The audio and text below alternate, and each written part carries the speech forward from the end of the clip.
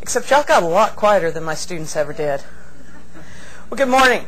Welcome to the Coordinating Board. My name is Vanessa Davis. I'm a Senior Program Director here at the Coordinating Board, and one of the hats that I wear upstairs is Study Abroad.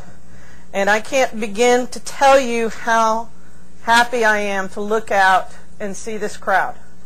I think I've probably spoken with many of you over the phone. I think I've probably exchanged emails with many of you folks in the last 11 and a half months that I've been here. And I am thrilled to see you here today. And I'm thrilled that we are partnering with Tyke today and can bring you in and talk about study abroad in the state of Texas. So I wanted to welcome you on behalf of the Coordinating Board, and I wanted to set the stage a little bit about some of the issues that I think that are going to emerge as we talk today, and also take care of a few housekeeping items before we go any further. When I came in this morning, I decided to look up a couple of facts that I was pretty sure I knew what they were, but wanted to make sure I got them right. And I want to throw a few numbers at you, just to maybe keep in the back of your head as we go on today. In 2005 and 2006, there were 8,901 Texas students that studied abroad. Not a bad number. 8,901. But then we need a little bit of context for that number. And one of those contexts is that was actually almost a 10% decrease from 2004-2005. So, something to keep in the back of our heads. Now, despite the fact that we had a 10% decrease in 2005-2006, University of Texas at Austin sent 2,244 students abroad. They awarded credit to over 2,200 students. That was the third largest number of students that an institution awarded credit to in the United States.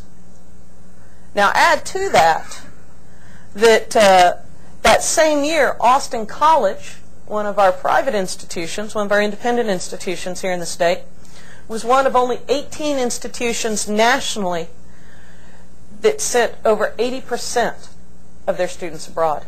So we kind of have the extremes in Texas.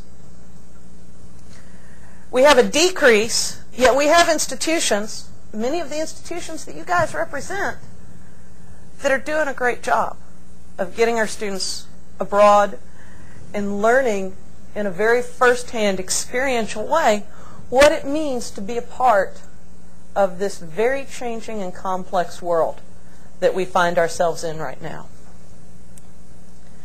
We also know a few things about the typical student who studies abroad nationally. We know that on average, if there ever is such a thing as a typical student, and I taught for over 10 years, so I know there isn't, but we know that the typical student who we send abroad to study is white, female, and in her junior year. She's also most likely to go on what's considered to be a short-term trip.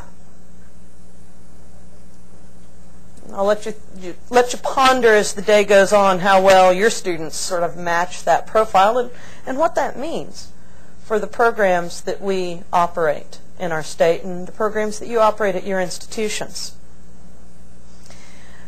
We know too, and I know that this is preaching to the choir, as my mother used to say, we know too that it's more important now perhaps than at any other time in recent history that our students understand the world that they're in and have experiences beyond their own borders.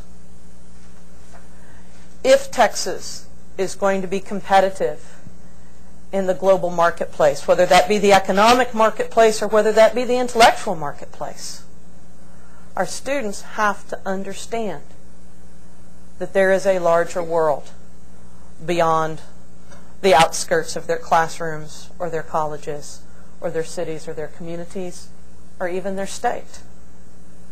Now more than ever, that's important. We also know, though, that there is a set of challenges that is facing us that is probably unprecedented in recent history. I looked a few other things up this morning just to make sure that my recollections were correct. Anybody know what the dollar rate is to the euro this morning? We got a 0.6469 euro to, let's see, how does that work? Dollar is worth 0.6469 of a euro. That's down from the high in October '06 where it was worth 0.8. That's a big drop. And I know that having spoken to a number of you guys over the last few months, it's a big drop that you're having problems adjusting to and are having to figure out ways to do that. Crude oil.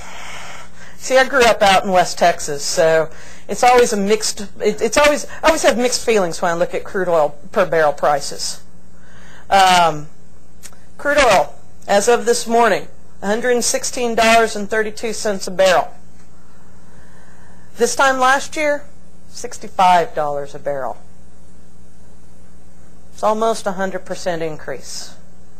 And again, I've talked to a lot of you guys over the last few months, and I know as you're working on budgets, as you're looking at summer study abroad programs that you had budgeted for, and suddenly those numbers aren't making much sense because of these things that I just pointed out, I know that these are challenges that you're dealing with. I wish that I had answers for you. I don't. I'm just a historian. I have a very strong belief, though, that the collected wisdom represented in this room, that there are at least some ideas that you can walk away with. And that's the goal today. You know, we want to recognize that these challenges exist, but we also want to begin to collectively examine how we can best meet these challenges and how we can increase the number of Texas students that we send to study abroad, because those experiences are such a crucial part of their education and such a crucial part of our institutional missions. Because we also know that those students come back with different perspectives. And those perspectives and those experiences that they share with their classmates, who may never leave, still make an impact in your classrooms and on your campuses and in your communities. So our goal today is to look at how we respond to these things and how we do better, and to learn from each other. We are blessed in this state to have some of the best folks in the nation when it comes at looking at these issues.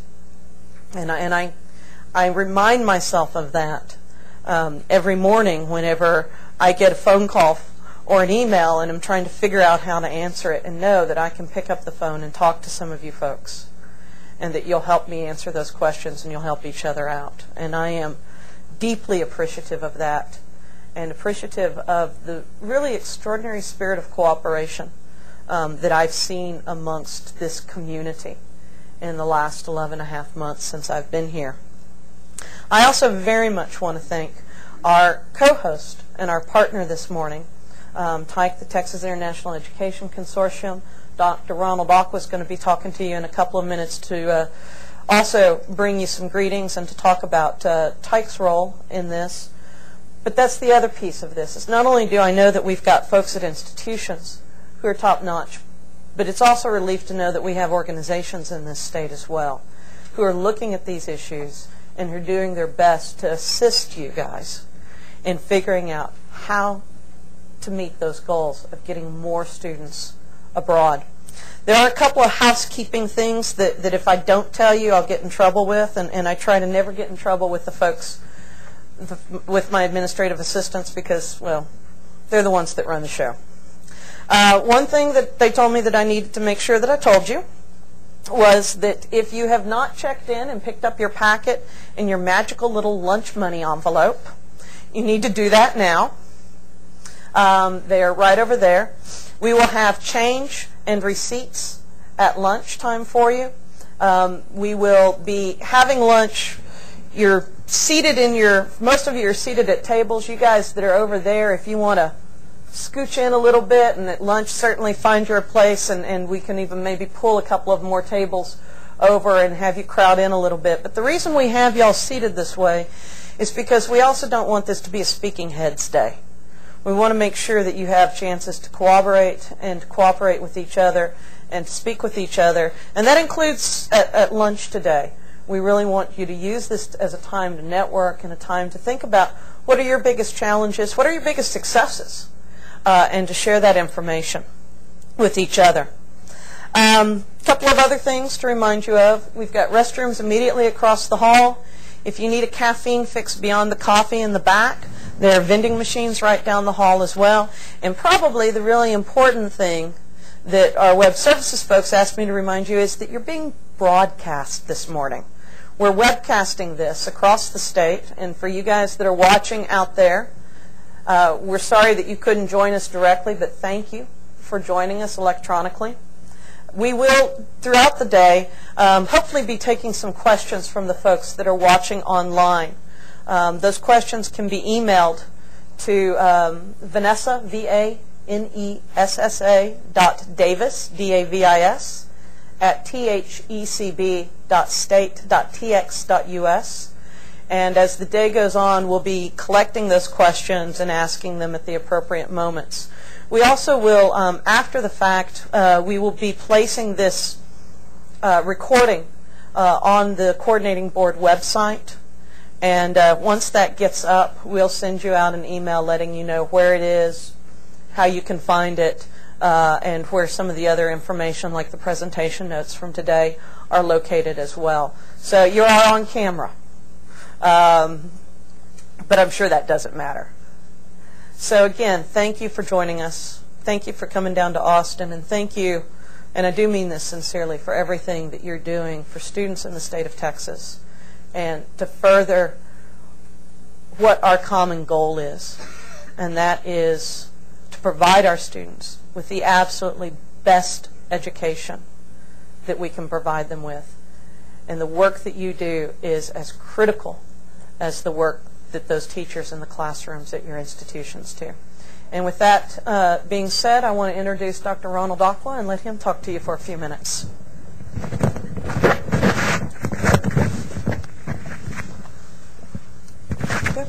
I wasn't too nervous about speaking to a group this size, but when I realized that this is on the internet and my wife might be watching, that really gave me pause. She'll find out what I do for my day job now. How do I attach this? Oh, I see. Okay. Can you all hear me okay? I don't even know if I'm supposed to look at a camera, but I'll look at one of them once in a while. Well, on behalf of the Texas International Education Consortium, I'm also very pleased to welcome you here today. In just the few minutes that I have, I want to tell you a little bit about the consortium, give you some background on where we came from and even why we are one of the co-conveners today. Some of you, I know, are quite familiar with us. Others probably never heard of us until you heard about this meeting. But before doing that, I just want to really congratulate Vanessa and Joe Stafford, who I believe may still be in the room, at the coordinating board for taking the initiative in organizing this day for us. It's an extremely timely issue. We readily agreed to co-host, in fact, with some sense of urgency, and I just thank you again and thank your staff here. I also want to thank the TIEC staff. We call the Texas International Education Consortium TIEC, T-I-E-C. Some people might say TEEC or TIEC, but anyway, that's what I'll refer to us as. I want to thank our Director of Corporate Affairs at TIEC, Martha Withers, for taking this assignment on to help co-organize this with her colleagues at the coordinating board, and also some of our colleagues at TIEC, in particular Karen Easterday, who's here and will be on one of the panels very shortly, who kindly agreed to help assemble the roster of very distinguished experts who will be talking to you this morning and this afternoon, and who, as you'll find out in a minute, is very, very knowledgeable about this within our own house. I became the president of TIC last September. My predecessor, who's now President Emeritus, Nick Poulton, is here, and I would just like to acknowledge his presence. You may want to stand so people can see who you are. Nick had been associated with TIC at first as the vice president, which I was when I became president, and he became the president. He has been with TIC for a total of 10 years. He can also, in some of the times in between the formal sessions, tell you individually some of the history of experiences that TIC has had with student exchange activities and study abroad. He knows the history much better than I do. But I will just jump in now with a little bit of background on the history, the relationship between TIC and what I call student mobility.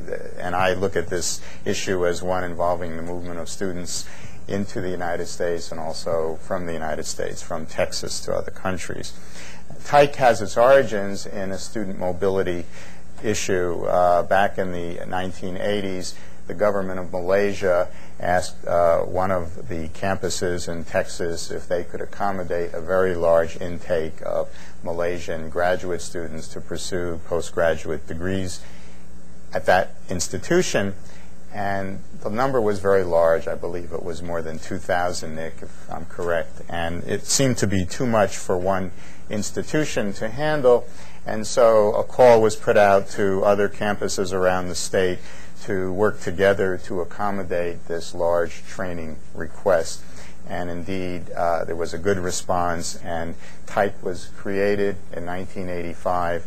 And for the first 5 or 6 or 7 years of its existence, a principal activity, a focal point of activity, was dealing with this large intake of students. And in fact, it affected each and every one of the 32 universities that became members voluntarily of TIC.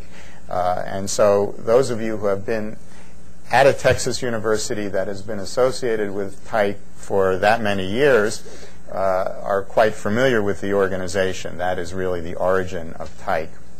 Over the years, our programming has evolved, but I think it has retained a couple of very central characteristics. It's quite a unique organization, and just so you know how we are governed and all, it was established as a private, independent, nonprofit corporation, and I think there was a certain genius to doing it that way. There is no subsidy from the state to operate TIC. In fact, we do not even receive fees, affiliation fees, or membership fees from the 32 public universities that are members of TIC. We were established to be self-financing, self-funded, and yet our governing model is to have the presidents of the 32 member institutions serve on our corporate board of directors. And the genius in that, I think, looking back on it, and I wasn't involved in it, so the others who set this up could take all the credit for it, was to provide a vehicle, a channel for these universities to seek programming opportunities in other countries, to deal with the rest of the world, but to channel the formal aspects of it through a separate, independent, self-standing, self-funded entity, so as to maximize the degrees of freedom, if you will, for the types of programming opportunities that this organization might pursue. And indeed, that's what TIC has done over the years. It has evolved from the early stages when it was focused almost exclusively on dealing with the Malaysian graduate students, which I understand involved setting up an office in Malaysia, having as many as 300 faculty from various campuses in the organization, sending professors and administrators to Malaysia to help run that program. But as that began to wind itself down, Tyke began to evolve in two distinctive ways. One was the merge, if you will, of Tyke with a sister organization called the Texas Intensive English Program, which at one time had been a unit within the University of Texas at Austin. For reasons that some people may know the history of, I don't. It was spun off as a separate, private, nonprofit organization well before even Tyke was established, and then after Tyke became grounded and established, TIEP, the Texas Intensive English Program, became part of Tyke. And then some years after that, the University of Texas at Austin decided that it wanted to have an in-house ESL program, so it set up another one. And so we were friendly competitors just down the street from each other in West 24th Street here in town. Again, I think the people who thought of that had brilliance in bringing Tyke together with an intensive English program for several reasons. There are great synergies, in fact, between having an institute within our organization and actually within the building that we now occupy, where most of the activity is teaching English to international students, because it brings attention from our campuses to things that we do. Many of the students that come to Texas to study English plan to matriculate at Texas public universities, and indeed we have been successfully sending students to many of the campuses, not only the universities, but the community colleges and private universities and private colleges throughout the state and throughout the region.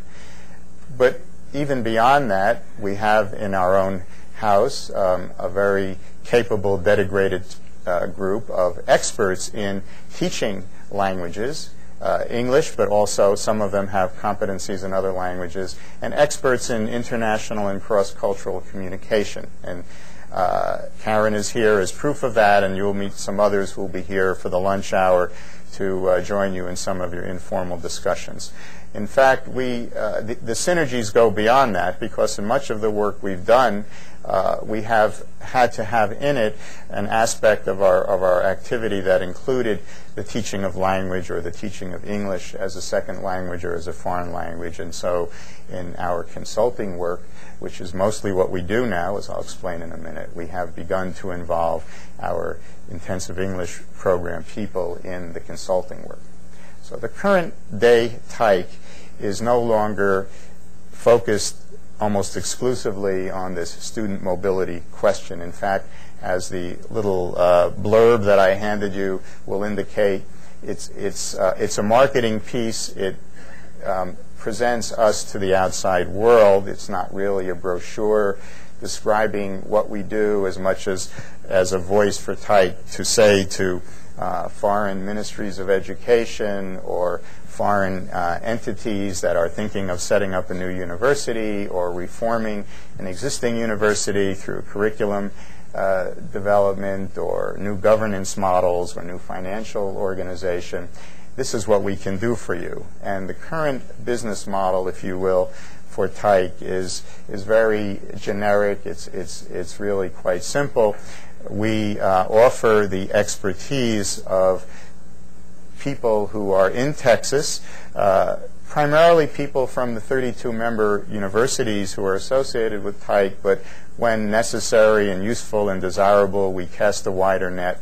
We offer this expertise to the world and thereby create new linkages, new opportunities for people at our institutions to travel abroad, to offer their expertise to their counterparts, to form new relationships that in turn come back to their own campuses and enrich the lives of their students and their colleagues on the faculty and in their administrations. And indeed, there are several people I know in this room who have directly participated in some of these activities. I won't go into any of the details. It's all on our website. It's fully documented, but you're more than welcome to peruse that. Going forward, finally, as I told you at the beginning, I became the president last September. I had already been at the organization for almost 7 years, and of course the board asked me what I would do to be different or to make a difference, and they knew they were asking this question of someone who had been associated with the organization, so I could have simply said, well, what you see is what you get, but I told them that I wanted to move us beyond what we had been doing to some extent without necessarily changing the basic business model of Tyke, which is to be independent and self-funded, but to look for ways, hopefully new ways or even more familiar ways, to engage more with our own member universities and to provide more direct, immediate, tangible benefits to them.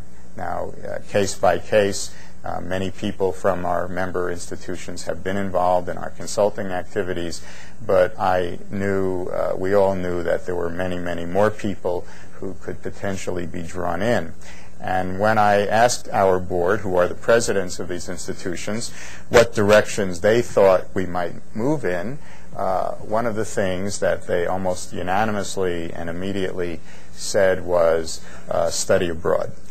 The other side of that is student recruitment from abroad, and so we've started a dialogue within our board to talk more about study abroad and the opportunities that it may present to an independent and separate but representative association of public universities in Texas.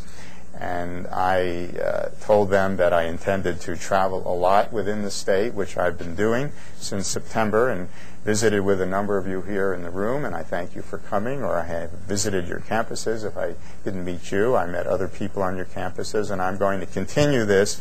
It seems to be well received, and as I'm going to be doing for the rest of today, I've been simply going to the campuses and listening. I tell them a little bit about Tyke. Many of the people who are relatively new to their institutions or to Texas have not heard about Tyke. I wanted them to be aware of who we are and what we are potentially capable of doing to help them. But at the same time, I wanted to hear more about their interests. And indeed, again, one of the things that quickly rises to the surface is this interest in study abroad. And just in closing, I want to mention the challenge for us at Tyke, but for you all as Texas educators and administrators. And again, I'll look at the numbers, but I need your help a little bit. Vanessa, you said that, let's say, 9,000 students from Texas in the last survey had the study abroad opportunity to some degree. What was the number nationally? I've seen numbers, I think it was over 200,000, 220-something thousand. So if you try to norm where Texas is in the national standings relative to our population, we don't norm well. I did a quick back-of-the-envelope calculation as you were talking. Of course, we need to be involved and we need to promote study abroad because it's important. I assume all of you feel that way or you wouldn't be here. But where are we and how much further do we need to go? If we look at the national level of effort for this and we compare the Texas contribution to that, we should be sending probably more than twice as many students abroad as we currently are. That's just a very rough figure.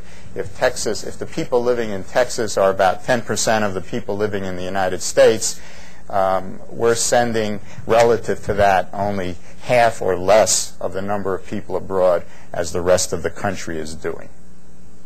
And I don't think that's very good. I think that gives us a challenge at the macro level.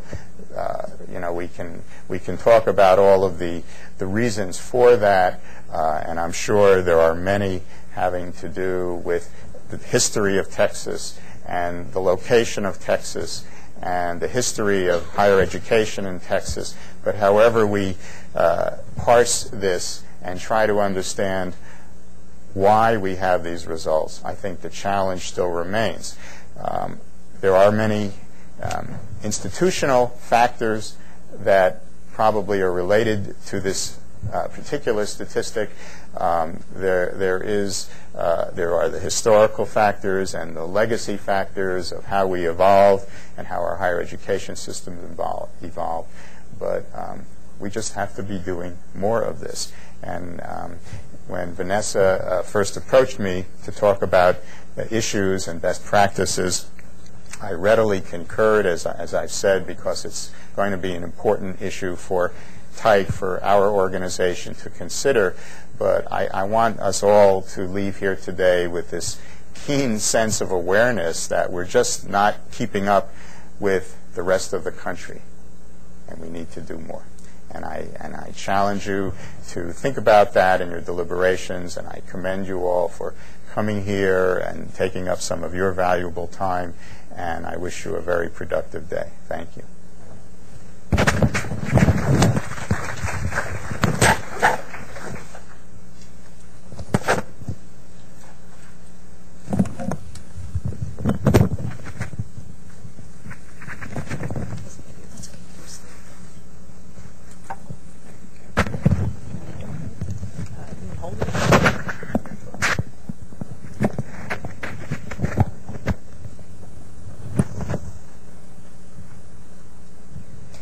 Good morning. My name is Karen Easterday, and I work for the Texas Intensive English Program, which is operated by the Texas International Education Consortium. I'm an academic coordinator and an instructor of English as a second language there. I also have sort of a long background in international education, in higher education. My background is in higher education administration, student services, and I've worked for several large American universities, including Ohio State University and Indiana University, and have directed some large U.S. government English language teaching programs, both in the U.S. and abroad. My first experience when I was 19 was at a study abroad program for Miami University in Ohio in Luxembourg.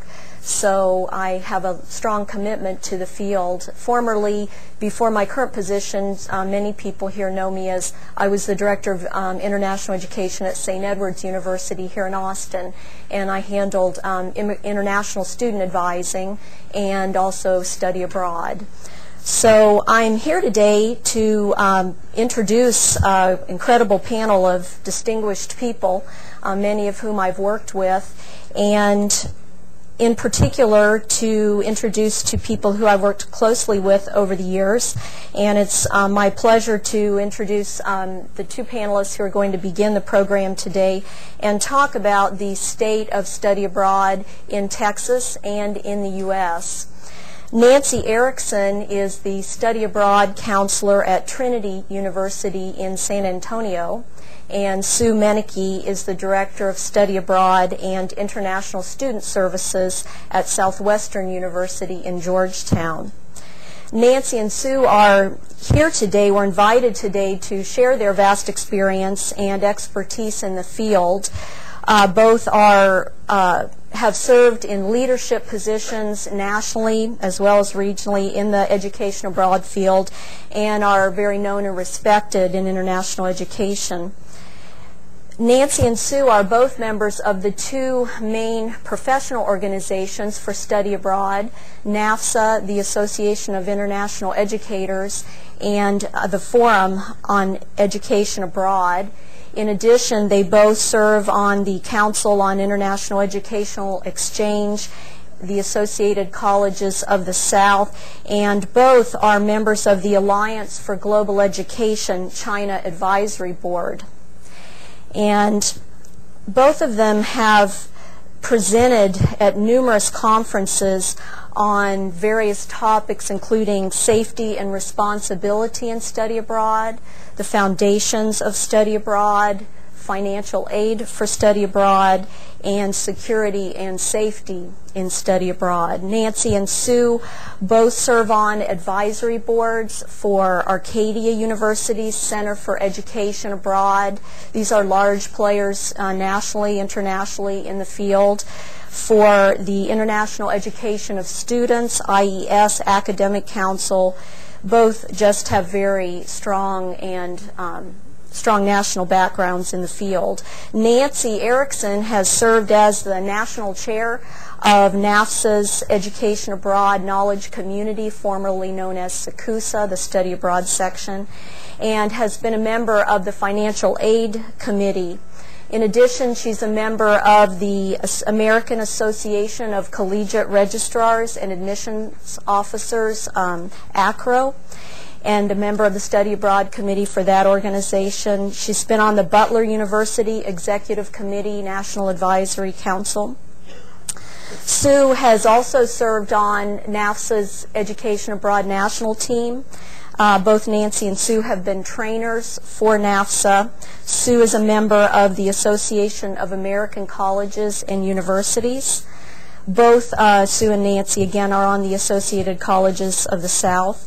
In addition, Sue Mennicke has served on the International Student Exchange Program, Council of Advisors, and Sue is published in the field of international education. One of her research interests currently is examining the educational role of off-campus study in the liberal arts. And Sue, for some time, has taught a course for academic credit for returning study abroad students on the intercultural experience. So I think, as you can see, we have two very, very well-known experts in the field, both nationally and in our state.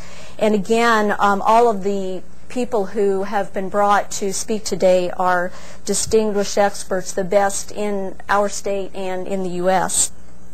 It's my pleasure to ask Nancy and Sue to come up and to present today on the state of study abroad in Texas and in the U.S. Thank you.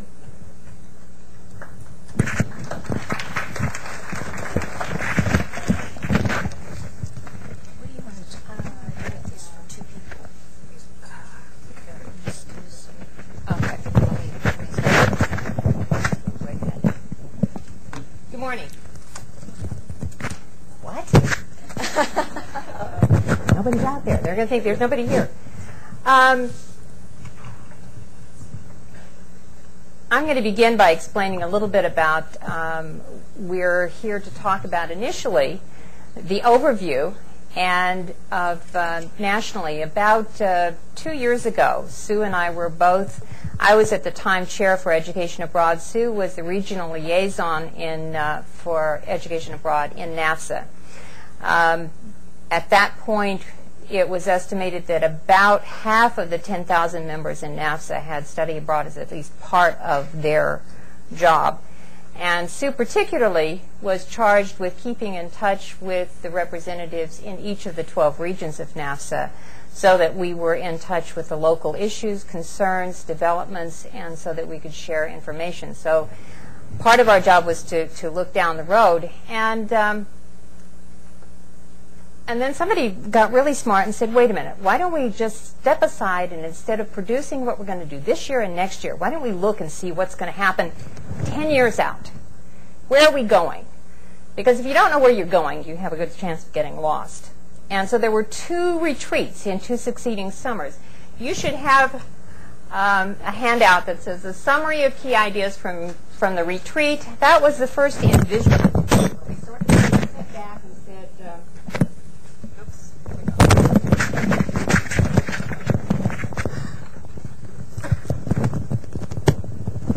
Here we are. Where we stood back and said, what changes do we think we see coming up in the next few years? And they are considerable.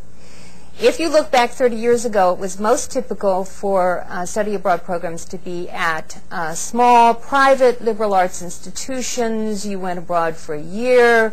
You studied French. You studied Spanish. You were there largely in language programs. And the study abroad director tended to be somebody who was a faculty member, that somebody just sort of came through one day from the administration and said, oh, well, you speak French. Why don't you do study abroad? And that's the way you learned it as you went along. Certainly the numbers have changed enormously. We find that the people are coming into it much more professionally, much more intentionally. And we expect to see a sudden growth. We think that that growth, however, is not going to come at institutions like Southwestern and Trinity University. We both already send about half of each graduating class abroad. Our students primarily go abroad for a semester or for a full year. We don't run a great many of our own programs. We tend to place our students in foreign institutions directly. Language learning is still very important, although we have the one department on my campus that sends the most students abroad is business. We see the Bologna process in Europe as having a really big impact, as yet underestimated and certainly not well understood in this country, on what's going to happen to how study abroad will be done, and the competition for places in foreign universities is going to change, and in fact has already changed. We also see that there are going to be a lot of schools beginning to do this that have not done it before, that have not thought about it before. That's both public and private. We see the profile of the student who goes abroad changing. And we also see that there's a sophistication gap. When I started this, I had 20 years essentially to learn a bit at a time how to do this job, and things just kept getting added to my plate. Things like, oh, well, you need to know about health insurance now, and oh, by the way, you need to know about liability issues, and oh, you know, while we're at it, there's all of these learning disabilities abroad that, you know, how are you going to handle those? And things keep changing and changing. Coming into that job now, you have to know those things instantly. You have to know so much more about how to deal with student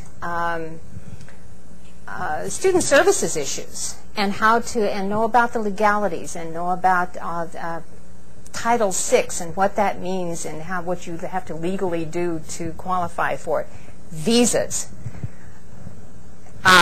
Don't get me started.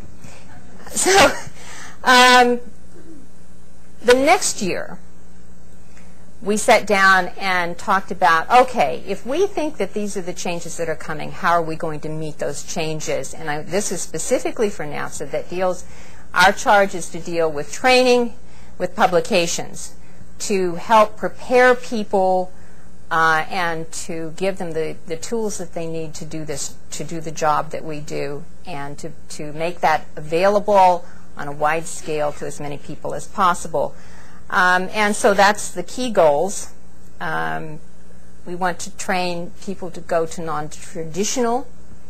You know, Europe is full, thank you. I don't think we can shoehorn one more student into Florence if we tried. And I'm sure that people who used to live in Florence and now live in the suburbs because they can't afford to live in Florence would appreciate it if we went elsewhere. How to work responsibly in sending large numbers of students abroad. And also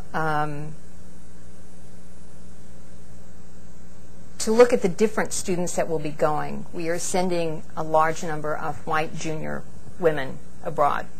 Now, we need to send the guy who is working and going to school part-time to get a business degree and can't afford to be gone for a year. And that's an entirely different equation. Sue?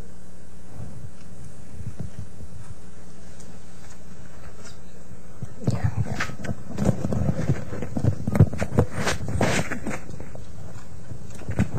Okay.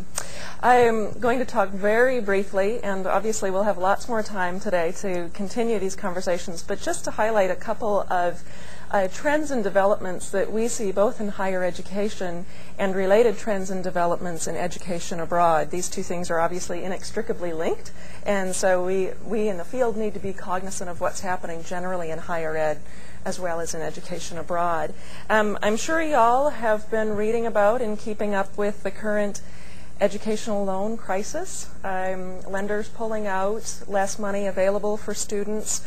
Also very splashy stories about very wealthy institutions who are now able to close this gap for students who have less money or are less well off.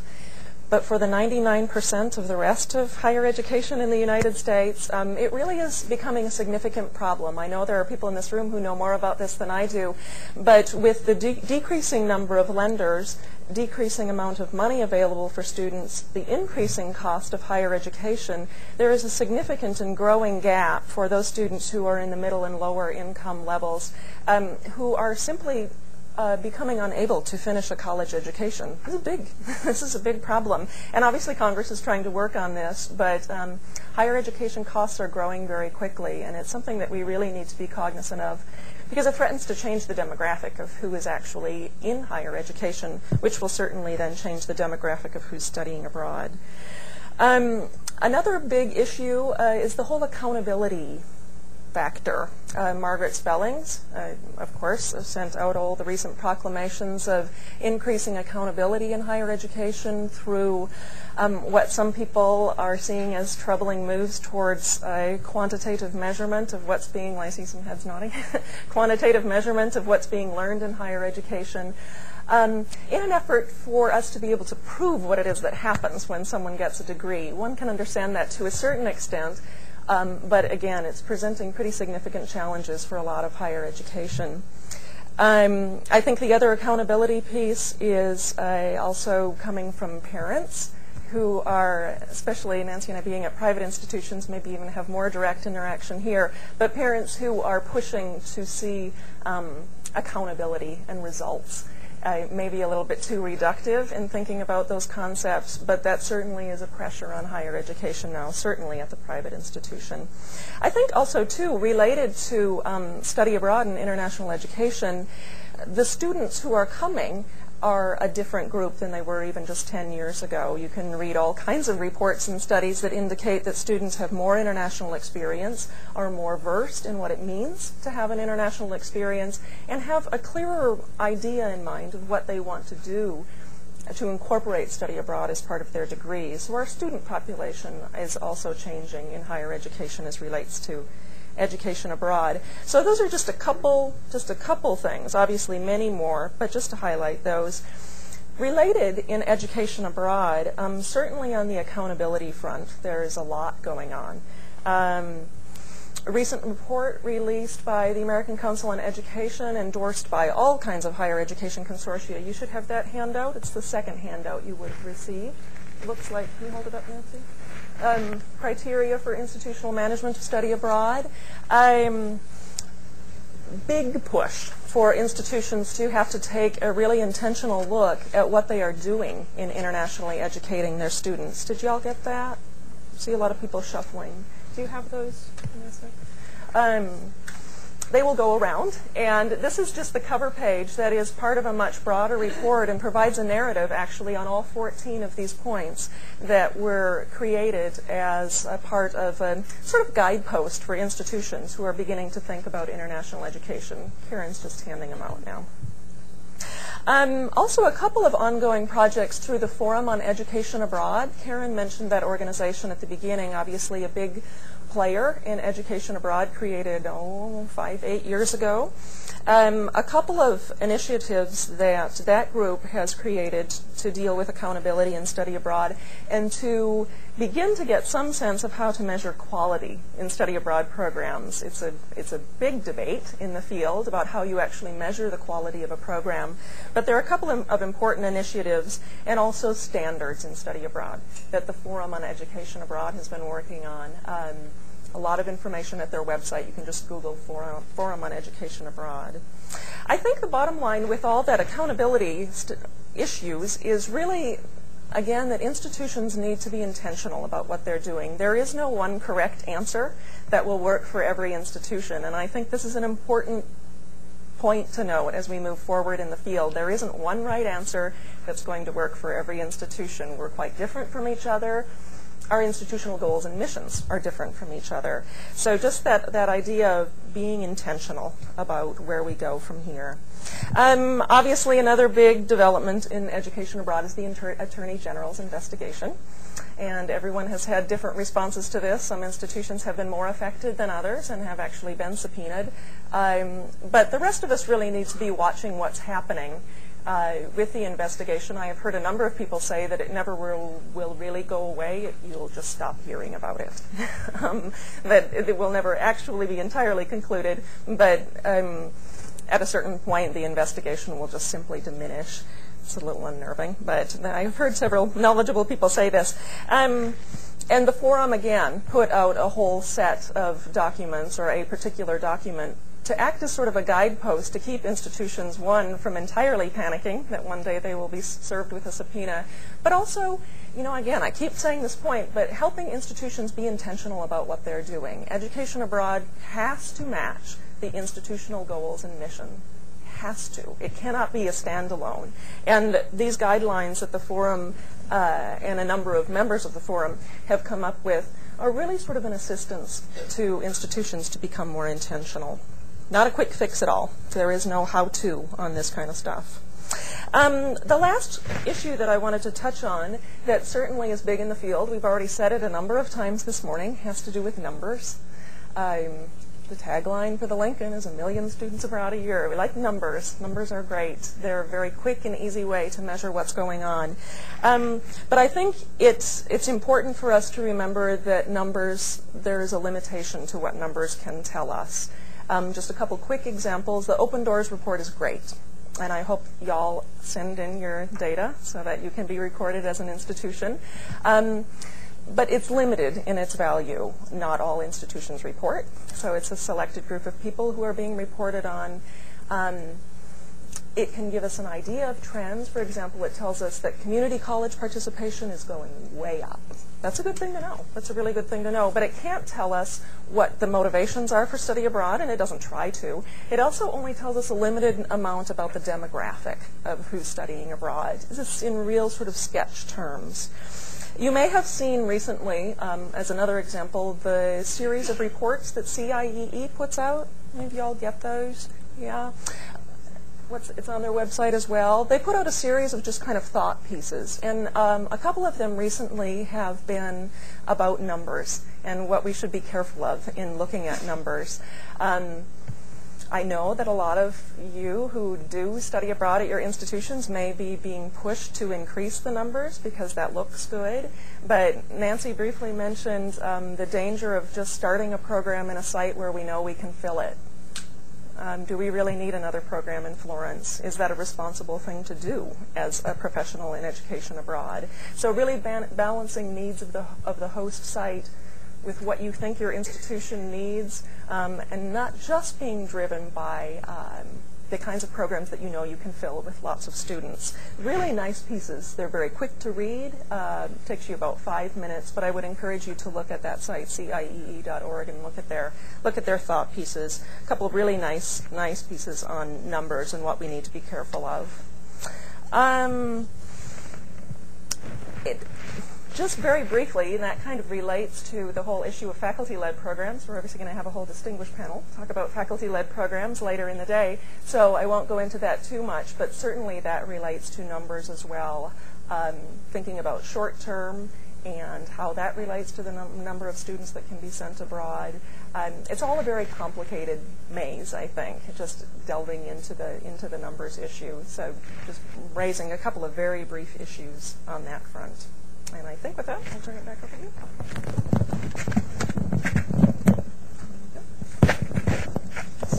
I would note, if you're going to look at it's ciee.org, and if you're looking for those publications, they're back on their publications page, back where they say this is where you order catalogs and so on. If you look down toward the bottom, you'll see that these are all, you can download them right off the site or you can order them. You mentioned 1 million students abroad. That's become kind of a catchphrase. To be perfectly honest, with or without the Lincoln, that's going to happen. It's not that the Lincoln Scholarship itself will promote or make this kind of growth happen. But realistically, that's a very conservative figure, and just the growth to continue to grow at the rate that we have been, that's almost there within the time period. So let's talk just a second about the Lincoln. It did. Let me back up just a second. I'm going to tell you my favorite study abroad story. And some of you have heard this. But I think it illustrates what Senator Simon was trying to get at and the kind of changes that he wanted to see come as a result of the Lincoln Scholarship. I had to give a workshop in Kingsville, and I didn't leave Trinity until about 5 o'clock in the afternoon. And if you've ever driven from San Antonio to Kingsville, you will note that there's nothing there except an occasional wide spot in the road. Wide spot in the road is defined as 2 houses and a gas station and a Dairy Queen. Now, I think it's state law. I think that you have to have a Dairy Queen if you have 2 houses and a gas station. At least that's the way I found it. So I knew I wasn't going to starve to death when I stopped to eat, and I pulled off, and sure enough, here were 2 houses, a gas station, a little grocery store, and a Dairy Queen, and a very good one, by the way.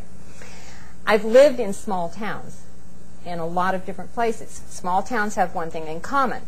If you're a stranger and you go in, expect to answer questions. If you do not answer questions or you appear in too big a hurry, the sheriff is going to show up out front and want to know what you're doing in his county. So when I went in, I was perfectly prepared to answer questions. Where are you going? Where are you coming from? You know, is your family with you? How long are you going to be there? When are you coming back? And where do you work? And I said, well, I work at Trinity University in San Antonio. What do you do? And I said, well, I send Trinity students to study in other countries. And the woman looked at me in absolute horror. Do they want to go? And nobody had ever asked me that before.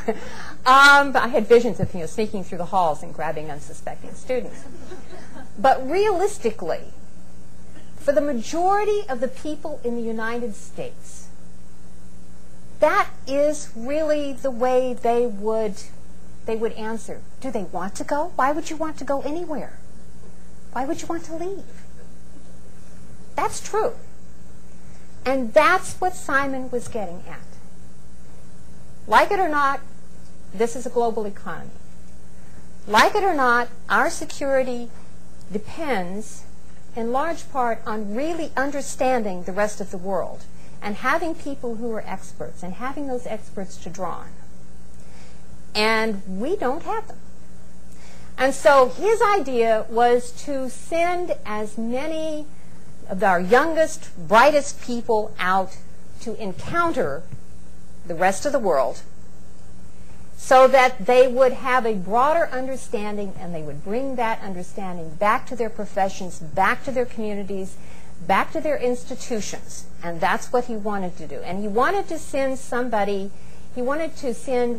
more non-traditional students, more of a real slice across the middle of the profile of students in the U.S. at the college level.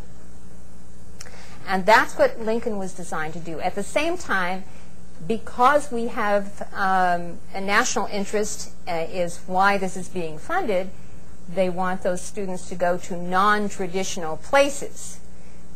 That's one of the problems, and we'll talk about that at later times. Lincoln has just passed the Senate, came in February, no, about 2 weeks ago. Came out of committee with a recommendation for committee in February, passed the Senate about 2 weeks ago. It is still not funded, and it has not been signed, and there is some resistance and blockage to sign as this happens with any kind of spending bill, any kind of authorization. And the funding operation is entirely separate. This is a whole other process. The budget for higher ed for Title VI, most of you know, the budget year for 2008 ends in September of this year, and so there's going to have to be a reauthorization. There's going to have to be discussions started all over again on funding. That's okay. What it means, there's also going to have to be a foundation appointed. I don't think it will be run by a foundation. I don't think any motion has been made on who would serve on that foundation other than very broad general guidelines. As it was passed, only 25% of the monies will go directly to students. The other 75% will go to programs and consortia working together with institutions of higher education, or to institutions of higher education or institutions working together in a consortium. And of that 75%, 85% will go, no less than 85% will go to actually funding students. But that means that they have thought about building capacity, they have thought about the cost of starting new programs, about the cost of building capacity abroad, frankly. And you can't just suddenly take all these extra students. Where are you going to put them? How are you going to administer them? And so they have thought about the cost of building capacity. But it's probably not going to happen overnight. It has made good progress. It still has strong support. It is certainly an idea that I think we can all get behind, but this is not going to happen swiftly. It's going to take a little bit of time. It will mean that ideally, that to send this broader range of students, that it will also come from a broader group of institutions. Realistically, Sue and I are probably sending about the number of students that our institution wants to do. For one thing, it has an impact on the gestalt of our junior class, of our graduating class. It changes the nature of that. It has an impact on our residential life. It has an impact on admissions. It has budget, budget questions, which my Board of Trustees pay a lot of attention to. There's a lot of growth and challenge. As you send a broader range of students abroad, you find that you're also sending more students with student affairs issues. You'll have more students with disabilities. You'll have more students with, frankly, disciplinary histories.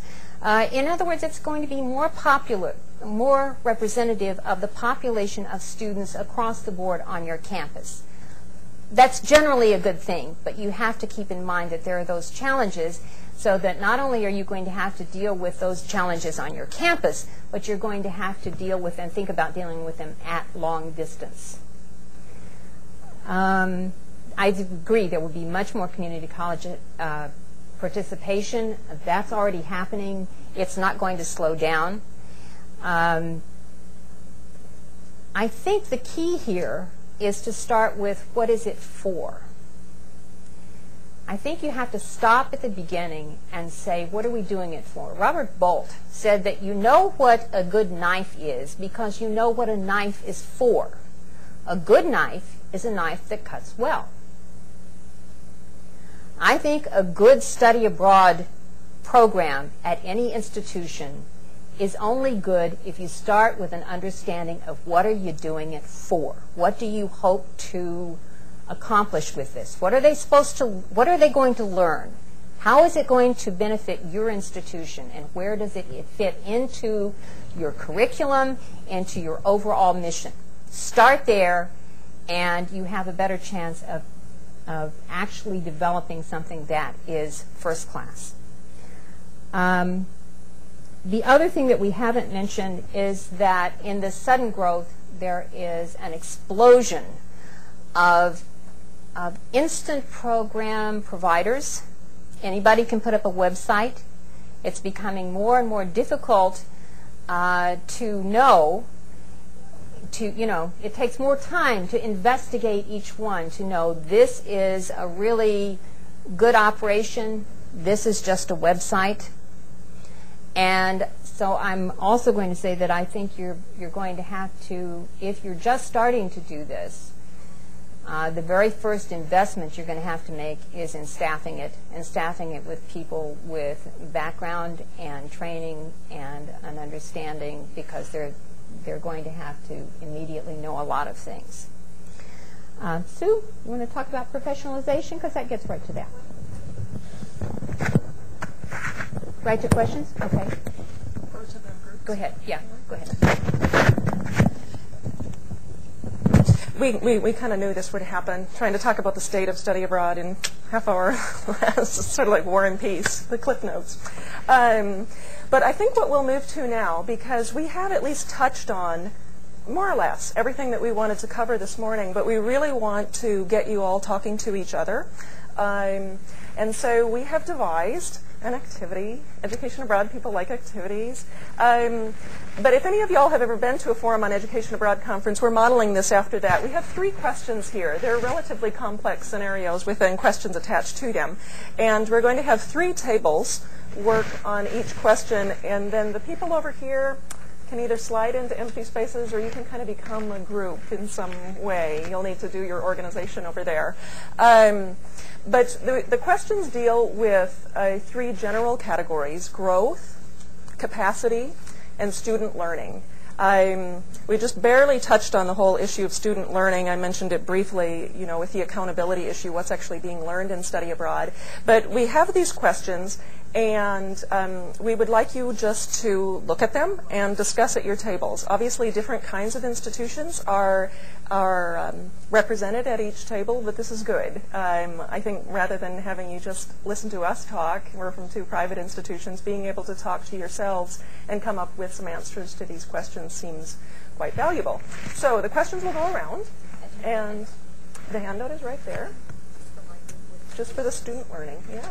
The people who do student learning will have to actually read something in advance of talking. But I think what we'll do is give you, Vanessa said that we did have a little bit of wiggle room on time, so the timekeeper has given us maybe 10 minutes of grace.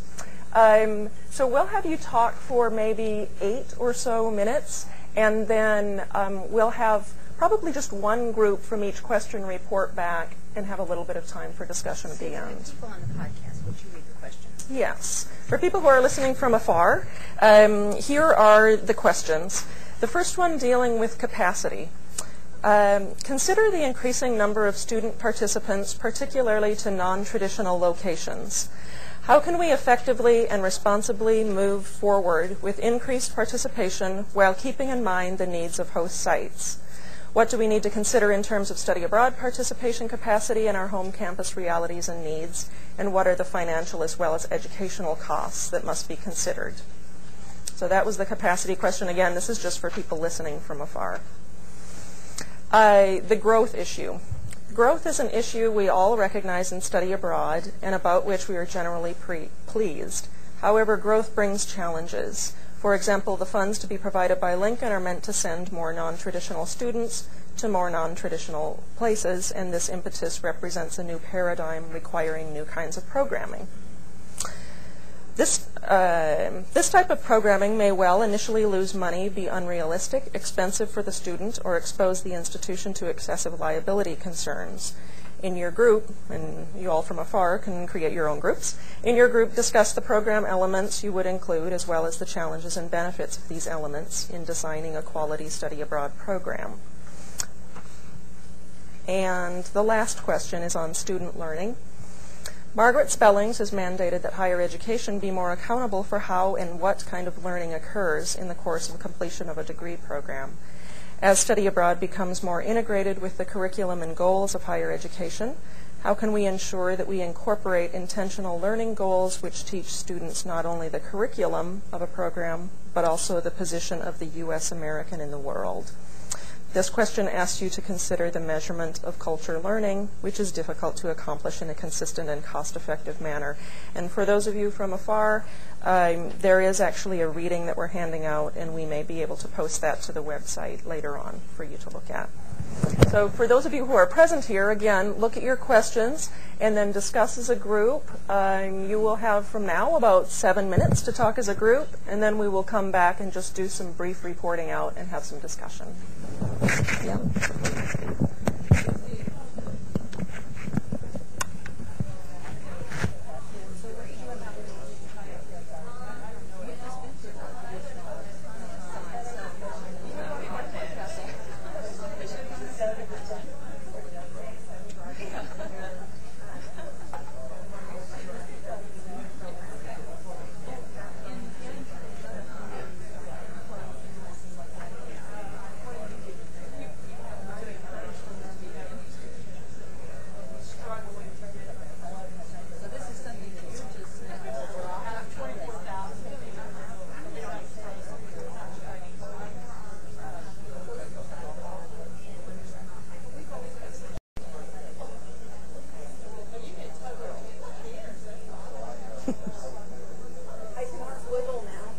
Your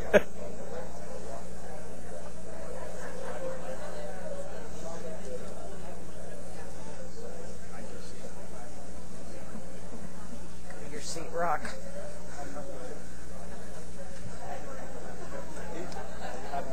I've got it, don't worry. Again, I want to remind folks that we know that there's going to be a lot of discussion throughout the day, and that's one reason why we have you at the tables to facilitate that discussion at lunch. But it's my pleasure now to introduce Steve DePaul from the University of Texas System. Steve is the Director of Global Initiatives for the system. He has his BA in Government and English from the University of Texas and has his JD from Indiana University.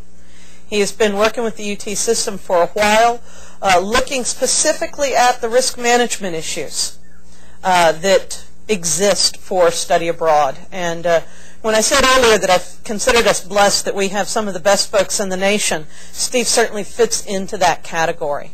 And again, I suspect this will just be the tip of the iceberg.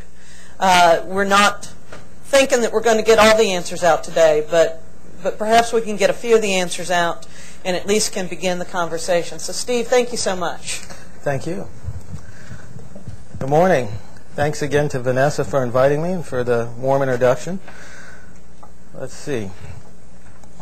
It would be nice to get at some of the answers. I think I'd settle for identifying most of the issues. I hope that the takeaway isn't a discouraging one for my portion of the talk.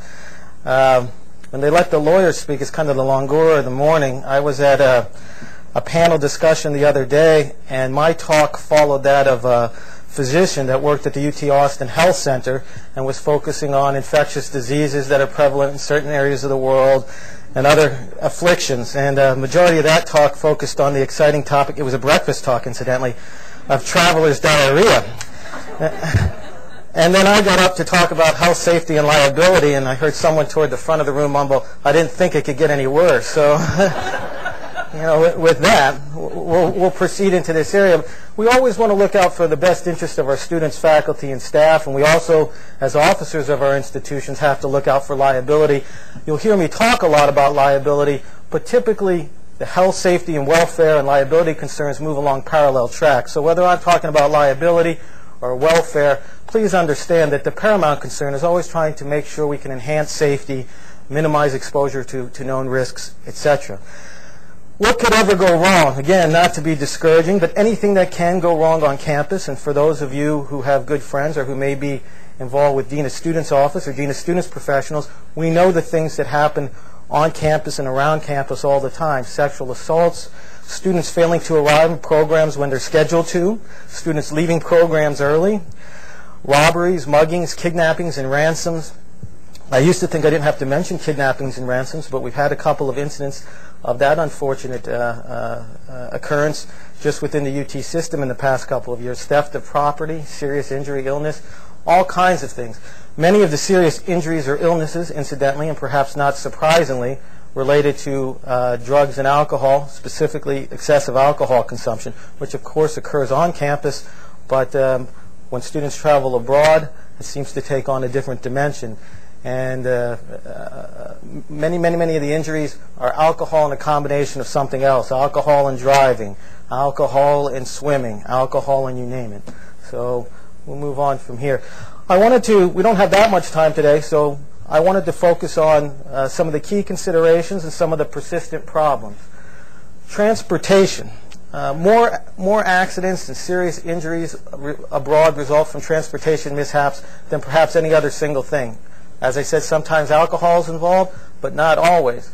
From a liability perspective, many of you probably aren't familiar with the legal term common carrier, but anytime you take a subway, a taxi, or any form of public transportation, that in the language of the law is a common carrier.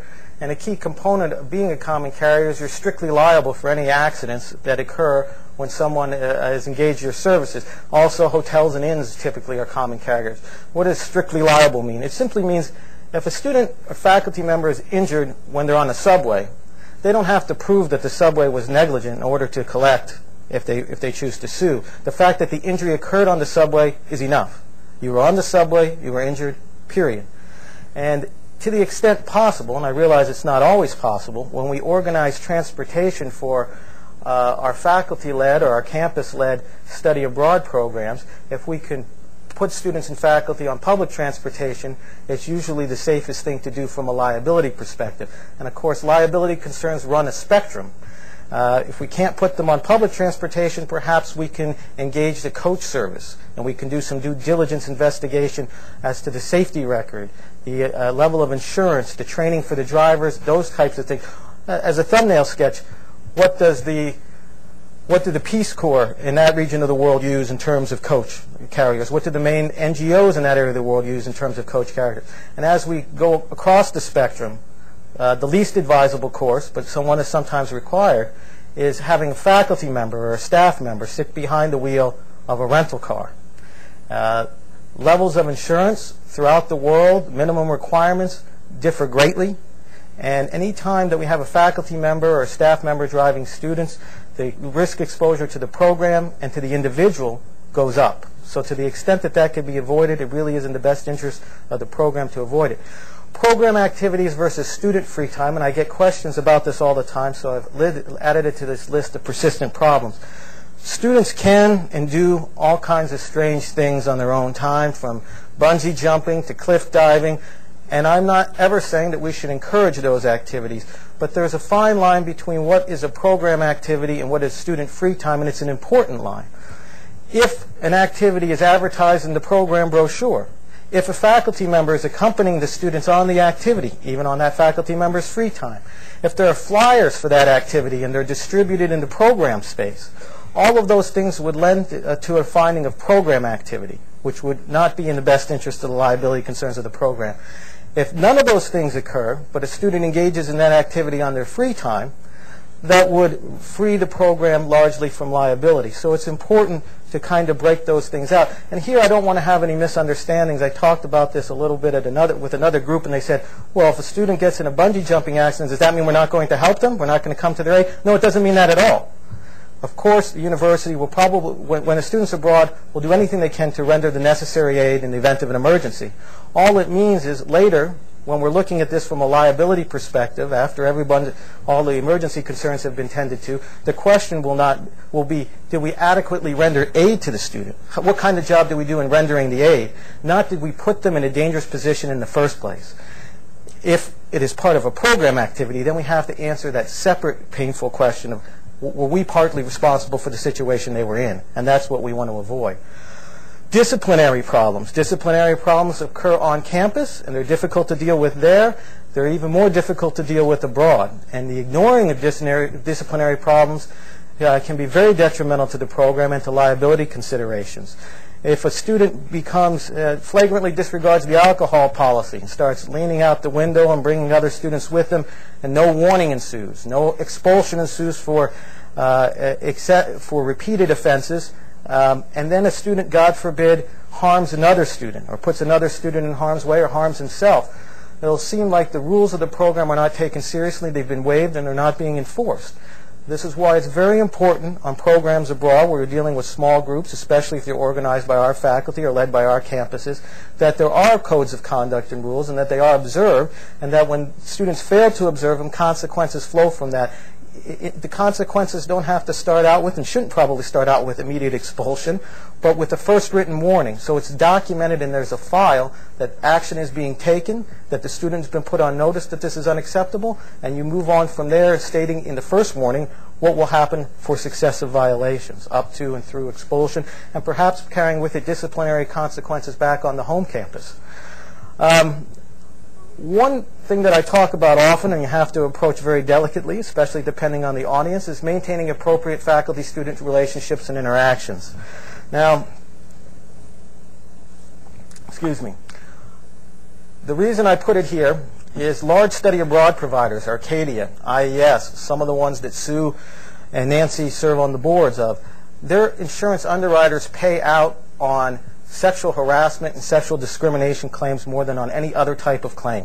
In fact, more than most types of claims combined. And this doesn't necessarily mean that a faculty member did anything inappropriate. What it does mean is a faculty member allowed themselves to be in a position where it could be claimed with some credibility that they did something inappropriate. And this is easy to occur abroad. We don't have access to the same facilities often that we do on the home campus.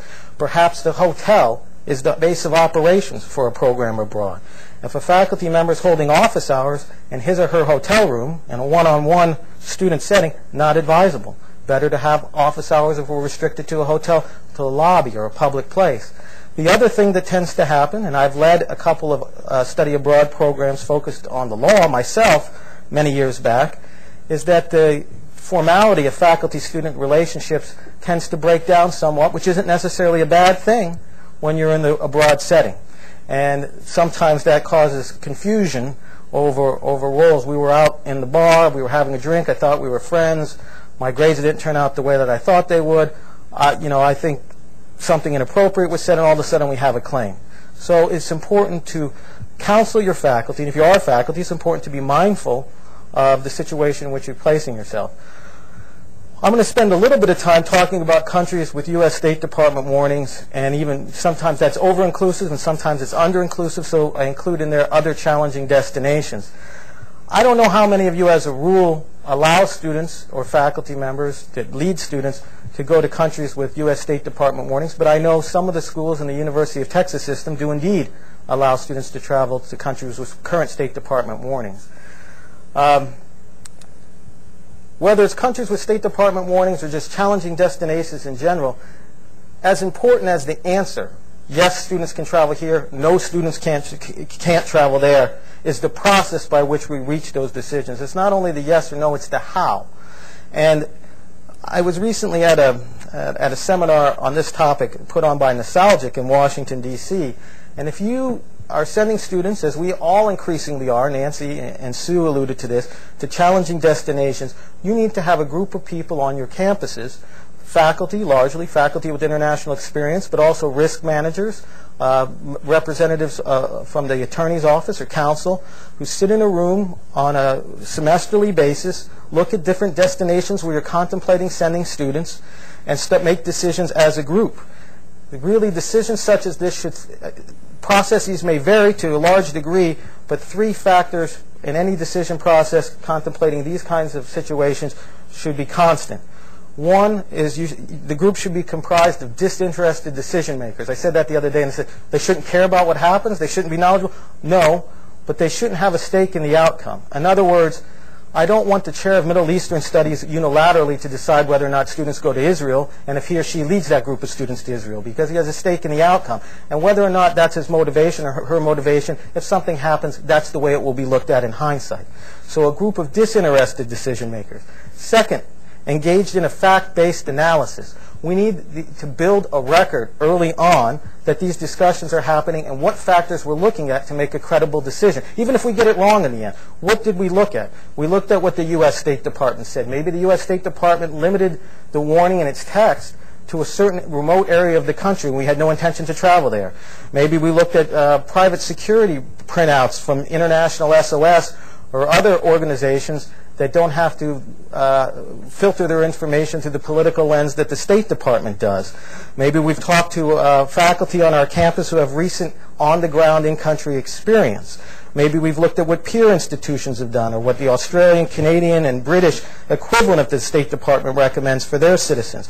All of these things should be discussed, and a file should be built around any decision when we're talking about challenging destinations or whenever we're contemplating sending students to places where there's current U.S. State Department travel warnings. Another point to mention about State Department travel warnings is many of you have repatriation and emergency evacuation coverage. And if you don't, we'll talk about that more later. Perhaps you should, or push that cost to students so at least it's in place in some way. Many insurance policies do not provide those services for travel in countries where there's a State Department warning. It can be bought back for an additional cost, but you need to know in advance if you're going to let students go to a country with a warning whether or not that coverage is going to be in place when it's needed. Redundancy and response. I know later there's going to be a lot of discussion, and I'm trying not to tread on that topic too much, about faculty-led programs. But in a continuum of liability, When we send students on programs run by other people, affiliate providers, and we don't really do anything. The money goes to the affiliate provider. The affiliate provider teaches it on the program. They plan the curriculum. They plan the excursions.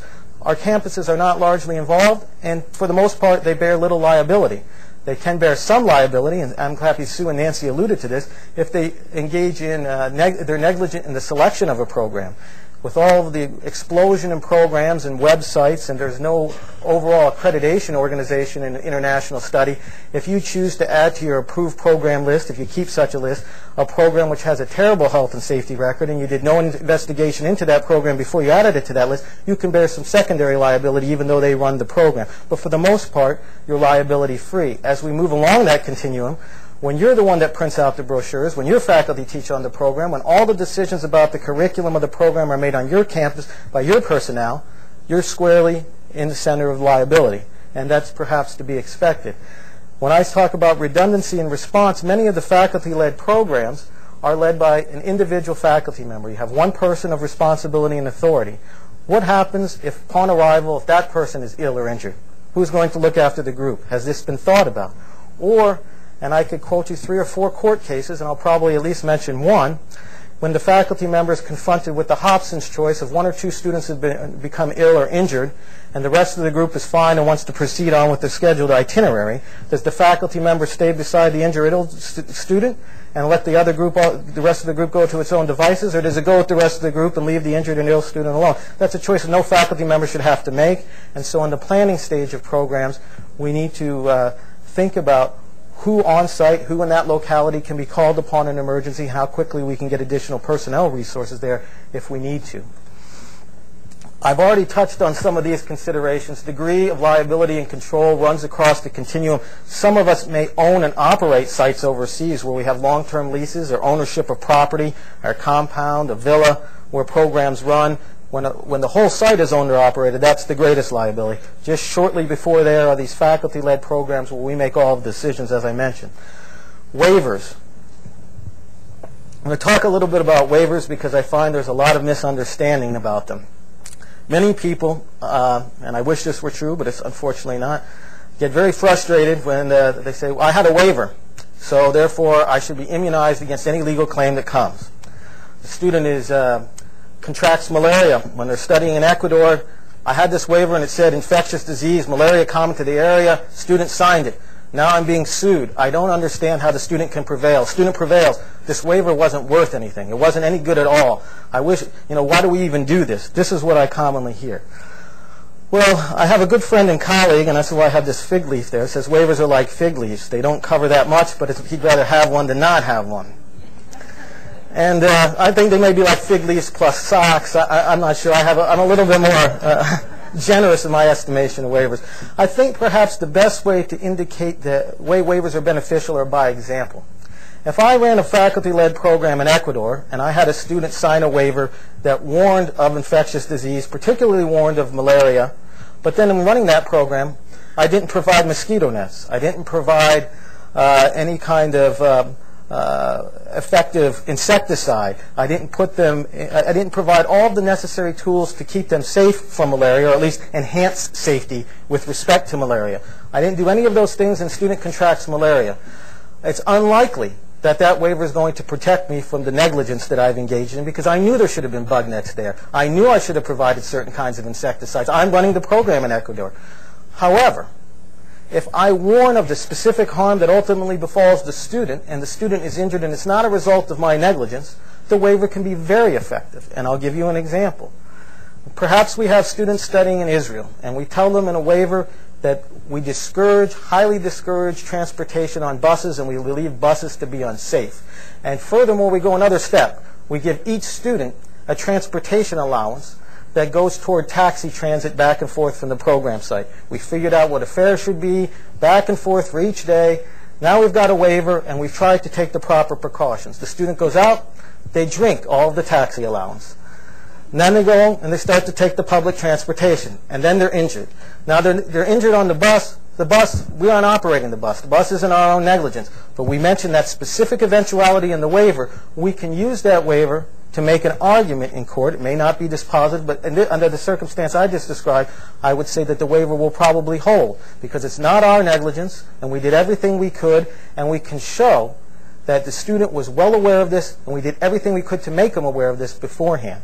One thing I preach on a lot, and I've already mentioned twice, but I'll mention it one more time here, building a record. We want to get the decisions right. We don't want to make the wrong call. But the most important thing, from investigating a coach company to deciding where destinations we should allow students to travel, is to be able to demonstrate if something goes wrong, what we did in advance. Do we have a file somewhere where we called the desk officer of the Peace Corps in D.C. for that country? We talked to somebody in Timbuktu and said, how reliable are the satellite phones? What type of satellite phone do I need for that region of the world? Each call we make, we talk to peer institutions about what coach services they've used and what experience they've had. Each thing you do of that kind should go into a file. I started to mention that there were 3 things, and I think I only adumbrated 2 of them with respect to the State Department travel warnings. I said disinterested decision makers and engage in fact-based analysis, but the final thing was the appropriate recording of the deliberative process. There should always be a recording and a record of the processes in which you engage when making decisions. Emergency medical information. Many of our campuses collect medical information. Students may be allergic to certain common medications. A student may have allergic reaction to certain kinds of insect bites. They're off in Australia on a field program. Lo and behold, they get bitten by an insect. Faculty member over there provides the common medication. The student perishes because of the allergic reaction. Having access to the emergency medical information once we collect it is a big problem with programs. Sometimes the person collecting it and the person who needs it are not one and the same, and the sharing of the information doesn't happen seamlessly. And even when the sharing of the information does occur, often it's not available in multiple easy to access forms in the event of an emergency, and that's a problem. Money and communication. If you encounter a serious emergency abroad, and I've managed 2 or 3 as a program director myself, the first thing you need is money. I mean, just to be absolutely blunt. If a student needs an emergency appendectomy in Chile, in order to get access to those services, you're going to have to pay the full cost of that procedure in cash, in local currency, before the student will be admitted and treated. Is it fair to expect the faculty member will have access to that kind of credit or cash on their own credit card and ask them to bear that cost?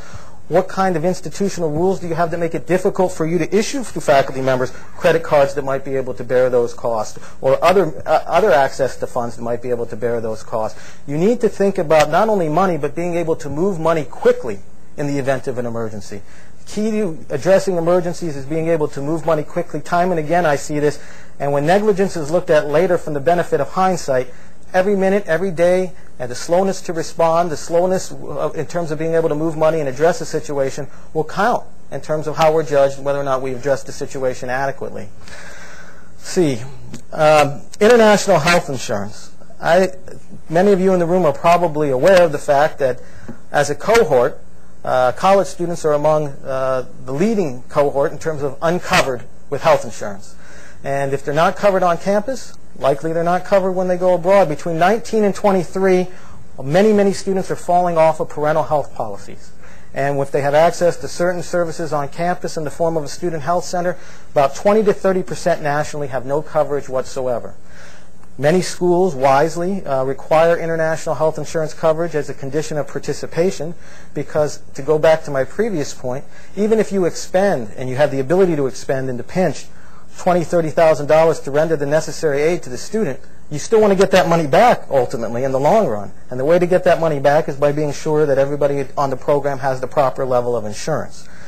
I have a slash there about international crisis management and emergency response coverage because they're not the same thing. International crisis management services, and there's probably about half a dozen of them. The University of Texas system has international SOS. Other systems and campuses have other programs. One of the things that International SOS does for us is it allows us to do certain things that we can't due to state regulation. International SOS would pay for that emergency appendectomy in Chile in local currency within minutes. upon authorization from a university official by dint of the policy that we have with them. Then we'd have to seek reimbursement from the student, but we know we can at least get the services there very, very quickly. I know we're pressed for time, so I'd like to open things up for questions. Vanessa, I don't know what time you want me to wrap things up. I hope we have more time because I have... Let's go to 11:30. All right, perfect. In terms of thinking about emergencies and how you might respond to them, you really have to think of them in stages. And the response actually happens before anything ever occurs. You have to think carefully about your pre-departure planning, your safety plans, before you go. And I'll enumerate several things that you might do to enhance safety and limit liability in a couple of slides here. One of the areas of exposure, to jump up a bit, that's much, much, much too often overlooked, even when campus does everything right, is reputational risk. All you had to do was read the Chronicle of Higher Education 2 days ago to see the unfortunate situation occurred at the University of Washington. A group of students led by a faculty member studying in Africa contracted with a local provider to provide classroom space, lodging, and food. Currency fluctuations occurred in between when the booking was made and when the students arrived. They get over there, and the party with which they engaged contractually said, "We need more money to provide the food we've agreed to give you." Said, "No, no, no, no, no. We agreed to a price. We're sticking to the price." Well, guess what? They didn't provide the food. Strapping, robust men of 170 pounds dwindled to 140 pounds. Faculty member checked in with this group about once every 3 days. The group is medevaced out as a group at considerable expense, and the University of Washington now sees itself handling a story of 7 stories in the Chronicle and Inside Higher Education and counting. Plus, they refunded all of the money to those participants, and I think that's probably represents only the first round in recovery of suits that will ultimately be litigated against the university. If you encountered that situation, what could you have done? I'm a big believer not just throwing out the parade of horribles, but talking about what we can learn from them. If we encountered that situation abroad, the first thing I would have done was brought whatever financial resources were necessary into place to get those students properly fed, housed, etc. I would have then dealt with the breach of contract on part of the party that was supposed to provide those services subsequently and tried to recover the additional costs at a later date through the proper litigation processes. But when you're over there, you have to react to the hand you're dealt, and you have to look out for the safety and well-being of the group and the participants. This is, briefly what I hope we're doing today and will do in the next few minutes, and then, of course, we'll take some questions. Understand the types of things that can go wrong and learn from them, and so we can limit the number and severity of those that happen in the future. The other thing that we have to do is become as familiar as possible with resources, key resources that we can utilize when emergencies do occur, and they will occur invariably. This summer, I think system-wide at the UT system, we'll have upward of 1,300 students on faculty-led programs in something like 23 countries around the world. I can say with certainty we will have a sexual assault. I can say with certainty we will have a student experience some type of mental challenges or increased stress that might require them to come home or might require hospitalization. We see whenever you have that kind of a robust program, that kind of volume of students, you must plan for certain contingencies because they will and they do occur. These are just basically the kind of steps I try to think of things in a building process. What can I do to enhance safety before they leave? What do I need to do right when we arrive and after we arrive? And then what happens when we really do confront an emergency? How do we deal with that on kind of a first responder basis? I'm going to mention, and I know we don't have much time, but I'm going to mention a couple of the more well-known cases that have resulted in litigation. Not to scare you, because these are activities that we want to increase. We want to incentivize. Now, I don't want to discourage, but I mention them not to scare, but because I think in each case we can learn something important from them. Many of you are aware of the Semester at Sea tragedy in 1996. Then the Semester at Sea was a large study abroad provider organized through the University of Pittsburgh. The magnitude of this tragedy actually forced it to close for a time and reconstitute itself under new leadership at the University of Virginia. But what happened in this instance was students were going to board a ship at a port city in India, but due to a mix-up with travel plans, they arrived at the wrong port city. And they had to make a choice in the late hours of the night whether they were going to alter their itinerary and get to the ship at a later time, and how they were going to get from one port city to another. They were going to have to work that out on the fly, or whether or not they were going to do whatever they could to stick to their predetermined itinerary. They decided to do the latter. They put the students and the staff on a bus that was going over mountainous terrain in the wee hours of the morning, around 2 in the morning, an area of the road that was known for accidents. And indeed, the bus tumbled over the side of the road off the cliff, and students and faculty were injured. Indeed, there were some deaths. And I don't say that again to scare, but every single person that runs a program abroad will encounter a point, and I've encountered it every time I've led a group abroad, where you have a perfect plan, but you're thrown off of that plan. And I see more accidents, injuries, illnesses from not being able to pivot effectively with what's occurred. Oh my God, I'm thrown off my plan. I must immediately get back on my plan. What do? I see it mostly from students. I'm late for class. I took an extra day in Italy. My program's in Spain. The trains are on strike in Italy, as they always are. So I'm going to rent a car because I got to get back to that class. I've already missed 2. I had a situation that was probably manageable. I made a bad decision in the heat of the moment and made things worse. This is really what semester at C exemplifies to me. And if we have faculty members that are making these decisions, they really have to think about being able to restructure their programs, building in some wiggle room into their programs. Earlham College. This is a small college in rural Indiana. It ran a program of its own in Japan. And the unfortunate circumstance here was that a young female student was housed with a family. All her students were housed with host families and homestays, and her host father made sexual advances toward her. And the takeaway from this case, which did result in litigation, was twofold. First, Earlham College did not have a process whereby they vetted the families. They didn't have other programs that used the same families. They didn't have a record of having done any background checks into these families. They just, they found the families through various ways, newspaper ads, etc., and people signed up. Not the way to go. Second, with the Earlham College case, it took several complaints by the female student before any action at all was taken, including the first record written down that the complaint was made, came up, I think, on the second or third try by the student to approach the program leadership. So doing due diligence in advance and responding quickly and starting to create a record upon first iteration of a problem are very important takeaways from that case in my mind. I want to skip down to Theo College. It's something that I already talked about to a certain degree. In that case, a student was traveling in Latin America, and she woke up one morning and she had a acute pain in her abdomen. So the program director, the faculty program leader, did what he should have done. He took her to the hospital. On the spot at the hospital, the attending surgeon said she needs an appendectomy, and she needs it immediately. That student in that instance really felt a bit anxious and wanted a second opinion, very wisely so.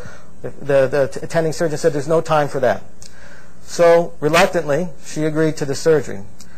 The faculty program leader then went back with the rest of the group to lead them on the day's activities. The young woman, under local anesthetic, was sexually assaulted by the anesthesiologist and by the attending surgeon. So, again, I talked about that Hobson's choice of tending to the group or staying with the student. No one should ever have to make that choice. We need to bring personnel in quickly so we can do both as best we can. And that's my takeaway from that case.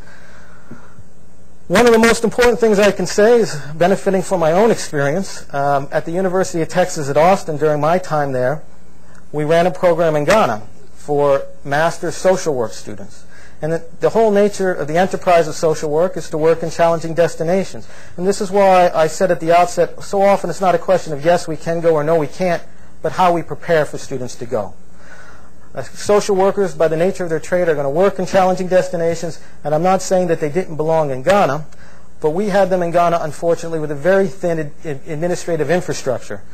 They were reporting to a friend of a faculty member who was not receiving any pay from the University of Texas, didn't have a job description from the University of Texas. Her level of official responsibility to the University of Texas was nebulous at best, and in the event of the emergency, which I'll describe briefly, she couldn't be reached.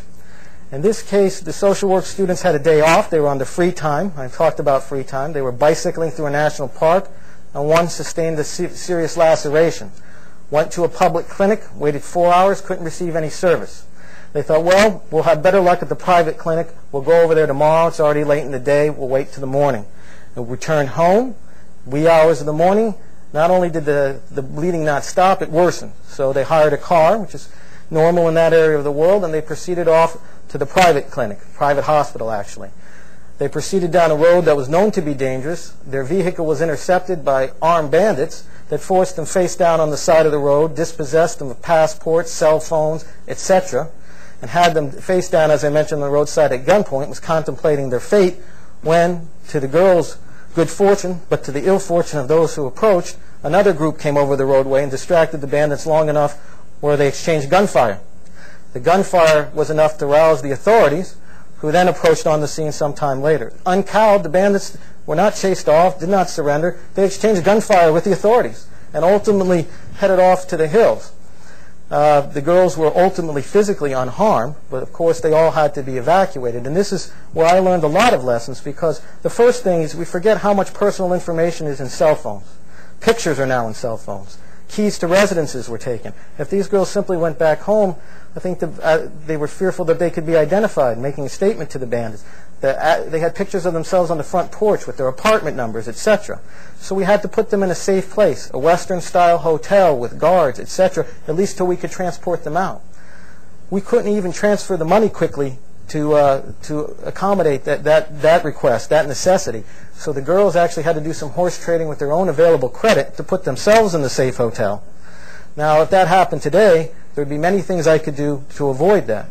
But it was only through the learning process, sadly, that I realized how difficult it is to move money quickly and how necessary it is to move money quickly. Now, I know we've got only a few minutes, so I'm going to close with this brief primer. I know we're all happy to be here in Austin today, happy to be here at the coordinating board, but if we transported ourselves mentally to even a more pleasant place, let's say the South Pacific, maybe in the Maldives, and instead of being out on the beach, we were unfortunate enough to be locked in a room in a presentation given by me, very unfortunate indeed. The wind blows through, the ceiling caves in, I'm hit on the head, and I'm lying here unconscious. Now maybe no one would take any action thinking one less lawyer in higher education, not a big deal. But supposing that I had some friends in the group, and I hope I do, I see some familiar faces, what actions could quickly be taken if you were for the first time ever in the Maldives? And I discovered this because in leading my 2 programs abroad, the second time I led a program, the first instance of injury or illness happened right as we departed the plane. There was no time for me to orient myself. We needed to get someone to medical attention right after we deplane. So I don't go anywhere, and I try not to let our faculty go anywhere, unless they, in advance, can answer some of these key questions. What's the local equivalent of 911 where you're going to be? And in many areas of the world, the numbers for police, fire, medical are different. They can't all be summoned by one number. Where's the nearest hospital? What are the standards of care there? What are its limitations? When I was in Chile, we had a student suffer a head injury. The nearest hospital was 20 miles away, but it didn't treat head injuries. The nearest hospital that treated head injuries was 120 miles away. And if we had wasted time going to the first hospital and then going to the second hospital only after we discovered that on the fly, that's negligence by definition there, especially if the additional time caused additional injury. What's the custom in terms of ambulance service, public or private? How reliable is it? Where's the nearest pharmacy? When is it open? What's available over the counter? What medications can be brought in? What can't be brought in? These are just thumbnail questions, by no means exhaustive, by no means complete, but they're the kind of things that I think any faculty program director needs to have thought about in advance of leading a group of students overseas. Now I think I've made it through 6 or 7 slides, and I've probably got about 30 or 40. I will close with this one, and then we'll open it up to questions. And I apologize we'll go down to the one that is, I'm just going to put it up on the board. A hypothetical scenario. It's about 30-some slides into it. We will make sure that they're available on our website. And I apologize they weren't a part of the packet. I'm notoriously late with these things, and today was no exception. So, I've got a whole database of these things, and I put hypothetical always in quotes because invariably they're based on real-life situations. And When large study abroad providers, such as my friends at IES and Acadia, etc., train their faculty and their dean of students personnel in country, who live in country, by the way, year-round and are familiar with the local resources, much more so than our faculty who may only go for 2 or 3 weeks, they do these kinds of training drills. And sometimes there are multiple right answers, there are multiple wrong answers, and what's of paramount importance is not necessarily what the answer is or may be, but that you've thought about some of these things and are prepared to react if you find yourself in this type of a situation. But here you can read, and for some of you it's small, so I'll just read it. At 7 o'clock in the evening on a day when your group is supposed to arrive in Paris for the fall semester, French television and radio stations report that there have been 3 unconfirmed reports of explosions on the metro at various locations throughout the city, as well as an unconfirmed report of an airport shuttle bus exploding. Eyewitness tells a television reporter that she saw the bus explode in a fireball and that there do not appear to be any survivors at the scene. It's at this point when I'm talking with faculty leading students abroad that I pose these questions, to list in sequence the specific steps that they and their staffs would take in response to the crisis. How would they reach the students under these circumstances? How would they account for the location and safety? And you go on from there. Where would they ask the students to go? What to do? What kind of plan is in place? These are the kinds of exercises that are very useful to do. Even though we can't imagine or envision every scenario that will happen, there are some common themes in the scenarios, for one, and two, it's of great benefit in terms of liability and in terms of enhancing safety just to go through the exercise and be able to say later that we have gone through the exercise. So like I said, this has been kind of Emersonian in its organization. They used to say of Emerson his essays were like buckshot, and I realize it's kind of been all over the map, but I hope it's included some useful information. And with that, I'd like to open things up for questions if we have a minute or two.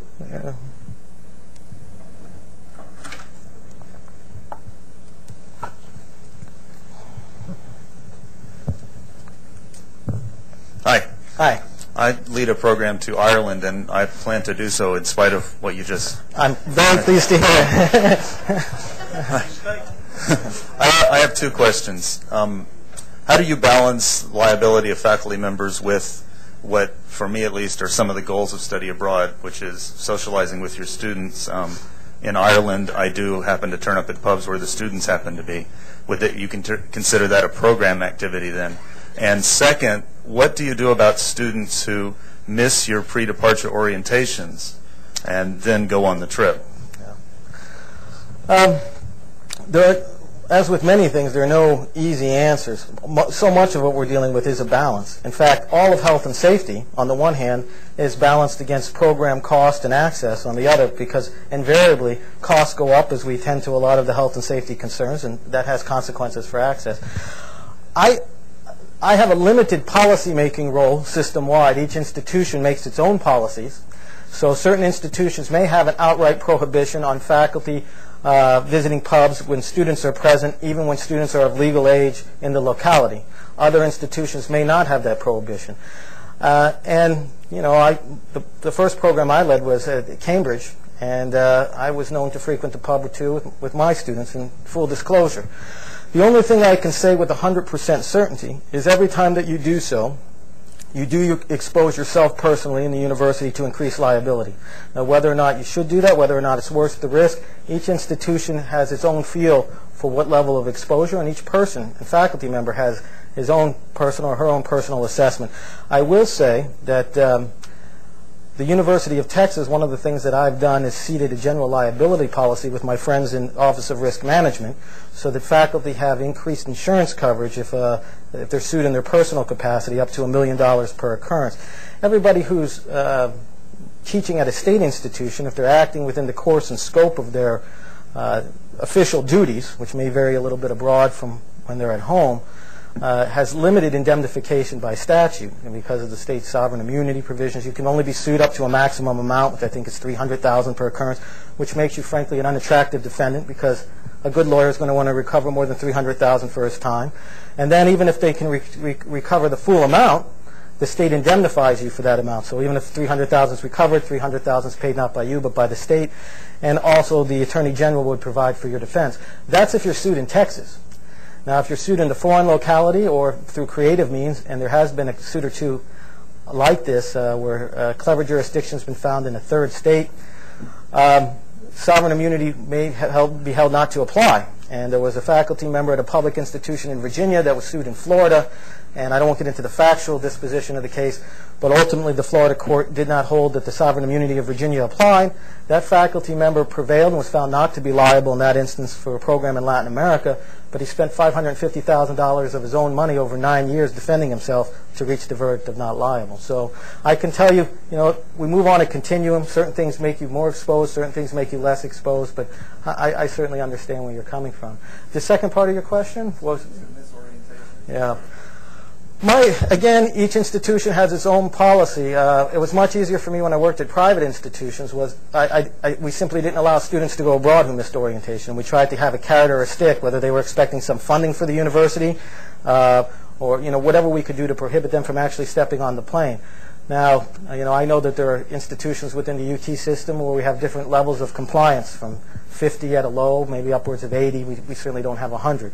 So one of the things that I try to do for students who miss the orientation is get that information in front of them in any number of ways.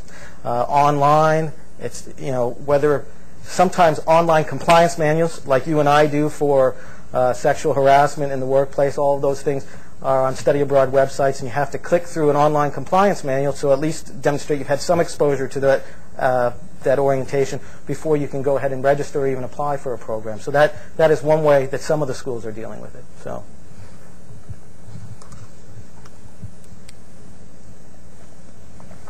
Yes, she's running around the back with them. Thank you. Looks like the risk factor is going to be there in any study abroad program.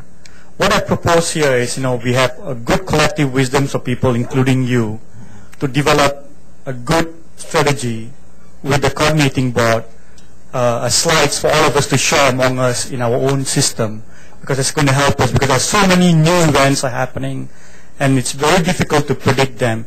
You can calculate your risk, but there are some risks you can't even calculate depending on where you are in the world.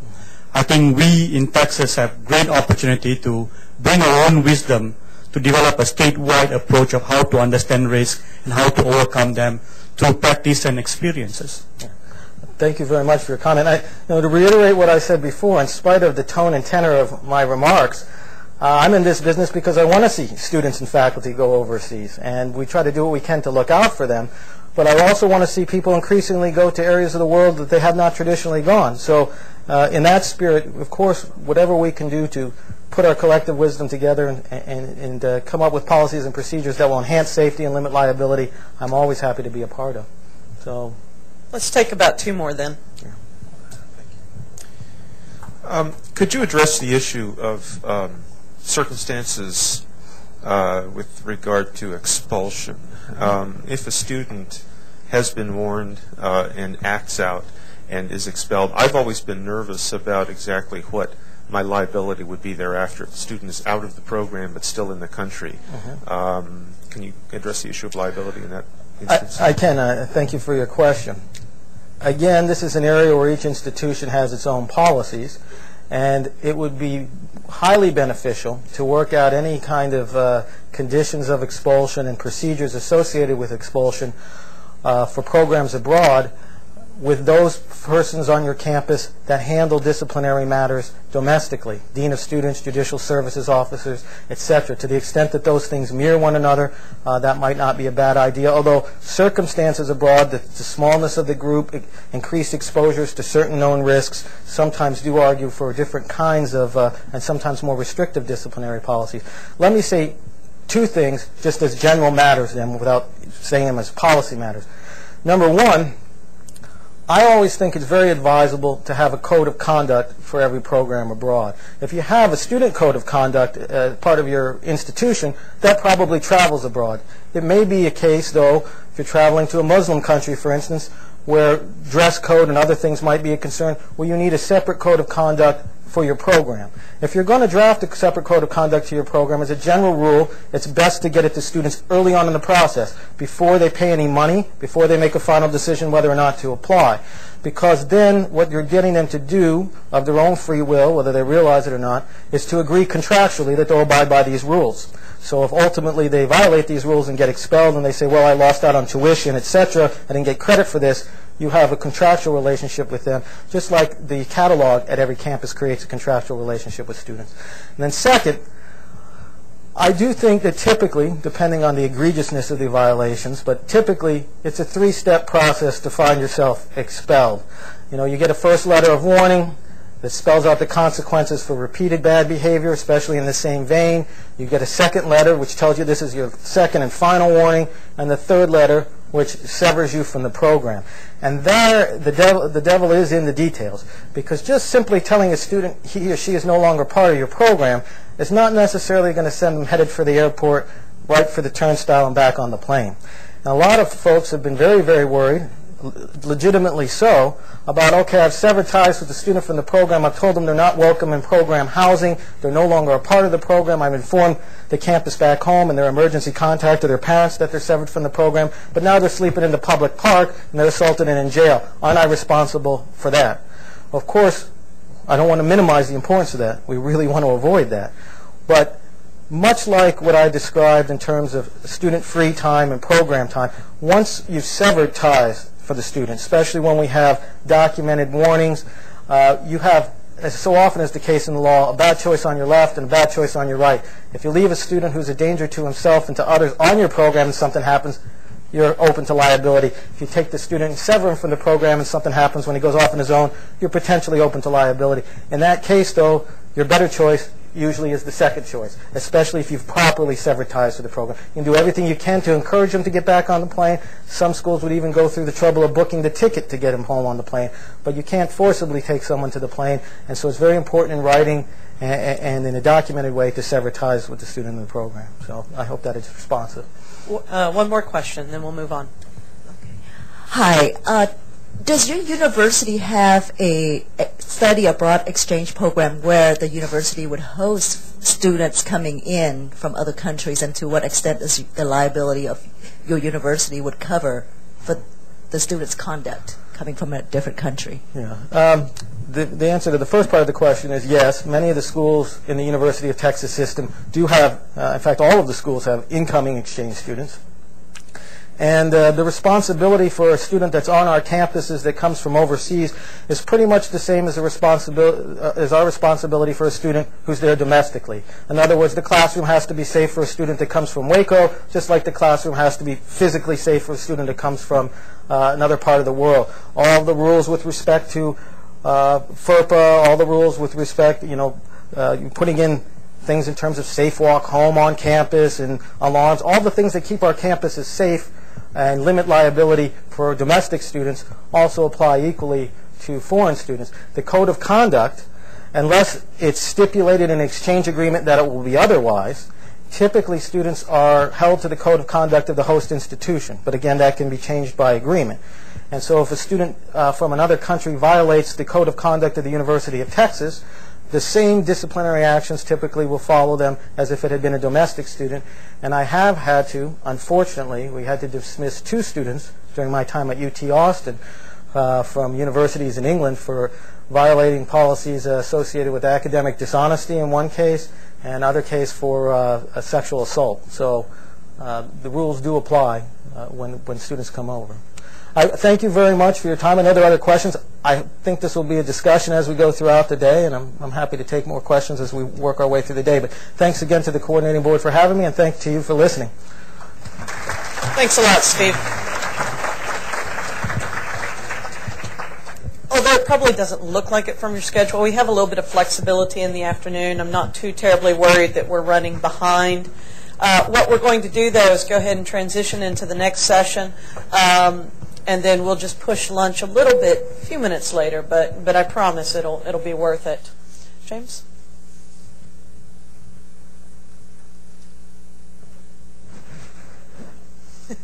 So you walked off with my microphone.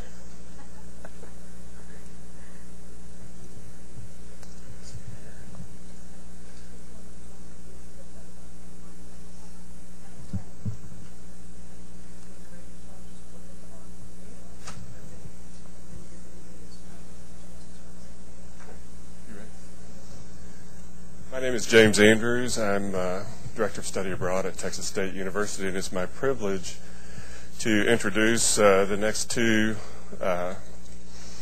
persons for this session. Mary Beth Butler, she is at the Director of Study Abroad at the University of North Texas. She was formerly at Texas A&M University. She's been involved in study abroad for 21 years. Great. She's active in NAFSA, Trainer Corps, and active in the forum. Our other presenter is Sandy Crozier from Texas Tech University. She's been involved in study abroad since 1994. She's active in NAFSA as well, regional team leader, training corps, and she serves on the AIFS board. She's also served time in the Peace Corps in Thailand.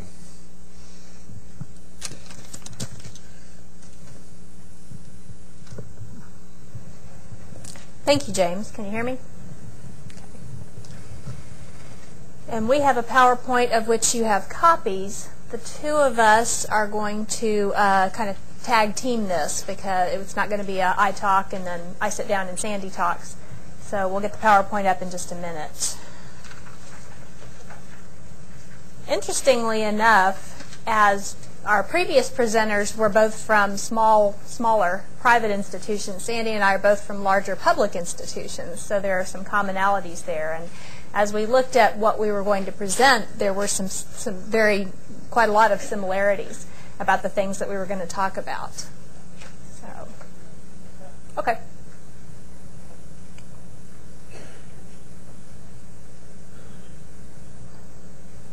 Ta-da.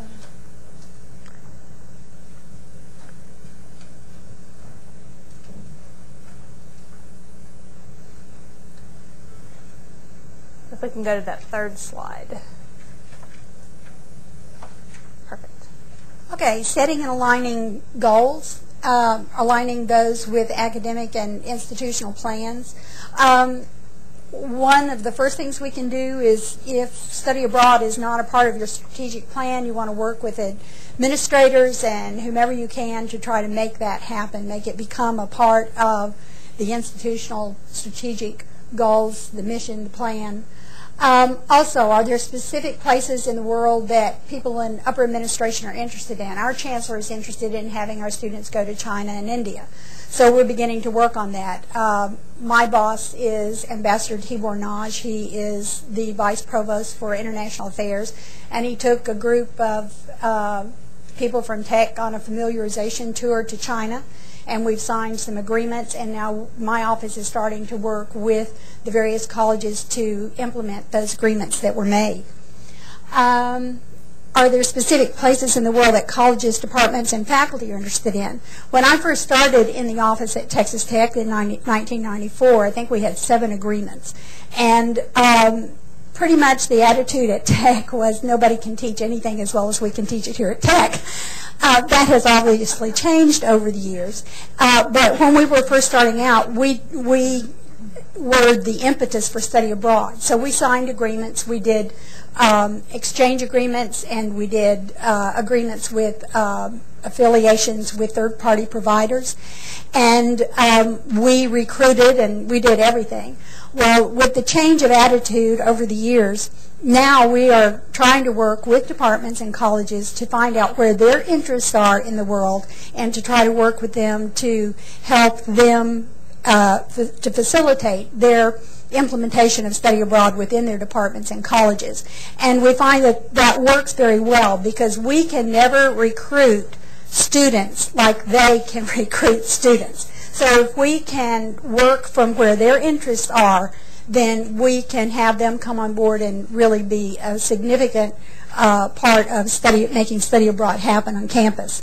How can study abroad support enhance academic goals of colleges and departments? Again, looking at how study abroad can help in areas that maybe aren't so strong within a department or a college. For example, we teach marine biology at Texas Tech. We get 18 inches of rain a year, folks. So there's no hands-on. So helping people in the biology department finding places that they can take their students for actual hands-on marine biology is really important. Our RIM program doesn't restaurant hotel management program doesn't offer anything in events planning, and we've helped them locate a program in Australia that does teach that. So those students are going out and getting education in ways that they cannot get it on campus, and so that's another way of helping to increase participation. And it's interesting talking about looking at the changes over time at one's institution. I've been at North Texas for 12 years now, and over the last years that I've been there, we've been through 2 presidents. We're on our 3rd president since I've been there. And we had presidents who were very interested in international education and in study abroad, sort of generically, you know, that's a great idea, that's wonderful. And now we have a president, Dr. Gretchen Bataille, who is on fire for international education and study abroad. And every time she talks about it. And there is a tremendous amount of energy and excitement surrounding it. And so it's an idea whose time has come, and that's very exciting. And we're getting a lot of attention and a lot of opportunity. And so we're working on, if we go to the next slide, aligning the institution's goals, aligning our goals with the institution's goals. We have an academic plan at the institution, and it's very long, but it has 3 common themes: diversity and inclusiveness, partnerships, and interdisciplinarity. And we have said all of that is what we do. And we are working to write our unit strategic plan. We have a new Vice Provost for International Education, and we are working to write our strategic plan around those goals. So what the institution does is what we do, and we're working to demonstrate that. To the next slide. Okay, creating institutional buy-in. Ask upper administration, as Mary Beth was just saying, to mention study abroad when they speak publicly, pointing out that it's important for all audiences. We had a president who went to Spain, and while he was in Spain, visited the site where some of our Texas Tech students were studying. When he came back, every speech he made, he included a reference to study abroad and how important it was. And he would say, I don't care if you get credit. Credit should be icing on the cake. You need to go for the experience.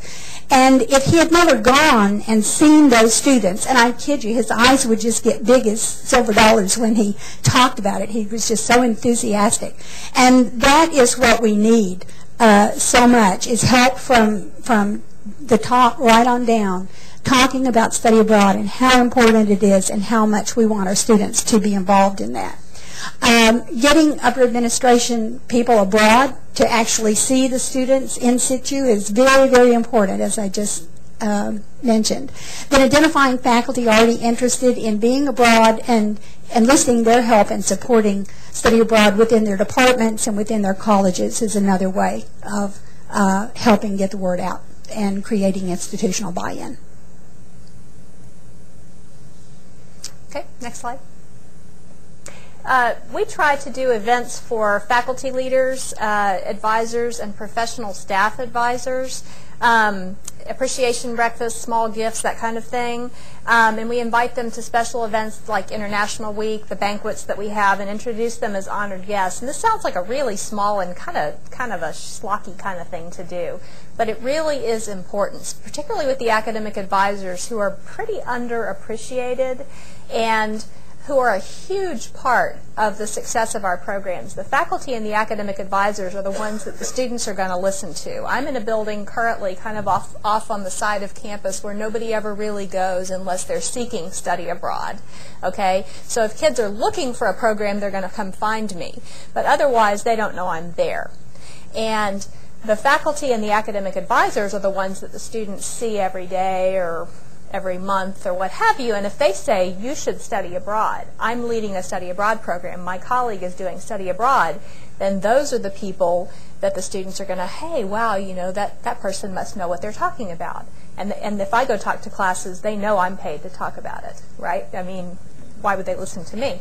So to really continue to remind those people about what we do and that it's valuable and that we value their support and input is so important. is so crucial. We are a member of the advising network in the College of Arts and Sciences. We go, we sit, we network, we get to know people, so that when we have a problem, we can just email and say, hey, can you help us? You know, just to make those connections, and that makes all the difference in the small things as well. Next slide. Okay, internal, work with departments and faculty and academic advisors to develop agreements which allow study abroad, developing exchange, collaborative research agreements, etc. Work with faculty to develop faculty-led programs, and then provide opportunities where faculty who have been abroad can meet those who are interested in going abroad for an exchange of ideas. We do an appreciation wine and cheese reception for all faculty who have taken students abroad, and we are now including new faculty that we meet at new faculty orientation, so that we do have people who have not gone abroad before talking with people who have experience in doing that. And we also, this last year, at our fall fair, invited advisors to come to a breakfast. And we had the providers there, we had the faculty who lead students abroad, and the advisors sit down for breakfast. The providers and the faculty got up and gave about a 5-minute spiel about each of their programs, and then went to their respective tables at the fair, and the advisors then had time to go around and visit with them individually. So I think that has really helped as well, getting the idea, getting the word out, and getting internal support.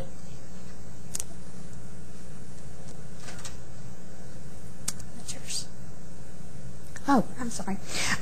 So developing internal, external partners.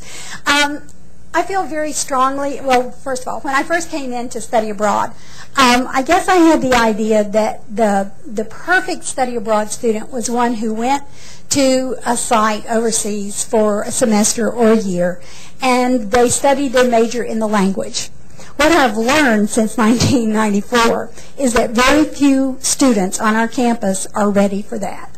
And I think we have to provide programming if we want to increase numbers in study abroad. We have to provide different kinds of programs for students who are ready for different kinds of activities. Most parents of Texas Tech students are not ready for us to just send their student off to some university where they're going to be the only Texas Tech student there. What they are really comfortable with is us sending their student with a group of Texas Tech students with a Texas Tech faculty abroad for a period of time. And that's why 2/3 of our students now are going on summer programs. That's just what's happening now. But we do need to have all kinds of programs for all kinds of students. Some are ready for a 2-week program in the summer, and some are ready for a program which allows a lot more independence, such as an exchange program. Then internal partnerships.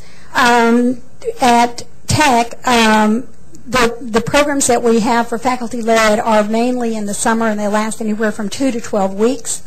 As I said, a lot of parents and students feel most comfortable with their students going on these programs. And I really feel that the 2-week programs have a place in study abroad because, as I said, some students are not ready for much more than that. But it gives them a chance, it gives the students a chance to go abroad, to actually use their passport, to exchange money, to see that everybody doesn't live like we live in West Texas. And it overcomes a lot of the fears that they have about doing that. And so then they're ready to do something more, and a lot of them actually come back and go on and do longer range programs that require a lot more independence.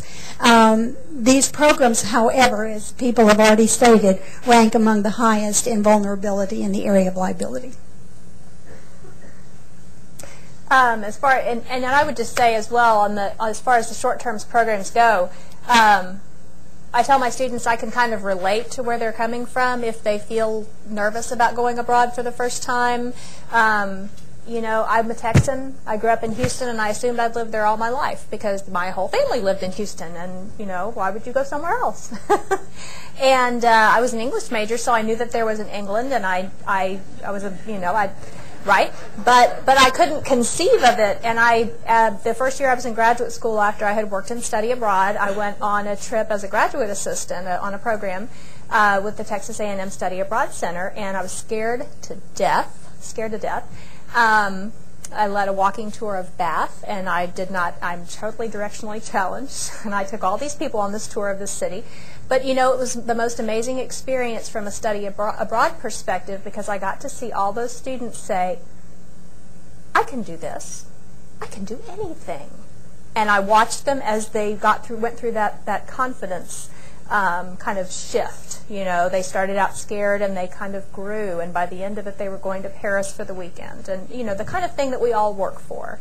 And so I'm absolutely committed to the idea that a short program can be incredibly valuable. End of sermon. As far as internal partnerships at UNT, again, we have a lot of these short programs, about 30 a year. We have about half to two-thirds of our students who go on these types of programs. We are very much a commuter campus, and they work best for a lot of our students. They allow our faculty to go abroad and do some of their own research, stay after the students come, that kind of thing. But in terms of internal partnerships, again, with this new leadership at the institution, we have some new things that are happening that are very exciting.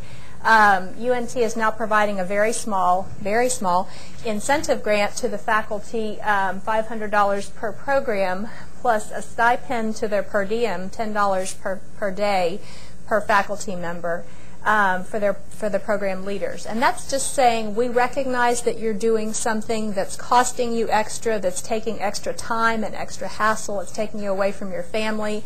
We understand you're not making money on this deal. We understand you're losing money on this deal, and we would like to recognize that. And that is a sea change. That is just a tremendous, tremendous change for us.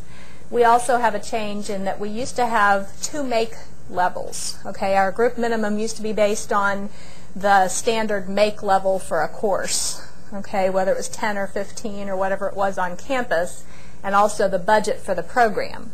And we've been allowed by the provost's office to take away the class make level, and now it's just the budget make level. So that's huge too. So we're getting institutional support for running programs in a way that makes sense for study abroad as study abroad, not just as something that happens on campus, but wait, it really happens off campus. And I'm very excited about that. Okay, faculty-led programs through a provider. Faculty can take the program themselves or can plan the program themselves, do all the work. But there's another way to do faculty-led programs, and that is through a provider. The provider generally provides all the logistical support. They will plan the excursions. They will take care of housing. They do everything except plan the curriculum and teach the class. And we encourage all new faculty who are going, well, not whether they're new faculty or not, but all faculty who are starting to look at taking a group abroad to look at using a provider because it does take so much of the work away from them. It does cost more for the students, but generally I think about $1,000 a student. But in many instances it's really worth it because of all of the planning that it takes off of the shoulders of the faculty member. And then the provider also takes on all or some of the liability, and that is huge. So that's a very important reason to look at providers. External partnerships and third-party provider programs. These programs provide a lot of structure for students, but they may or may not be with other students from your institution. So it's kind of a middle ground between a faculty-led program or a center program in which your students are only with students from your institution and they're with faculty from your institution, and an exchange program where they're pretty much totally they may be the only person from your institution who's at the foreign institution. Students have support to explore the site and travel with the group, so they learn how to travel, because a lot of students who go abroad for the first time, one of the really scary things for them is how to travel. Students deal with staff who are American or trained specifically to work with American students versus going on an exchange program where you know, they may not see anybody in the international office for the first month that they're there. Hopefully that doesn't happen very often. But, and then when considering whether to affiliate with a program, you want to look very carefully at the curriculum that is offered and see how well it ties into the curriculum that you have. Is there a mesh there or not? I would choose 2 or 3 departments that you think might be likely to send students to this particular site and have them review some of the curriculum, and to be sure of the compatibility there. And then as you have students going and the curriculum seems to be working out, you can expand it to other areas. You want to begin with programs also which offer a wide variety of sites. Mainly, students are going to Western Europe, as we all know, so if you start with providers that offer programs to Western Europe, and then as you have more and more students going, you can begin to look at programs which specialize. One that I can think of that we're affiliated with is the School for Field Studies, and that is a program for students who are in the sciences, and it offers some hands-on activities and some research opportunities. So we'll never have a plethora of tech students going on those programs, but I think it's important to be able to offer those programs to students in those areas. And then again, these programs rank lowest in the vulnerability in issues of liability because the program provider takes on that responsibility. Again, you know, just as far as using program providers, I tend to prefer to use providers when possible, and we do have some programs that there's no way you can use providers on. We have a program in Ghana where the faculty member has students out in a compound in the middle of nowhere, and he's been going there since the mid-'80s. And you know, the University of Washington story, one of my staff said, "Oh, at least that couldn't happen with our program," and I thought, oh my God, that could totally happen with our program. Because you never know, but you know, you do your best to keep that from happening, to be sure that wouldn't happen. We do have a long-standing relationship with the folks that we're working with there, and so that's one good thing. So we have providers in a sense, but it's a different story. We don't sign contracts with the providers as we do with some of them. But they do remove liability. They furnish a local level of support. And as our colleague, Dr. DePaul said, you know, the providers keep you from having that Hobson's choice. I like that phrasing. If you've got a broken leg or a lost passport, your faculty member doesn't have to stay behind with that situation and deal with that while all the other students kind of run amok in London or Tanzania or wherever they happen to be. No, you know, he or she can take care of the group and do it, and then you have someone you trust to stay with the student and take care of their situation, okay? I had a student who was raped in London a couple of years ago, and my first thought was, oh my God, and my second thought was, oh thank God it's with so-and-so provider, because I knew that they would take care of it far better than I could, because they were locals. You know, they knew exactly what to do, where to go, how to take care of the situation, what to do for the student.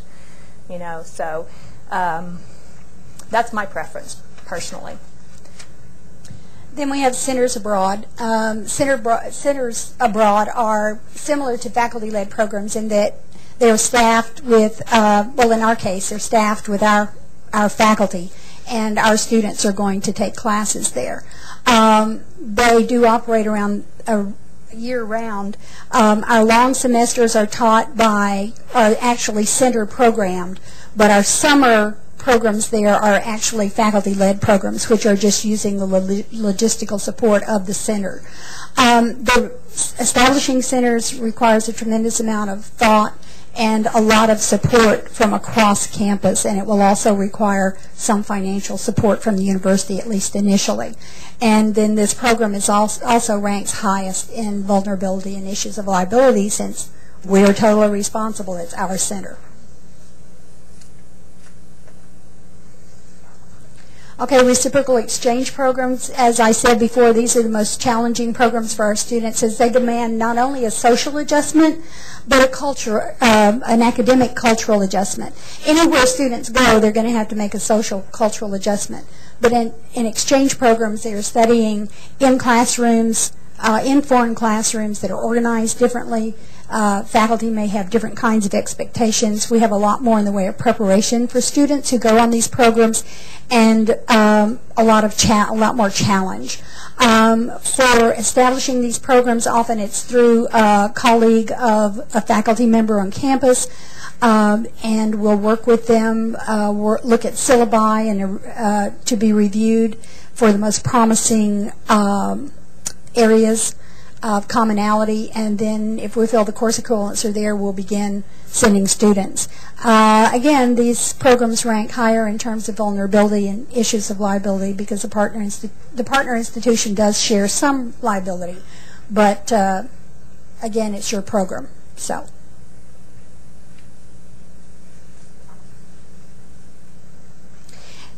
And then course and study approval. Before any student at Tech studies abroad, he must meet with a study abroad counselor to determine which program is the best fit for him or her. This last year, we've actually instituted information sessions for all students.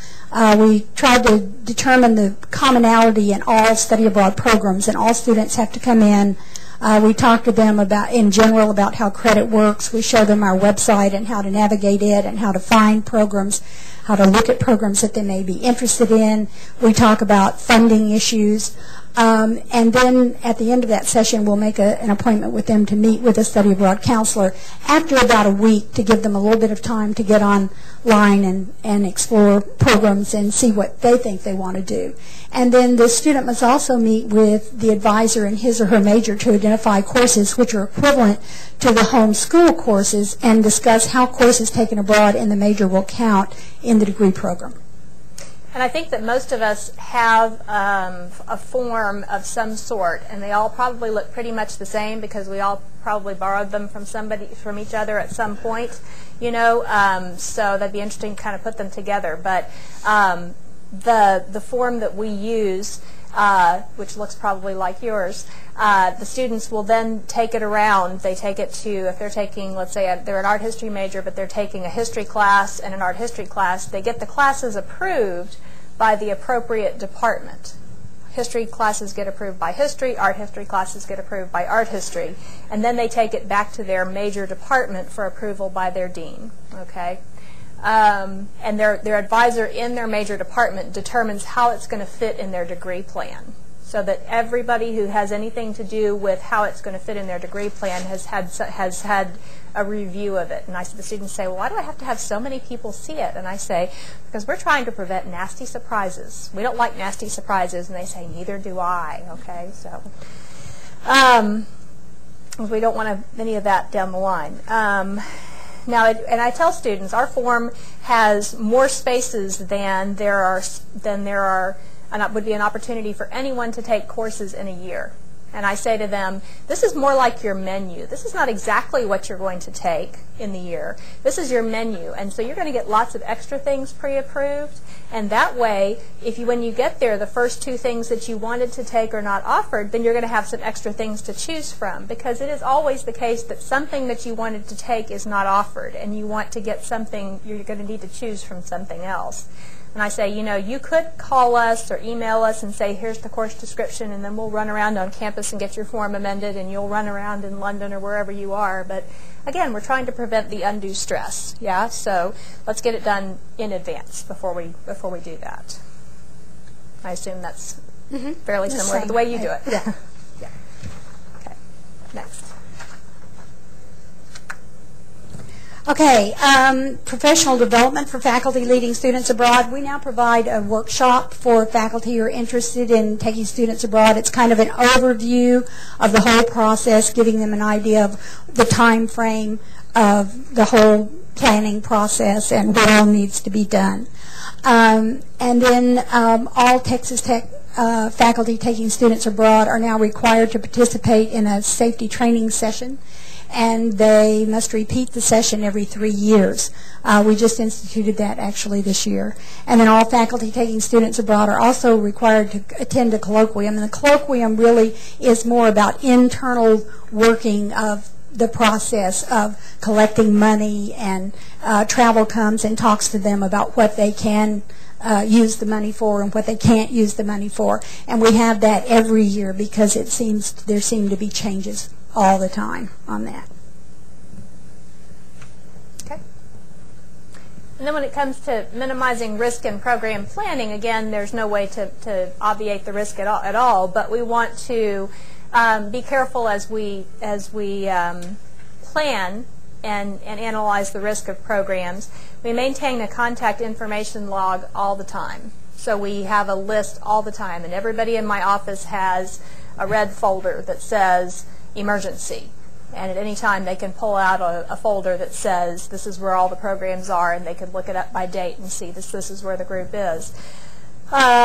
We have, after 12 years of trying and jumping up and down and waving my hand, we finally have a university policy that covers all travelers for international insurance needs.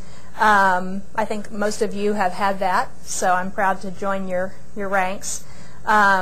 Also, in terms of best practices, and I know that Tech does this as well, we register travels with the local U.S. embassies, and that you can do that easily online now. Do you have anything you'd like to add to that? No. Okay, when you remove students from a site. I took this from before canceling a program about to leave the U.S. because we have had a situation where we had a faculty member decide that it was too dangerous for her to take students to a country, and so we worked with her before the fact. But again, or whether you're looking at removing students from a site that are already there, you want to check with the following resources. Of course, the State Department, travel warnings, travel alerts. Consult with the nearest U.S. consulate to the program site. Consult with the citizens. What is it? The citizens in the consulate. The U.S. citizen. Okay, I can't think of it.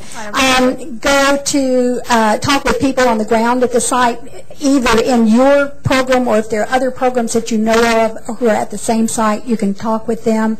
Discuss the situation at our institution. It would be with the Vice Provost for International Affairs, Dean of Students, Department Chair, and members of the assessment and response team of the university as necessary. Actually, we will talk with my boss, the Vice Provost of International Affairs, and the Dean of Students. And the Dean of Students will actually decide which members of the assessment and response team for the university should be involved in the decision making that's going on. If a decision is made to remove students from a site, then we'll work with the insurance company providing the emergency assistance to remove the students and the faculty. And then we have to have a contingency plan. And this goes also to, just anecdotally, to your what would you do, the case study that we saw in the last session, because it reminded me of the Basque separatists announced last summer that they were going to stop their ceasefire about something, and one of my students' mothers got a hold of that information and panicked. She was hysterical, and called me up on my cell phone on the weekend, hysterical, crying, my daughter is going to die. Not that her daughter was anywhere near where this was going to happen, yeah?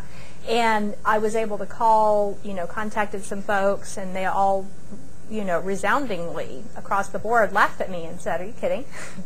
Nothing is going to happen. It's not going to be a problem," But to check it out with people who are closer on the ground and know what the situation is like, and not just friends, but then folks in the government and that kind of thing. So. Yeah, okay. I think NAFSA is one of your most important resources. NAFSA has professional development workshops that are held at regional and annual conferences as well as at state meetings and just on their own occasionally. And you can see announcements for those on SCUSA-L. You don't have to be a member of NAFSA to take part in a workshop or to be on SCUSA-L. And those are really important activities for you to be involved in. Also, OSAC, the Overseas Advisory Council for the State Department, now does workshops. We will be holding a workshop at Texas Tech the latter part of September. These workshops have nationally recognized experts in the field coming to talk about safety and responsibility in study abroad. I just attended one in Atlanta, and Gary Rhodes was there. There was an expert from OSAC there. There was someone from Peace Corps there. Julie Friend, who is in charge of risk assessment at Michigan State, was there. And it was just an excellent workshop. There's no cost for these workshops, unlike the NAFSA workshops. The OSAC workshops are, you don't have to pay anything to attend the workshop. We also will provide breakfast and lunch on the day of the workshop, so that your costs, your travel costs getting to Lubbock, and if you need to stay overnight, those costs and your dinner costs. So it's a reasonably inexpensive kind of workshop, and you are getting the advantage of hearing from experts in the field across the U.S. So I would encourage you. There'll be an announcement on SCUSAL, and I'll try to get it out on the NAFSA regional page. If you go to NAFSA and click on Region 3. We're in Region 3. And then also with NAFSA, there are networks now. The Knowledge Community for Education Abroad has launched 4 new networks, and you have those listed here. You can go on and look at the Simon Study Abroad Act. If you have questions about any of the new networks, you can talk with the network manager or member of the Knowledge Community Education Abroad team. And the website is there. So. And just one more resource, the Forum on Education Abroad has been mentioned a number of times. It is a newer organization. It is solely dedicated to study abroad, and it is important for you to know about and get involved with. It is dedicated to quantitative research in the field, outcomes assessment, standards of good practice, which are very important. And as we move toward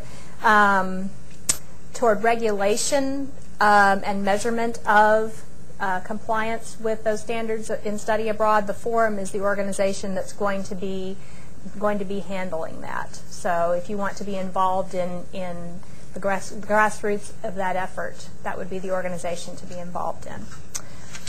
Are there questions that we can answer?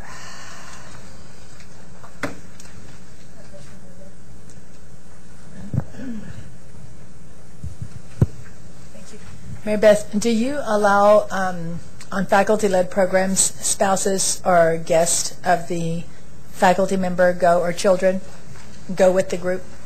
And if so, how do you handle liability issues or insurance? That's a good question. Specifically of the faculty member, yeah. We allow spouses, and they have to sign a waiver form, a waiver of liability form. But other than that, we don't allow children, and we don't allow guests, okay? And there might be a gray area where there's a companion who's not a spouse. You know, we haven't encountered that yet. Students, no, we don't allow them to bring spouses. Anyone who goes on the program has to be enrolled in the program. With a new administration, that may change, but that's what we've had up till now. And enrolled means they have to be registered for the course, not just auditing? Registered for the course, that's exactly right, yes. Yeah. So over here first. Okay. Hey, Rock. How you doing? Good. My question is, when your students are going abroad, faculty-led programs, and they pay Texas Tech tuition, North Texas tuition, do they still pay fees for the university? Want to go there first? Fees are generally waived. Most fees at Texas Tech are waived. I think there are 5 of them that are waived for off-campus programs. Our students still pay some fees, okay, but some are waived, the big ones like athletic fee and rec center fee, health center fee is waived. So there are a few that they have to pay. Talk into the television clearly on that, please. A couple of more. I wanted to know if when you have a faculty wanting to lead a program, do you encourage the faculty to get in touch with the consulate prior to their planning their program? To the consulate, because suppose a person is going to a country and there is a consulate available which has a lot of information Do you suggest that to the faculty that first why don't you start gathering that information? Because it helps in planning out. That's a good question. I have faculty who have done that, but some of the faculty have much more information about a country than I do to start with, you know, and in that case I wouldn't necessarily suggest that. I don't have as many faculty who come without information to start with, so.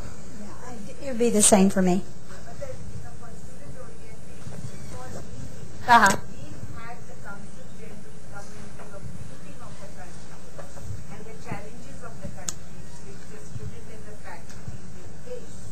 It would be wonderful to have the Consul General come and give a briefing, and if we lived in Houston where the Consulate Corps was, that would be perfect. Yeah, no, that's a wonderful advantage. Sure. Of course. Sure they do. Yeah. Unfortunately, we kind of put together our own materials, but that's a wonderful resource. I would definitely use that. Okay, one more question. No? All right. Thank you very much. We're going to, how we're going to handle lunch is set up back here in the Lone Star room. For those folks that are sitting over there, we're actually going to pull some more tables out. So we're going to have another set of talk a little bit about in this next session. Some of them we may not get around to as much today, but we're certainly, I have to say, one of the things that I was keeping me up at nights was a fear that nobody was going to talk, and that hadn't been the problem today, so thank you. This next session is going to focus on faculty-led programs, and I think that one of the things that has become abundantly clear so far today is that there are a lot of faculty-led programs that are going on at your institutions. In fact, for many of you, it may be the majority of your programs.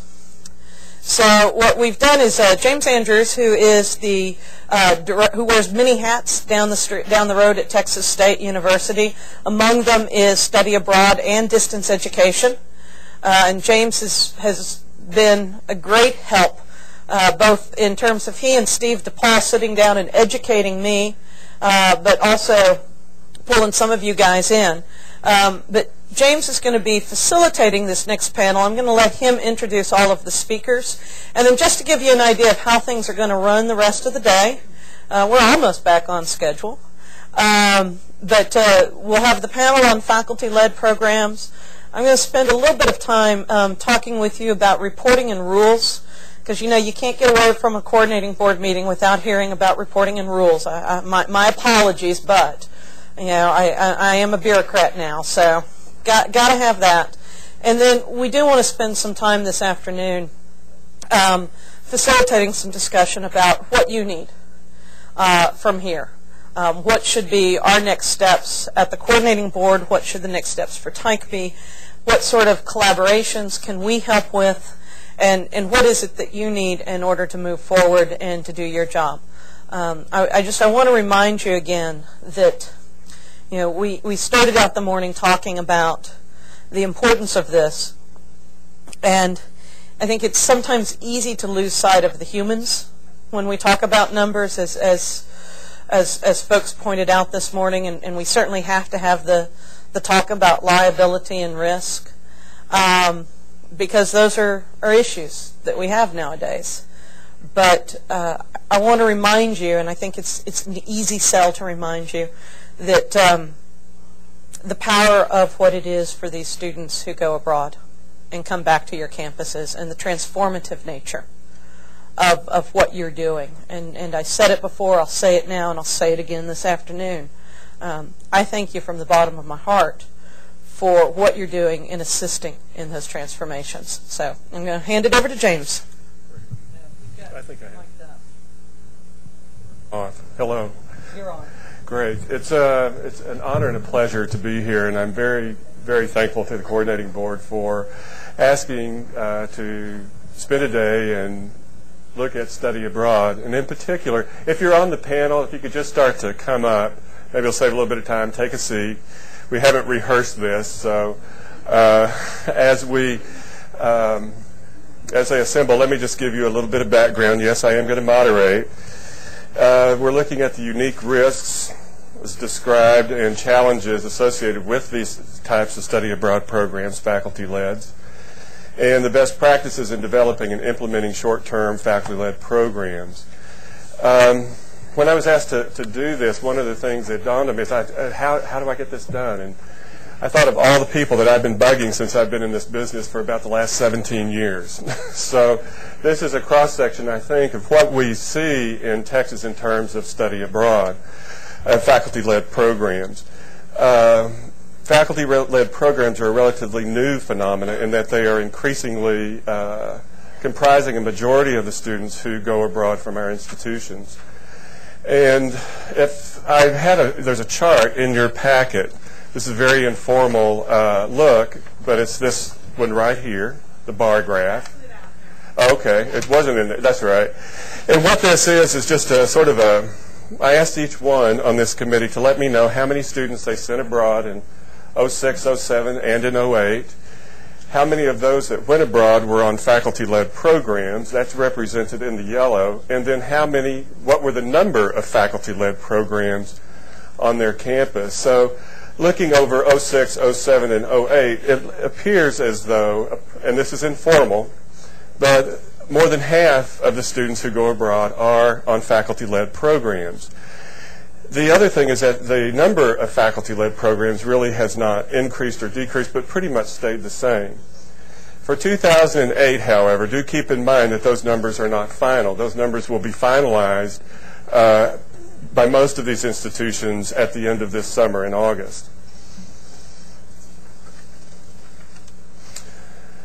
There are risks that are involved in faculty-led programs, as you've already heard, are liability risks, financial risks, health and safety risks, and some I think we're yet to discover. In fact, one of my colleagues said to me, we can't wait to see what policies we're going to need to develop at the end of August and when the fall begins.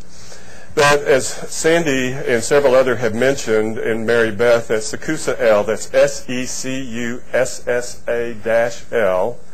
is a resource from which you can find many of the questions evolving around the new phenomena of faculty-led programs. So you can access that from NAFSA, NAFSA.org, and you don't have to be a member. I would encourage you to at least go back and maybe look at their archive, perhaps, and begin to look at those questions that have been raised. Today's panel, what we're going to do is we developed a series of questions we'd like for each person to address, generally because they've been through a process to develop what they have in place from a point of origin, perhaps, of unknown origin, how it happened, how they got there.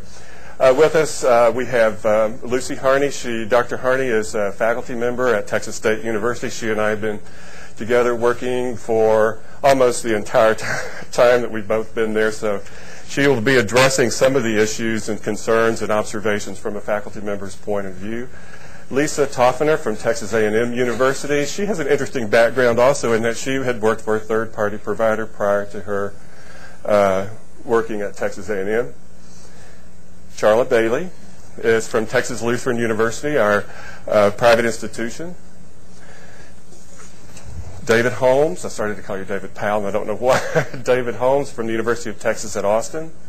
Mary Beth Butler and Sandra Crozier, whom you met earlier. And Giancarlo Taylor, who is our person from Austin Community College.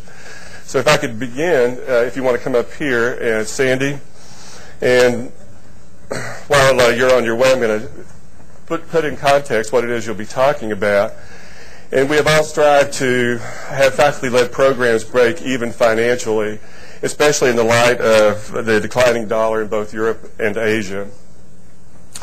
So we'd like to know what your institution is doing to minimize the risk of running programs that end up hopefully in the red. And if you want to come up here to the... Oh, I'm sorry, I got you backwards. Mary Beth. Duh. There, thank you. You want me to pop up here? You can come up here to the podium if you're more relaxed, or from there. Is this on? Yeah. Look, it is. It is.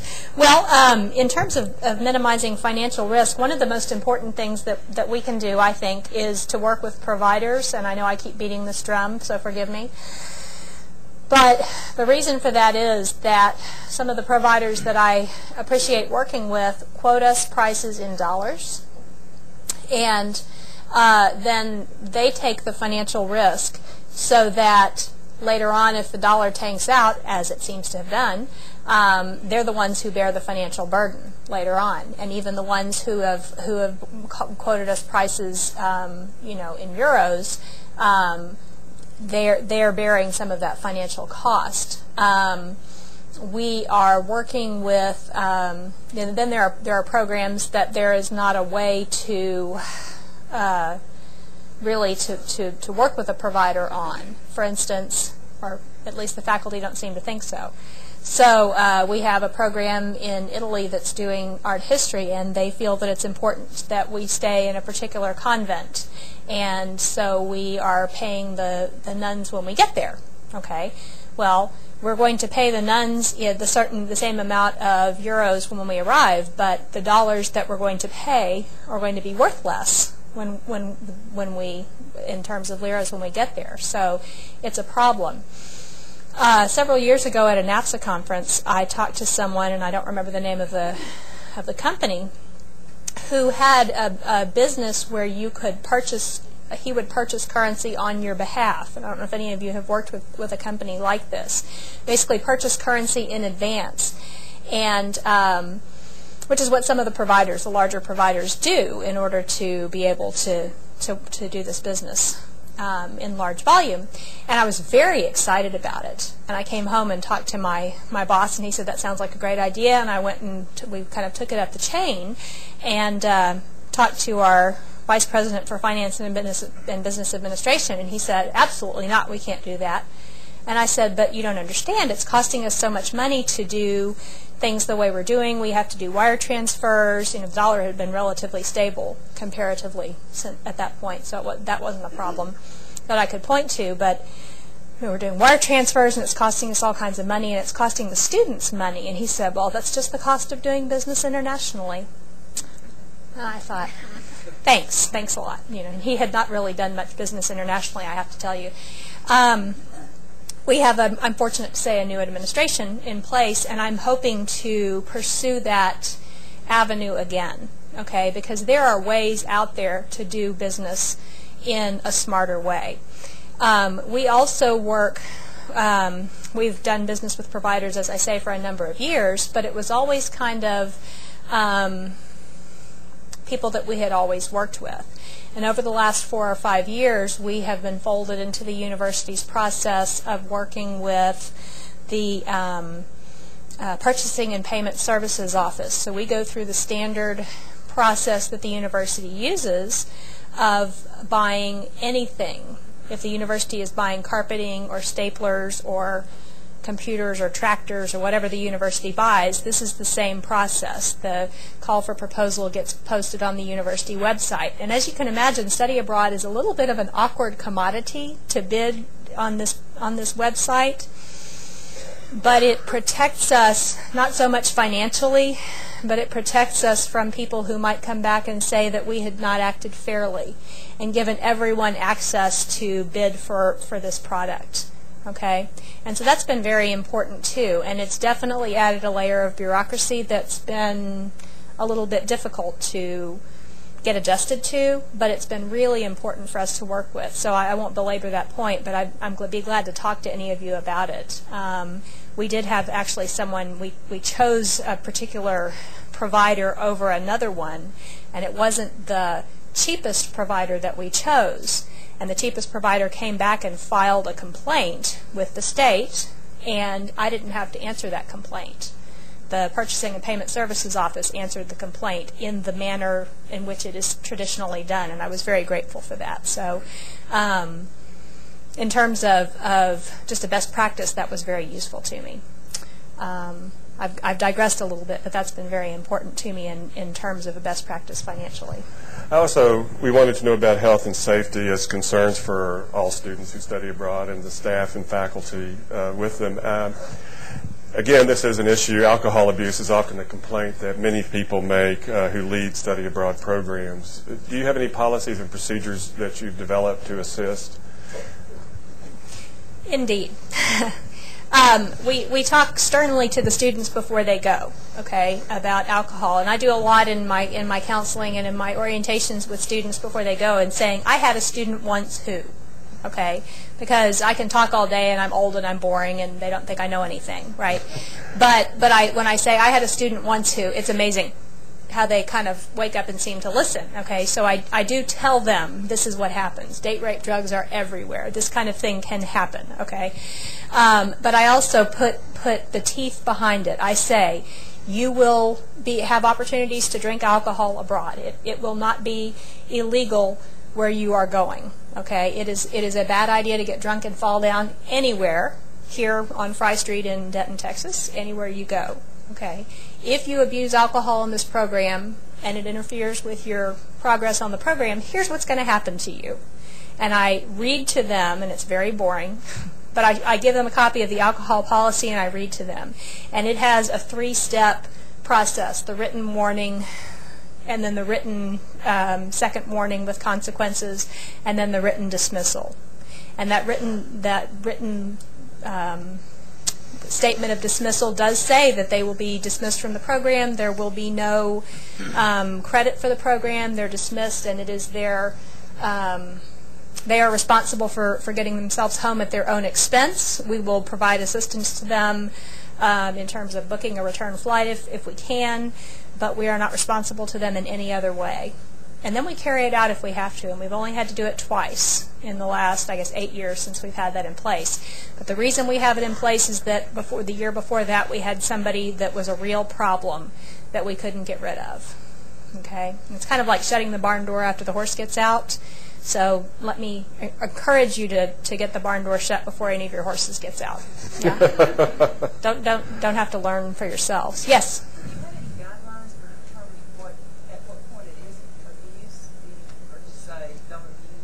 That's a great question. I learned mine from talking to my student, I'm trying to remember what they're called, but basically my student development office on my campus. So I used the guidelines that they use, and the student housing office on my campus, and I used the verbiage that they use. And I would encourage you to do the same thing, because then when the students come back from the program, they're also subject to disciplinary action on the campus. And so I want all my wording to be the same and all my consequences to be the same. Does that make sense? Okay. Great. Thanks. You can pass it over to the original Sandy. Sandy, would you come there or stay there, whichever you're more comfortable with? Okay. We've asked Sandy to talk about the amount of liability in offering faculty-led programs and how they handle liability for those programs at Texas Tech. Well, as we've been saying all morning, faculty-led programs are probably one of the most vulnerable kinds of programs we can have in issues of liability, because we prepare the students, we prepare the faculty. Our faculty are leading our students, so the buck stops here, right? So how do we limit that? One way is by using third-party providers, which I've already mentioned before today, but they can provide and plan all of the logistics for your program. They know the risks at the site very well and can provide a very thorough on-site safety orientation for your students. They send someone usually to travel with the group so that if something happens to a student, if the student is sick or injured, then that person stays with the student and the faculty is free to go ahead and continue on the program as planned. They know where to go and what to do in case of an emergency, and you have the backing of an entire organization whose whole job is to provide study abroad at your disposal in working out whatever problems there are. They take on either all or partial liability for the program, so it's a really good way to go. We still have the responsibility of preparing the students. We offer at Tech a general pre-departure for all students. We have a session on safety, which is carried out by my boss, who is Ambassador Tibor Naj. He spent 25 years with the State Department in Africa, and he does a very good safety orientation for the students. We also talk with them about health issues and a little bit about culture. We don't do a whole lot on culture with the summer students. We do a lot more with the kids going on semester-long programs. All right, if you're not going to use a third-party provider, then we need to work with faculty to assess risks at the site. If the faculty member is someone who's been at that site a lot and is very familiar with it, again, just review with them the kinds of things that they need to be telling their students. Train the faculty on how to respond to an emergency, and that's what our safety and security abroad training program is all about. We provide faculty with a card that they can carry in their wallet that has on one side of it the steps that they need to take in an emergency. And on the reverse side, we have the phone number for the nearest consulate and some other information that will provide resources for them on the spot. Then telephone numbers for the university. We have in the study abroad office, we have a 24/7 phone, which one of us has at all times, and faculty and parents and students are all given that number so that they can reach us in an emergency. And we also have in our office a little notebook for each person telling us exactly what to do and how to respond. We have faculty create their own local response to an emergency, and we require faculty to turn a copy of that into us. Primarily, it's a place for everybody to meet in an emergency. Usually we advise them to have at least 2 places where everybody could gather in the case of an emergency, so if one place is compromised, they have a second alternate. This actually was used with the bombing in London a few years ago. Our honors program went over in 2 groups, and the first group was already in London when the bombing took place. The second group had just arrived and was getting on the train going into the city. And the leader was with the second group, and they got to the meeting place and everybody was there. So it does work, and it's a very simple kind of thing to do. We also provide a CD for each faculty member going abroad with the medical report on each student, so they have that information at their fingertips if they need it. We have insurance which provides resources for students and for faculty that is available 24/7. Currently we have International SOS, which is has a plethora of resources available to everybody. And one of the main reasons we went with that particular group was these resources, so that our faculty would have the access that they need to help when they need it. Not all of our faculty are totally familiar with the sites that they take students to. They may be very familiar with it from the standpoint of the curriculum that they're teaching, but they may have no clue where the nearest English-speaking doctor is. And so having these resources available to them is very, very important. We have a system in place then to respond to an emergency abroad, and so they contact us and we get that moving. Then faculty or someone at the site needs to provide a site-specific safety orientation. What's safe, not safe to do? Can you walk alone at night as a female, as a male? What areas are safe and not safe? What health risks are there and how can you avoid them? What are the local laws that the students need to be aware of that are different from the United States? The ambassador, when he's talking to the students to prepare them to go, tells them that they leave their legal system of the United States behind when they cross the border. And that's a really important thing to tell students because they don't always realize that. And they think that the U.S. consulate can bail them out of any problem they're going to have. So making students aware of those things before they go, and then what to do in an emergency, where to meet, and then being sure that everyone on the program has the emergency medical evacuation and repatriation of remains insurance as well as health and accident insurance. And we would prepare the students in the same way with the general orientation as we would if the students were doing a provider program. And the majority of our programs are not provider programs. I think out of 28 going abroad this summer, 2 are provider programs. Thank you, Sandy. Lisa Toffner from Texas A&M University will be next, and she's going to just talk about the refund policy that Texas A&M has for their study abroad students, so faculty-led. Thank you. Well, I wouldn't be A&M if I didn't say howdy. Hey, there we go. All right. Well, our withdrawal policy actually was just recently amended, and if for any of y'all that deal with financial issues in terms of students dropping for, say, financial aid reasons, maybe they didn't get enough money to fund their program, or perhaps some emergency comes up, we are all sympathetic to obviously students in this predicament. But then, you know, we also have to make sure at the end of the day that we're not losing money, so we can keep our offices running. So our withdrawal policy is in your packet. I'm not going to read it to you. Obviously, you can check it over. But really the purpose of it was such that we had we have a business office within our international programs office, of which we are one unit. So anything financial, payment postings, refunds to a student's account, if you will, needs to go through their office. And what we were having an issue with this time last year were students dropping because they found out from the financial aid office, of which we have 2 staff members here. So we were very grateful for them to have their help. But the problem was the students were deciding to drop their program and were coming to us and saying, okay, you know, I need to get my money back, or, you know, how much do I owe? Well, the problem was that we were going to the business office every time this happened and saying, okay, besides the deposit, which you'll see is $300 for faculty-led programs, which we do not refund after February 1st for summer programs, we were saying, okay, well, how much have we paid? And so then began the calculation process. So what we did is on the back you'll see of the withdrawal policy is there was just a simple system developed that we said, okay, if a student withdrew so many days before the program departure date, this much of the program fee was non-refundable, and then possibly any non-recoverable expenses. For instance, if we put down a deposit for a group airfare bid, or if you know, just something else came up that basically would be in addition to that amount.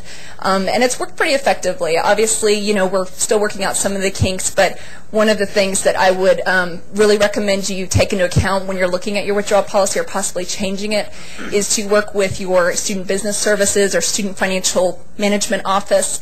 Staff members work with your financial aid office if it's totally separate from that, which at our university it is. So we have to take into account when do students find out how much aid they're getting.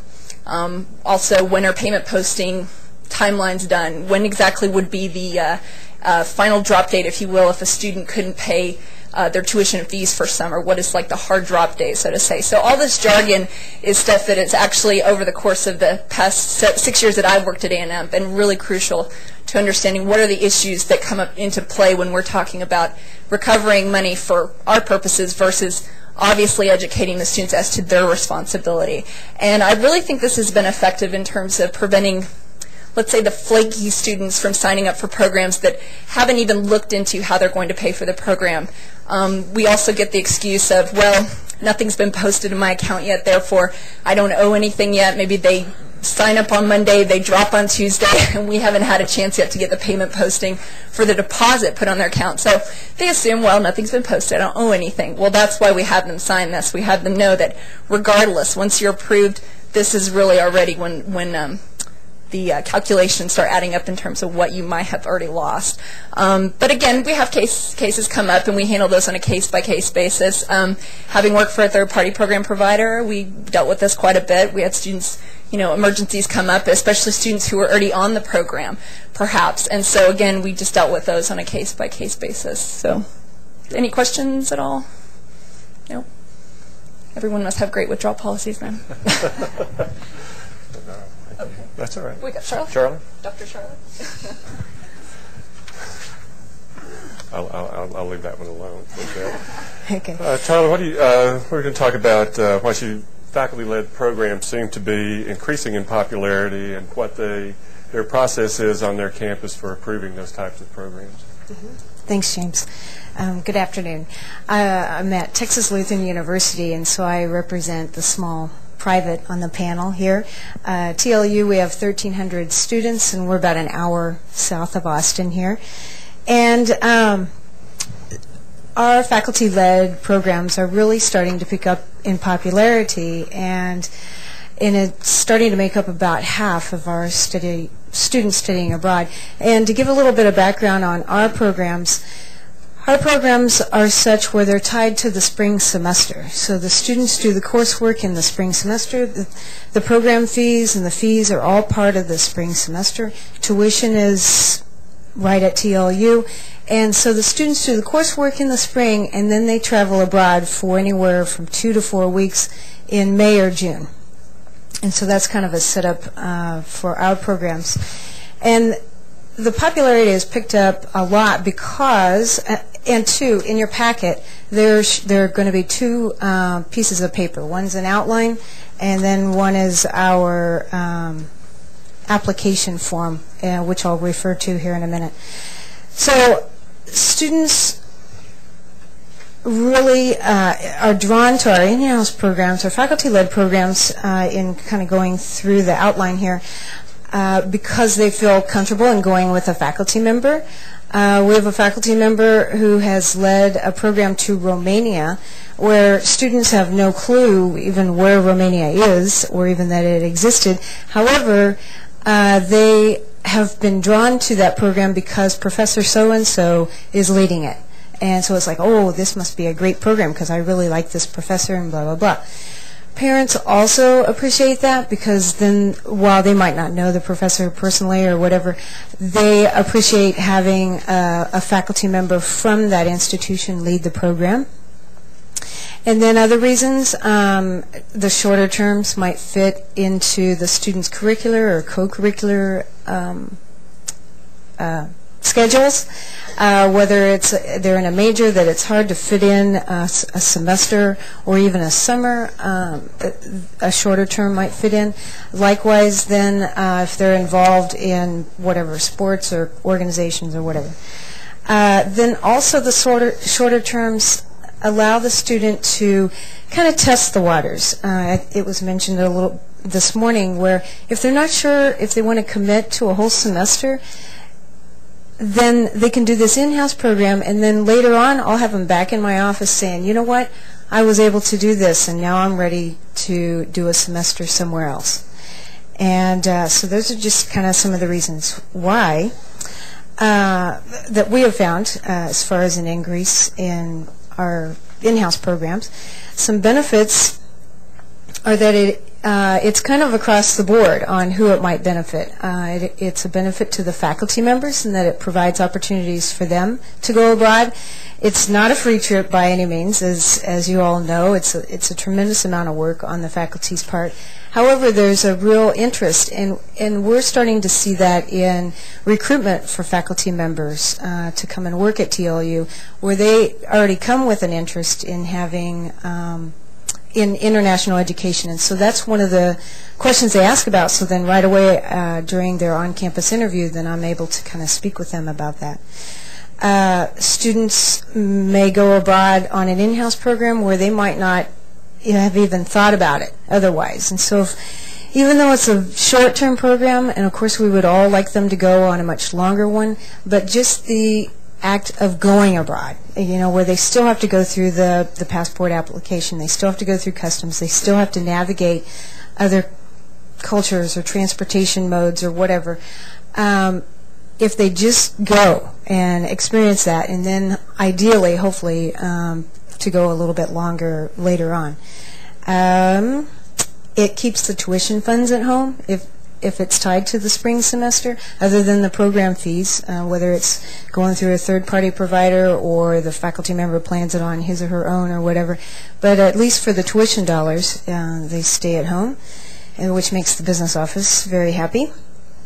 And then the credit, as far as if the registrar's office or whomever is worried about transfer credit, it's all comes directly from the home institution. And especially for the faculty members who are worried about, nobody can teach it any better, well, they still can have that aspect, but then they'll still be challenged themselves, too, of being in another country with different resources.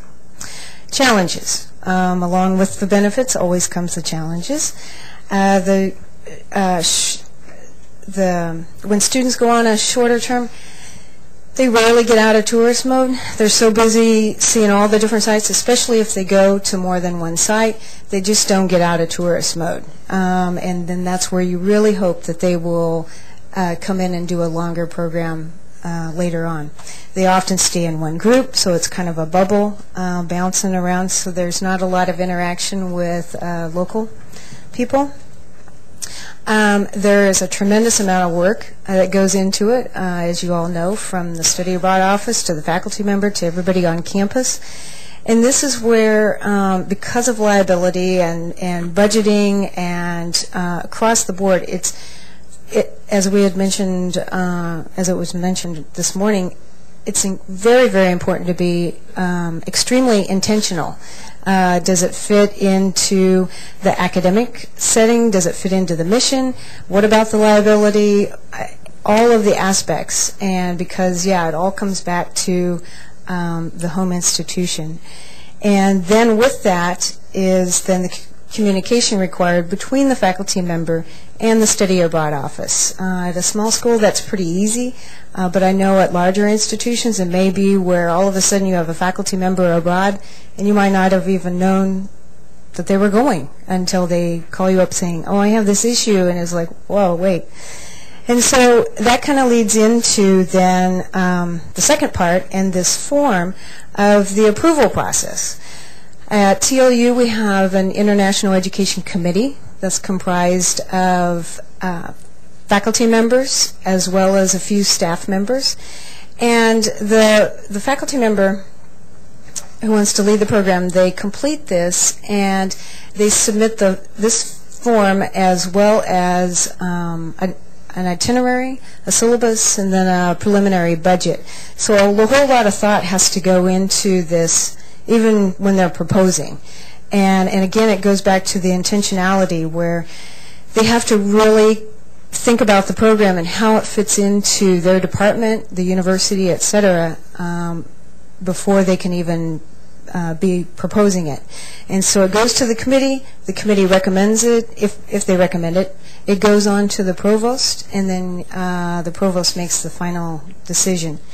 And before this stage, TLU also has an opportunity for an exploratory trip funding, where if the faculty member has not been to the location where he or she would like to lead a program, there is some funding through the university, through my budget, and then through some of the other budgets on campus, where the faculty member completes a similar form proposing an exploratory trip and then leading into the course and things like that, where they have the opportunity to go the summer before to do the exploratory program to figure out to get from point A to point B and where they're staying and all of the hospitals and where they need to go for help and things like that.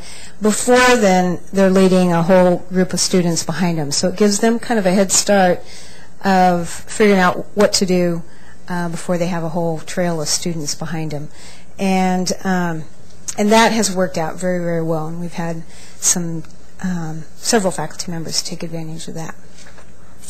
That's kind of it. Great. Any questions? Thanks. Any questions? Okay, thank you. Giancarlo Taylor from Austin Community College is going to talk to us about the role of international education at the community colleges and the evolution of those faculty-led programs from there.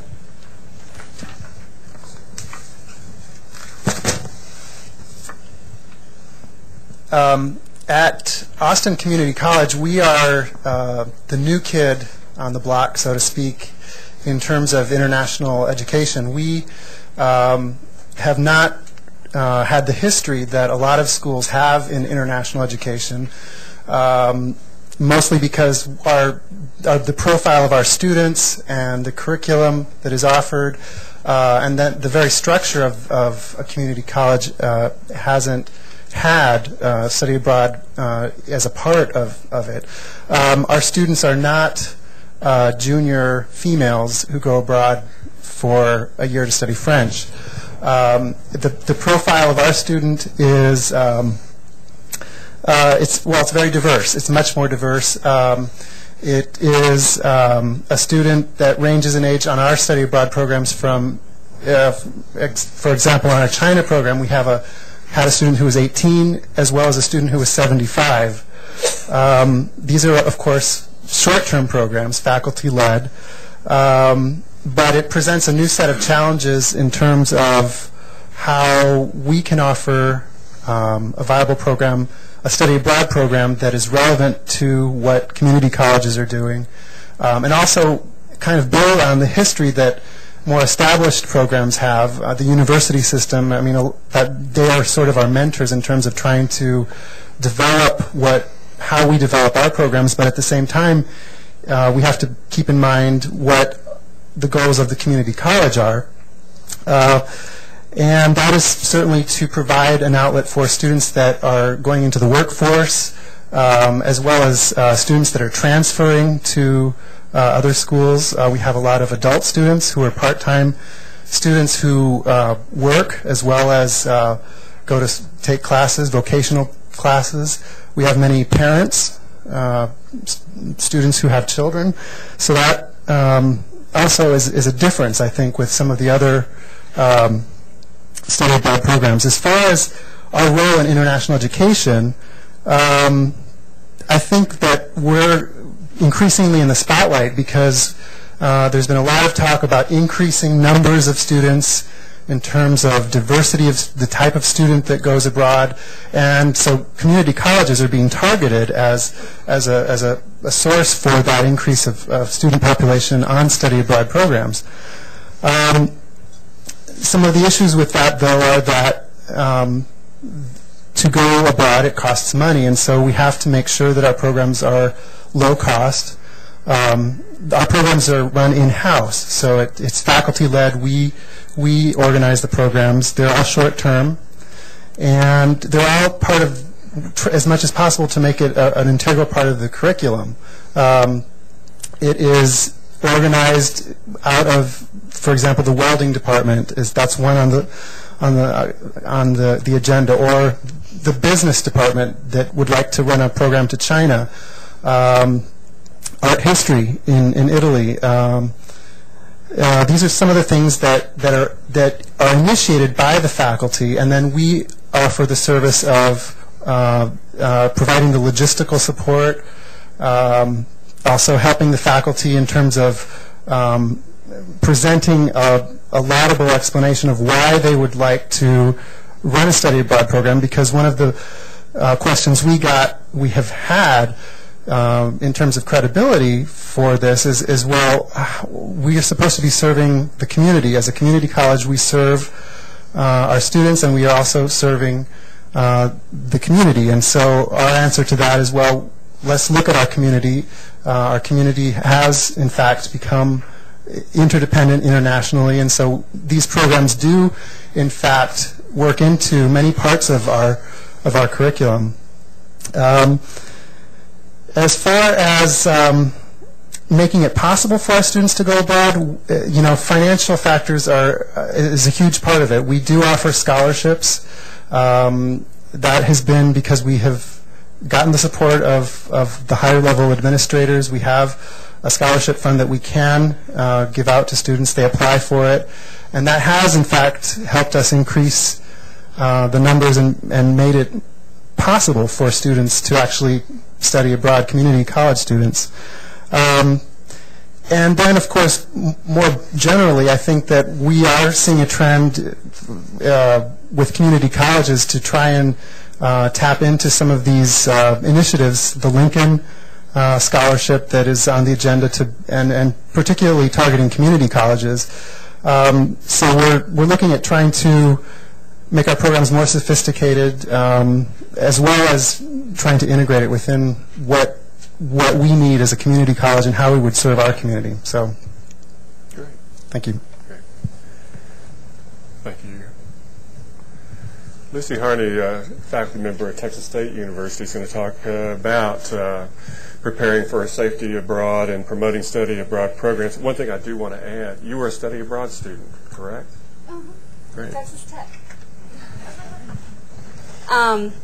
Okay, so both of those things Sure, we're if talking you want about. to, yeah. Okay, talking about. Well, I'm not going to. I'll make the safety part quick because a lot of it was already handled, and a lot of it I would just be repeating. But as a faculty director of a program for intermediate level Spanish and then upper division and graduate level business Spanish, and work in Monterrey, Mexico, working with Monterrey Tech. I do I give 3 orientations to the students on the program before going, and I make the focus of each orientation different. The first one is more paperwork and logistics. The second one is more academic, about the curriculum and about textbooks and these kinds of issues.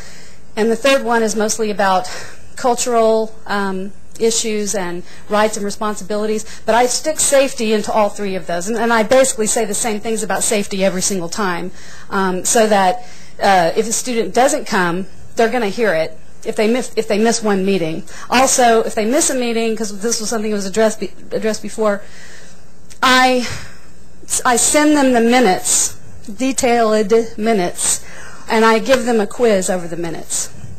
And I make them sign something saying this is why they couldn't come, but that they fully understand. So hopefully, between the 3 orientation meetings and the minutes and beating over the head with them, it pretty much goes in.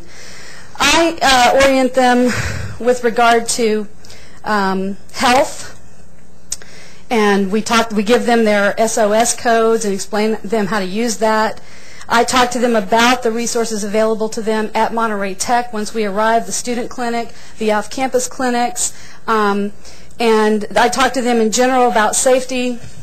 A lot of the concerns that have already been mentioned about how to behave, how to take even further precautions than you would in your own city, being abroad. And we talk about the laws and regulations. We reinforce that if they're arrested, that there's nothing that anyone can do to help them. They're never getting out. And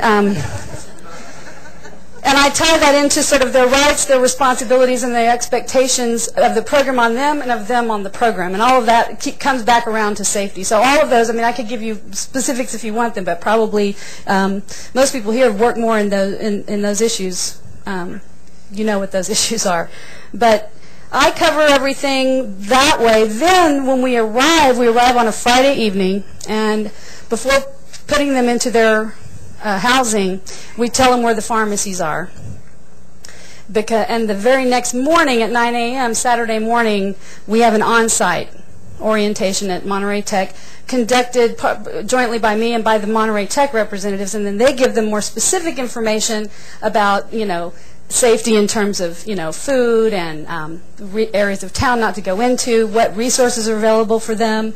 They actually have motorcycle cops who will escort people home in the evenings if they find they're out a little bit late and don't want to be alone, or if they think they've had too much to drink. And so they have all these little nuances that they then give them that morning. So we try to get that, and that's one thing we have changed over the past few years. Is Monterey Tech likes you to come in on a Friday and have an orientation on a Monday. And we basically said we have got to have a Saturday morning orientation. We want them oriented before that weekend, like the very next morning. So that's all I have to say about the orientation and how it's handled. And also, I will just say I run the orientation on campus myself now because I'm in my 11th year. But for the first 3 or 4 years, I had Isis Gomez, who's having a baby. She just had it this morning. She just had her baby.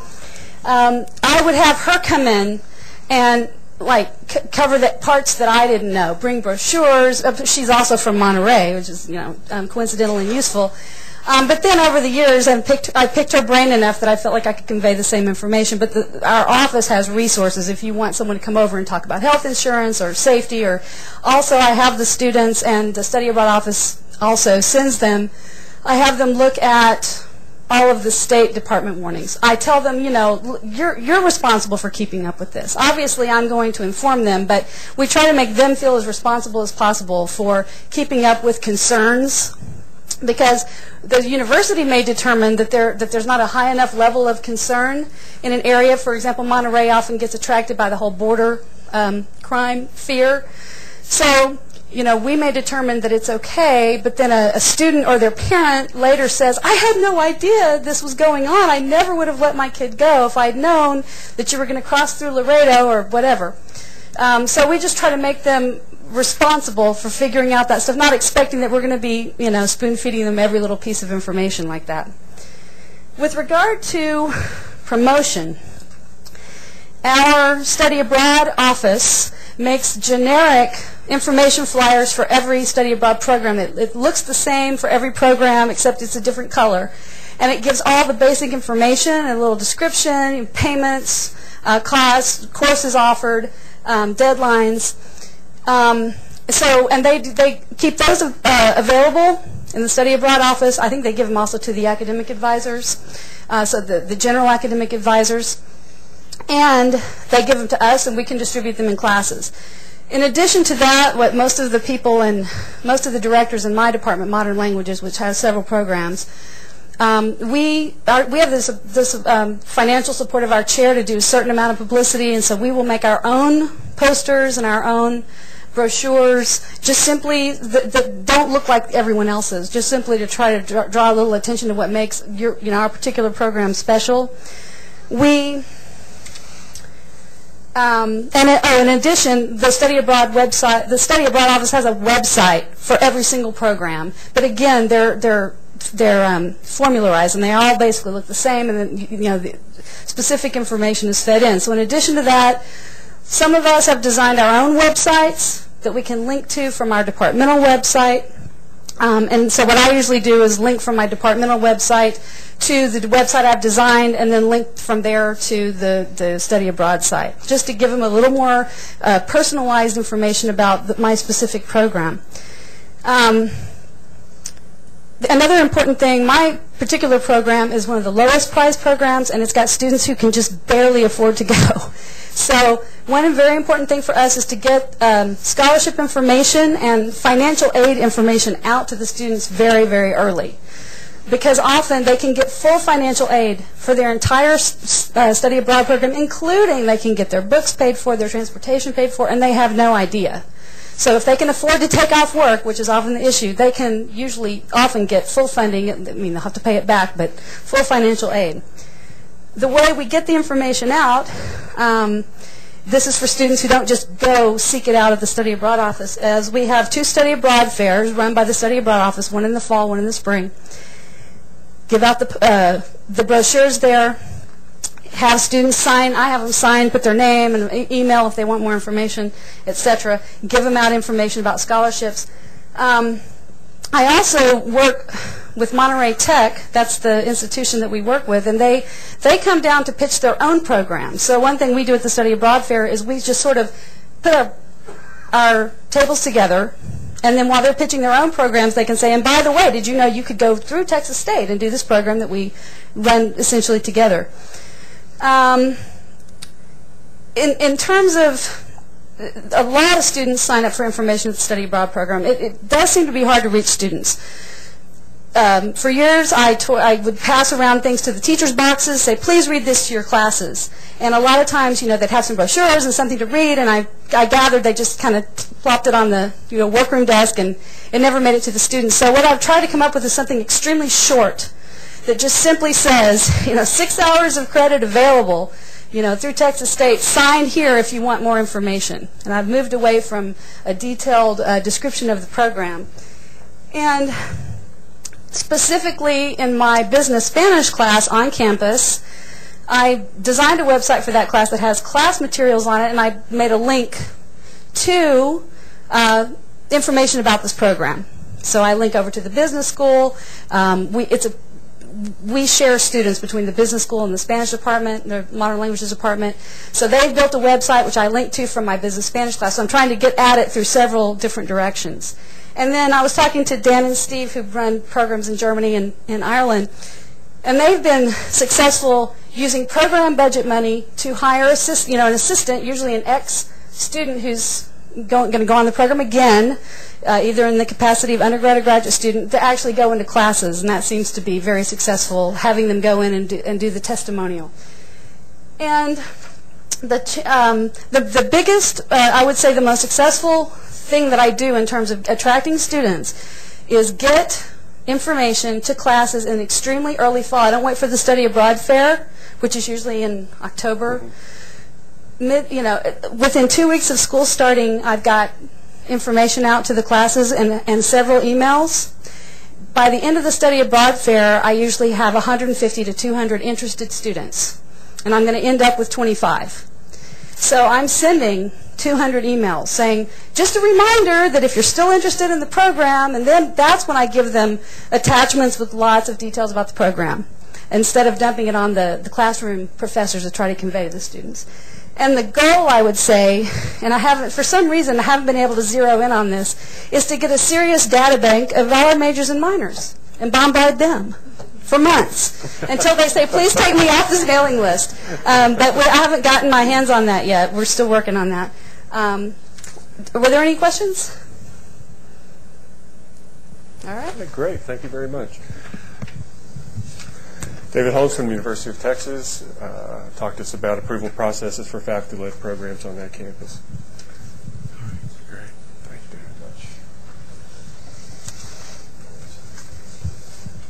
Thank you for having me. With a mind towards the time, I'll try to keep this brief. But I know that I'm here for a good reason, is to provide a counterpoint to what Charlotte mentioned earlier as far as approval processes at smaller private institutes at UT. I will tell you a little bit about our portfolio of faculty-led programs. We primarily deal with the short term, say a 4-week study abroad program that we call Maymester. Takes place just after May. And the summer programs, which are 6 weeks in duration. Our approval process is either for new programs or it's for a continuation of a program. And we also have applications for, or approval process for courses.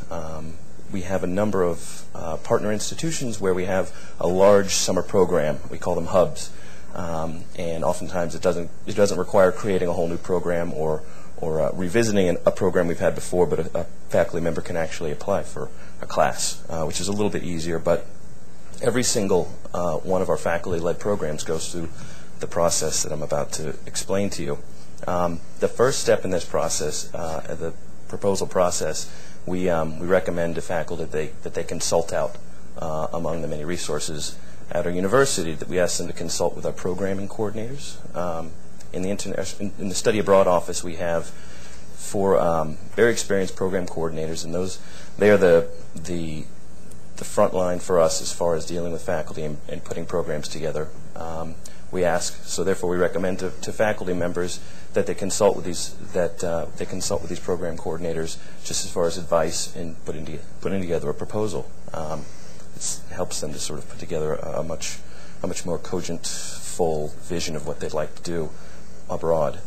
We also recommend the faculty seek the advice of academic advisors as well as course schedulers within the departments, so that they can make sure that the courses that they're proposing will fit within the academic vision of the departments. And finally, we have them seek endorsement from the deans and their chairs, not only so that we know that the faculty has that backing, but it lets us know that the coursework being offered is also a part of the academic vision of the department itself. That it will fit into their curriculum, and that's going to be a course that's going to help students within that department. And finally, also there's a component to the approval process or the application process that we ask the chairs and deans to sign off, so that in the case that a faculty member is unable to accompany a group abroad for whatever reason, that we have commitment on a departmental level for a backup faculty person to join our groups. So. Once this consultation process is presumably taken place, at least we've advised that it take place, applications are submitted. There are 5 components. A professor will include a course schedule, a course description. There will be rationale for why the location that they're offering is going to be relevant, how it's going to add to the coursework, what sort of students that they're seeking to target, how they're going to do it. We encourage faculty members to design courses with an eye towards diversity, that they can seek out maybe underrepresented majors or underrepresented students, and bring them into the study abroad experience. We also ask that the faculty explain their previous study abroad experience if they have any. It's not a requirement. I know that somebody had asked in the pre-conference questionnaire if you require a faculty member to have actually gone abroad and taught one of these before they can apply. We don't. I don't know if anybody else on the panel or out here requires that, but we do not. And then, again, how these courses fit into the overall internationalization of the campus and curriculum. So with once these proposals are submitted, it goes to a council, a cross-college council represented and run by the vice provost of the university. It also includes our study abroad director, assistant director. We'd like to include an academic advisor from outside of our office, somebody preferably who's in a department where international courses are offered, where professors have gone abroad before on faculty-led programs. And we also include faculty from across campus, so that there's a healthy perspective of people looking over the applications, but also so that word is spread throughout the campus as to what sort of activities are going on. Sometimes departments can be like silos, and one doesn't know what the other is doing. And so by including everybody in that process, we find that it just leads to better outcomes. And finally, on the review and advisory committee, we include all of our programmers from the study abroad office. Oftentimes, our applicants are repeats, so our program coordinators can offer a very unique insight into the quality or what is being done in these particular courses, and can add great insight, particularly to people, for example, faculty members who are on that committee who don't have a true sense of what the program is going to look like. And we found them to be an invaluable resource in the review process. And some of the qualities that we look for, again, not to beat it into the ground, but we really want to bring the internationalization of curriculum and the campus into the fold. And so every course that we approve or every program we approve, we want to know how is it fitting into the grander picture. We also look into the committee looks into whether a course can be taught successfully and safely. Can it get a minimum of 15 to 20 students? That's very important. And again, are we gathering from a diverse student body? And is there a need for taking this course and putting it in a foreign country? Does that make any sense? How does the location enhance the academic experience? So these are some of the factors that we consider when the committee reviews proposals, but the final decision rests with the vice provost. So all we can do is advise. That is basically it. If there are any questions, it's process. Does that have any questions? Process. Great, thank you. How's our time? We ready to? Thank you very much. That's a look at faculty-led programs from various perspectives around the state. If any of you have any questions, are we ready to proceed to the next one? Or thank you.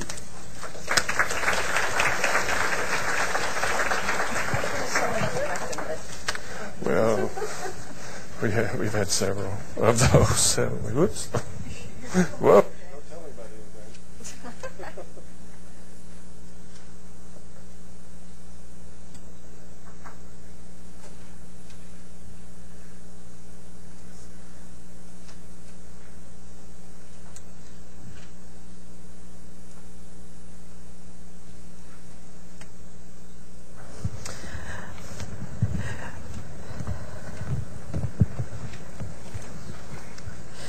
So we thought that it would be wise while you're here to take a few minutes and make sure everyone is familiar with the new online certification process that we're using here at the coordinating board. And I know many of you are because I've gotten your reports. However, I haven't gotten all of your reports. So a couple of things about study abroad policies. This down. If you look in your packet, you'll see a 2-page FAQ of policy issues regarding study abroad from the state and here at the coordinating board. And I want to start with the definition of how the rules, coordinating board rules, define study abroad, and then also sort of point out why we've moved to this online certification system and why it's required, because this is one of those things that's required. The coordinating board rules define study abroad as any off-campus academic credit instruction which is delivered outside the U.S. primarily to regular on-campus students. And there's a couple of portions of that definition that are significant. First one is it's academic credit. Okay, so that's the first piece of it. These aren't vacations, and I know that that's not a hard thing to sell you guys on. That's part of what you're having to talk to your folks about. But we're dealing with academic credit courses. The second thing is that's important in this definition is that it's delivered primarily to regular on-campus students. Now, the reason why this becomes significant is because this is also then the reason why study abroad courses are available for formula funding. They're not considered to be continuing education courses. Because they're being offered to regular campuses, regular students, then that means that they're eligible for formula funding. It is a statutory obligation of the coordinating board that we know what you're offering off campus. The reason for the reporting is that it allows us to fulfill our statutory obligations. We've tried to make the reporting easier for you.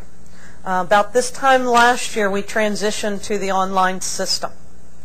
And I've pulled up the website here. To access it, you need your FICE code and password. If there's anyone here after the session is over today that doesn't know what your password is, I have the master list with me. I'm happy to give that to you. You can also email Cheryl Rossipel or myself at any point, and we can also share that information with you. You'll notice that what this means is you don't have to mail in forms to us anymore. In fact, if you send me paper forms, I'm going to very politely call you up and ask you to do it online, because it goes into our database this way. So we've tried to make this easier for you. We've also tried to make it easier for us. The back end of this is a database that I can then call up and can run numbers in any sort of permutation that I need to for my own reporting that's necessary here at the coordinating board.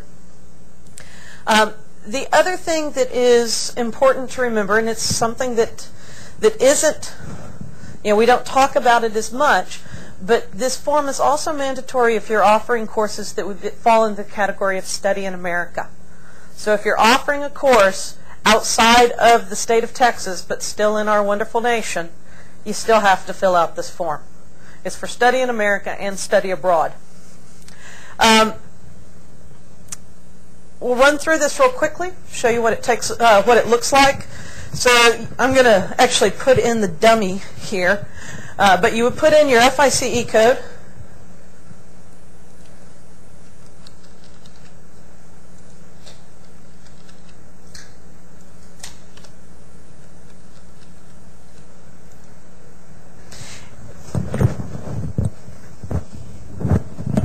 And this is the form that you will go to. So it's going to ask you, first of all, rather than the old way where you had to get the signature of your campus official, once you submit that, we consider that to be their certification. So this should look familiar to most folks. This basically was what you used to have to sign off of. And just, again, I know that most of y'all have seen this, Lord knows how many times, but it's worth going over a few more times. We're asking you to certify that you are in compliance with these areas. All students enrolled will meet institutional standards for admission and will actually be admitted to the institution or one of the participating institutions or participating institutions in an approved Texas consortium. All students enrolled will pay the appropriate tuition and fees for the residency category. Financial aid will be available to students registering in foreign classes on the same basis as for the on-campus students. Instruction will be provided by faculty of the institution or a consortium institution and will be supervised and evaluated according to institutional policies. Exception will be made only to take advantage of uniquely qualified personnel at the out-of-state location. Each course is on the approved main course inventory of the institution, is a part of an approved degree or certification program, and is justified in terms of the academic, cultural, other resources available at the specified location. For community and technical colleges, each course is on the list of approved courses in the academic course guide manual or an approved technical course. Instruction will conform to all relevant academic policies. All classes will conform to workload and enrollment requirements, contact hour, credit ratio, and similar matters. And a couple of more rather than read you the whole thing. There's a couple of others though that I want to draw your attention to. Number 7, which again, I know that you guys all understand, but if you ever have anybody in your community that says, well, you know, you're just taking those students on a vacation, you can refer them to this and tell them, oh, no, this isn't what's happening. Courses will not offer credit for activities undertaken primarily for travel, recreation, or pleasure. A couple of other things here that I want to draw your attention to. Number 9, course offerings will meet the standards and criteria outlined in Section 3B of the Notification and Approval Procedures for Distance Education off-campus and on-campus extension programs and courses. And in a second, I'll show you where you can find that online. The rule of thumb, though, is find your distance ed person on campus. They know where that is. You can also always email me, because that's the other hat that I wear here. The state of Texas, I think, pointed out that they consider study abroad to fall under distance ed. Couple of other things, though, that are significant here. Number 11, faculty and staff will not realize unusual perks or financial gain for teaching study abroad courses. I raised that one in particular to point out to you because I know, because I've had the conversation with many of you guys, that we're all aware of what's taking place in the New York Attorney General's office, where the AG up in New York has begun an investigation on basically kickbacks from third-party providers to institutions. This is not a problem in Texas. However, it's one of those things that's begun to get national attention. We haven't talked a lot this morning and today about ethical standards and ethical guidelines, although that's, another piece of the risk management issue. And I think increasingly what we're seeing is that between the student loan investigations that took place last year and now study abroad investigations, that institutions are being called upon more and more frequently by their own boards to ensure that all of the business affairs of the institution are conforming to the same set of ethical guidelines. So I did want to make sure that I pointed that one out to you. I also, related to that, is number 12, free tickets for travel, accommodations, or other expenses provided by travel agents, carriers, or hotels will be used in direct support of the instructional program and will not be used as gifts to faculty, staff, or their families.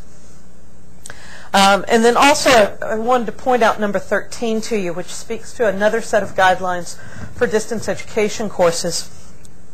And that is that all courses offered in a shortened format will consist of the same number of contact hours as courses offered in a regular or summer session. Now, there's another set of guidelines that go with this. And these are also found in Chapter 4, Subchapter E of the Coordinating Board Rules that looks at distance education in general. And so if you ever have any questions or there's something that's not clear, again, you can take a look at those, talk to your distance ed person on your campus, contact me. Let me show you what the form, though, looks like for those of you that haven't completely filled it out yet. You can scroll down. You see that once you submit it, you're saying, I, the undersigned Chief Academic Officer, certify that the Study Abroad or Study in America courses to be offered during the current fiscal year meet these standards. And then you simply fill in course number, course title, destination, number of weeks, travel start date, travel end date, credit hours, and contact hours. We require that these courses be submitted prior to you leaving the country. Yeah, that always gets some chuckles. Yes, ma'am. Yes, ma'am. I think that would probably fall, it would, depends upon how you would do it. I think that we could still find some ways to do that. Yes, sir.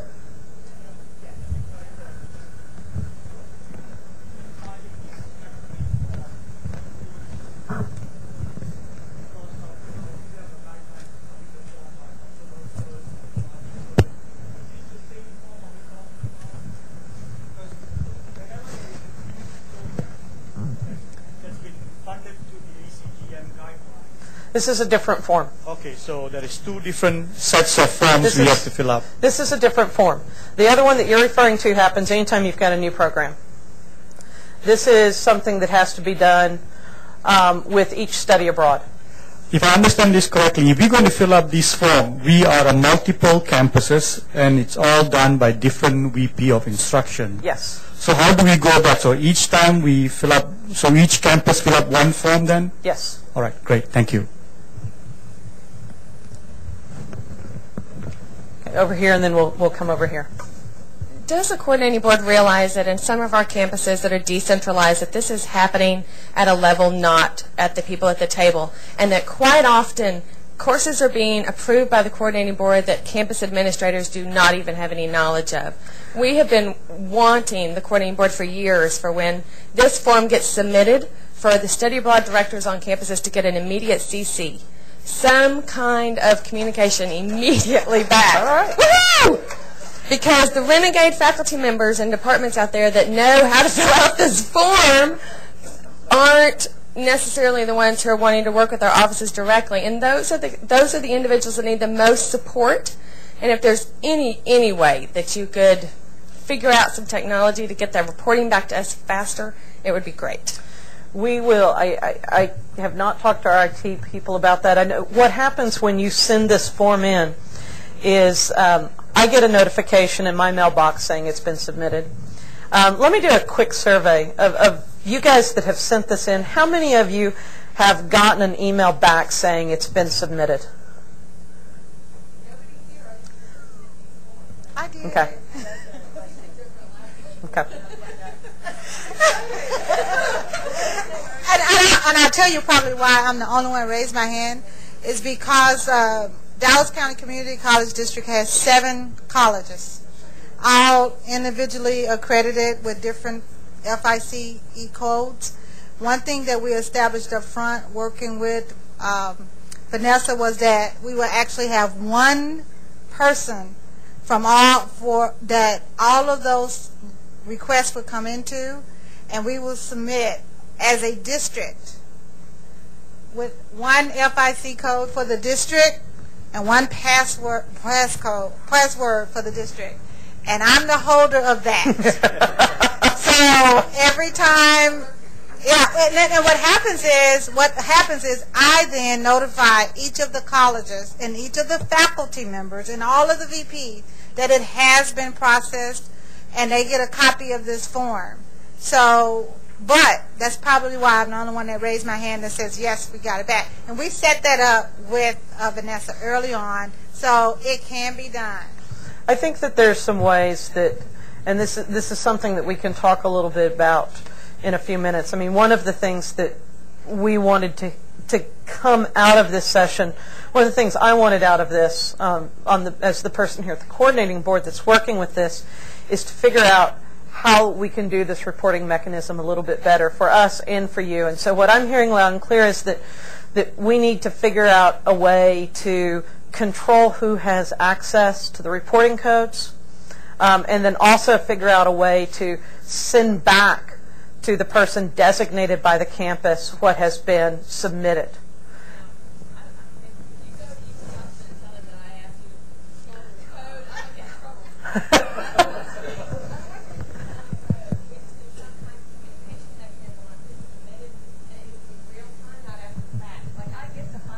before, but I get it at the end of I get it like right before they're getting on the plane. Okay. I need it right when they submitted it so we can start being proactive at that point.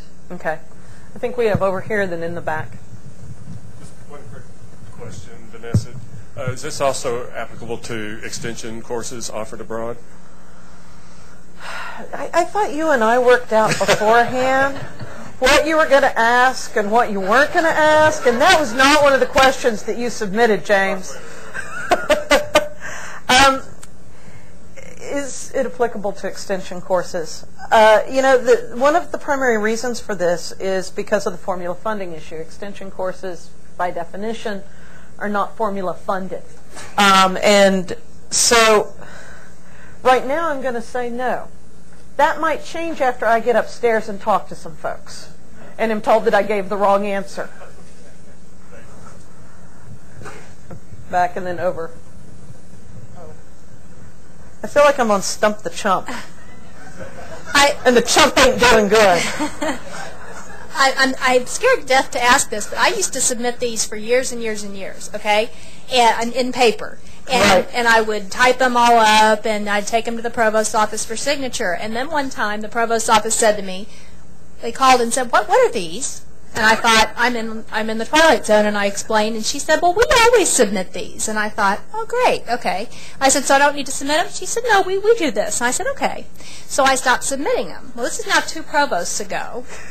Okay, and it's occurring to me that maybe I need to look into this some more, because not only am I not submitting them, but I'm certainly not getting anything back. So shall I check with you on that? Yeah, check with me, and we'll check with me, and we'll talk. Okay, we'll talk. We'll talk. I'm working.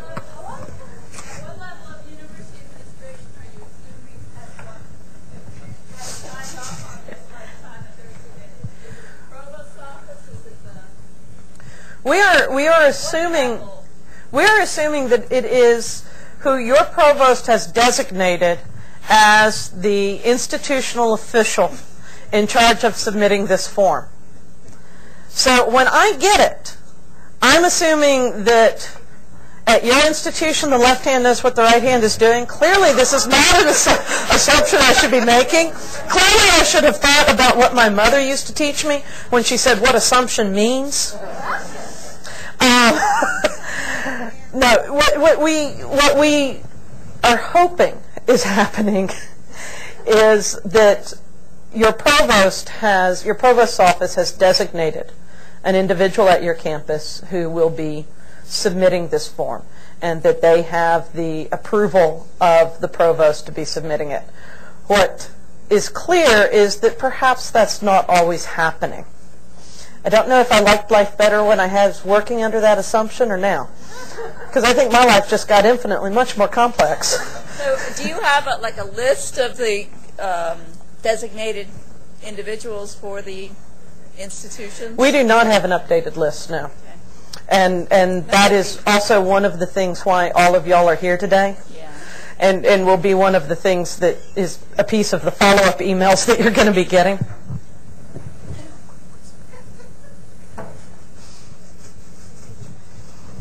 So, whose password have you got up there on the list? On your list, you said, come to us. What we have is a password that we assigned. To whom?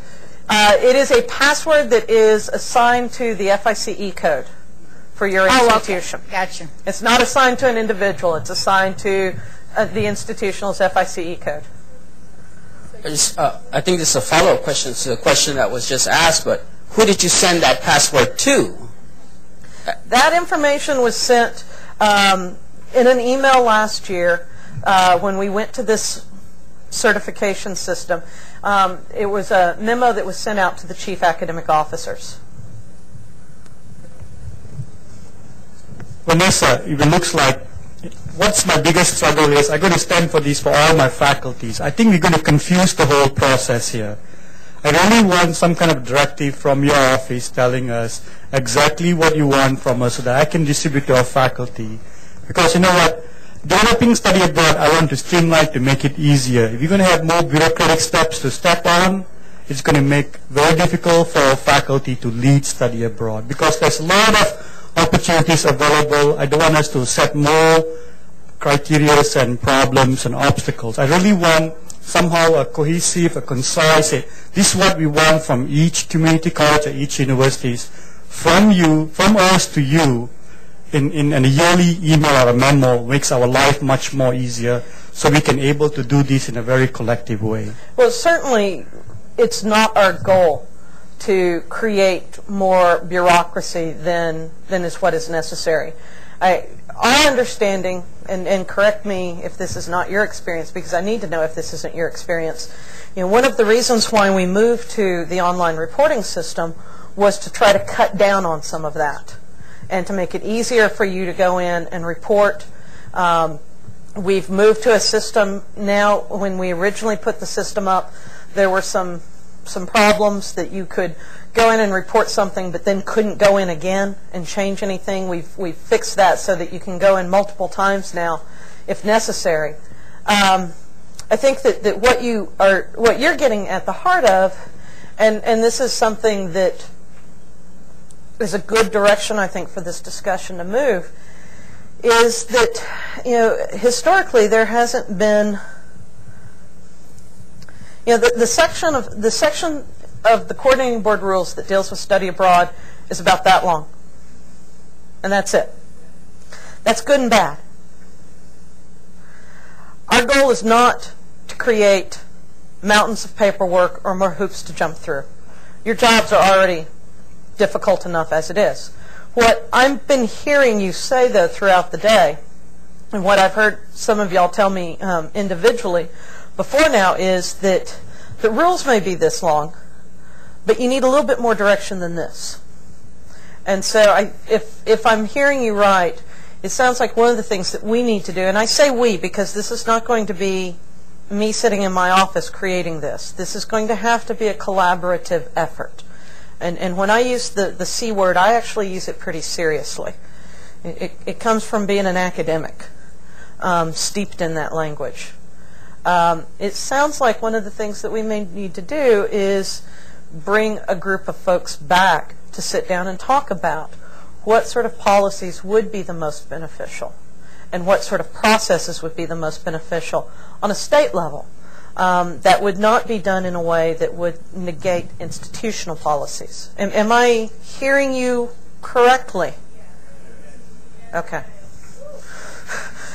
Can I get a little bit of a clap for that? Okay. Other questions? I know I saw some other hands up, I think. I had one up. Yes, sir. I remember when this form came out last year that there was something in the language that I think it was of the email, but I don't remember for certain, but which basically implied that it could only be filled out by the chief academic officer. And our provost had given it to me to take care of in my office. And I ended up giving it back to her because of the language that was in the email which you folks sent out. So you might want to look at that to make it clear that this can be designated to the International Programs Office. That's number one. Number two is that it's not clear anywhere in the language of the document how many times a year you ought to fill this out. And if you have ongoing study abroad activities, and I think you just answered that for me, which is to say you can go back in numerous times and update it. Yes, you can. But it really won't show as an update to the document. It'll just show as a modification you've made to it. Yes. Is that correct? Yes. And this is in part because of the nature of study abroad and the nature of how programs are in fluctuation at a lot of campuses. You know, we've realized that there is going to need to be ongoing ability for modification, that sometimes programs that are planned may not actually go off. Sometimes there may be changes to those programs in response to what's going on internationally. You know, we hope, and I'm always careful when I use this language, in the ideal world, you know, this is the sort of thing that would be just one of those things that you check off your list of things to do at the beginning of the fall semester. And you would be able to do it for, actually in the ideal world, it'd be one of these things you do over the summer and you'd be able to do it for your fall semester, for your interim semesters, for your spring semester, your May semester, and your next summer courses. That's the ideal world. I do have enough of a reality to know that not all of the bunnies hop around real nicely under the bright, shiny sun in reality. And especially as we pointed out this morning, we're facing some increasingly significant challenges that we didn't have this time last year. We're facing the challenge of a devalued dollar, and we're facing the challenge of rapidly rising fuel costs that is making everything more expensive. So, having said that, we recognize that you're not always going to be able now, or what you have planned a year out may not be what actually gets off the ground a year out. So, what we require is, in the language that is up there, is that you have to submit this before your students leave. Before your class leaves, this has to be submitted. Now, bear in mind, and then this is another sort of sticky point, perhaps. This is a requirement for any course that has a study abroad portion to it. It could be a full semester. It could be a summer term. It could be a May semester. It could be one of those 1 or 2 weeks with a faculty member off someplace. If that class has a study abroad component to it, and it is receiving, you're reporting it for formula funding, then you are obligated to report it to us.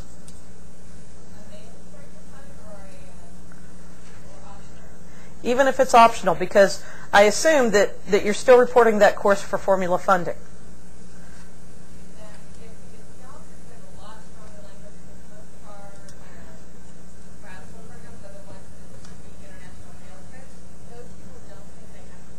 Okay.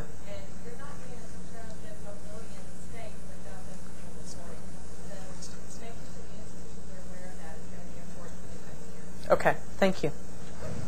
I'm sorry, yeah, it doesn't go on the webcast if it's not on the mic, so. If I might slightly disagree with what you said a while ago about being given direction from the coordinating board as to how to do this, because in the word direction I read directive, and as the college registrar, I do enough things that the coordinating board tells me to do and how to do it, but not direction or directives, but expectations. And I think if we just got clear expectations as to what the coordinating board expects from us as an institution, that would put us in a better place than we are today. Okay. I think there was somebody up here.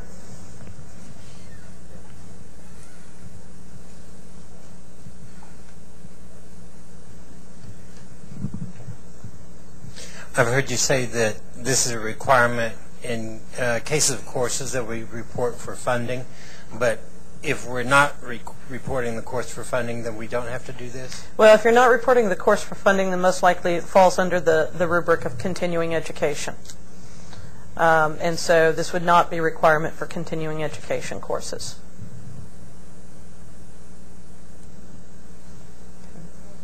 Any other questions?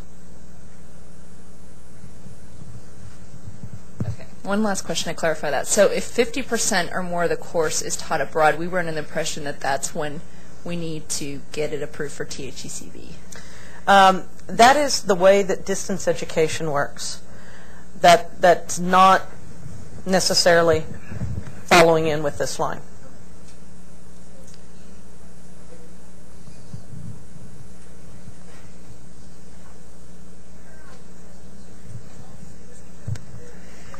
I'm going to digress for just a second. I represent one of the community college districts in Texas. And a lot of the issues we've talked about today are applicable to universities and not really to community colleges. And one of the suggestions I'd like to make is for all of us from community colleges that we come back here again and have a session just for us so we can discuss some of the issues like this, like course validation and so forth. Well, I think that actually nicely segs us into the next thing, and that is to look at where do we go from here? Where do y'all go from here? Where does the coordinating board go from here? In what ways can TIC be assisting in that as well? And so in order to sort of move us in that direction, I'm going to ask you to just spend a couple of minutes at your table focusing on one or two things. I want you to take a moment and figure out what are the three primary concerns that your table has. What are the three primary challenges that you see facing either your individual programs or facing the state? That's the first thing that I'd like you to do. The second thing that I'd like you to do is to take a moment and come up, if you can, in agreement with what you see as the one thing that you would like us to work on collectively in the next several months. And I think Martha actually wants to say something before. Well, no, I can, but just a piece of house. This is working. No, it's okay. Piece of housekeeping. We have about a dozen people who have not gotten their money back from lunch. Also, if you have the half sheet that has your information, or that we are requesting contact information, well, I have that for many of you. Some folks came in, didn't have it. We will update the list and send it out to everyone by email as soon as I can get all that together with mailing addresses and the like. Also, if you need a receipt for lunch, those are up here on the front table as well.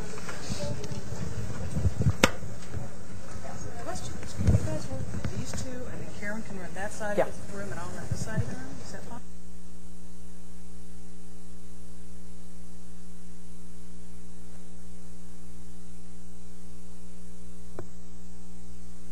Now, you know, if you leave now, you don't get to complain later on.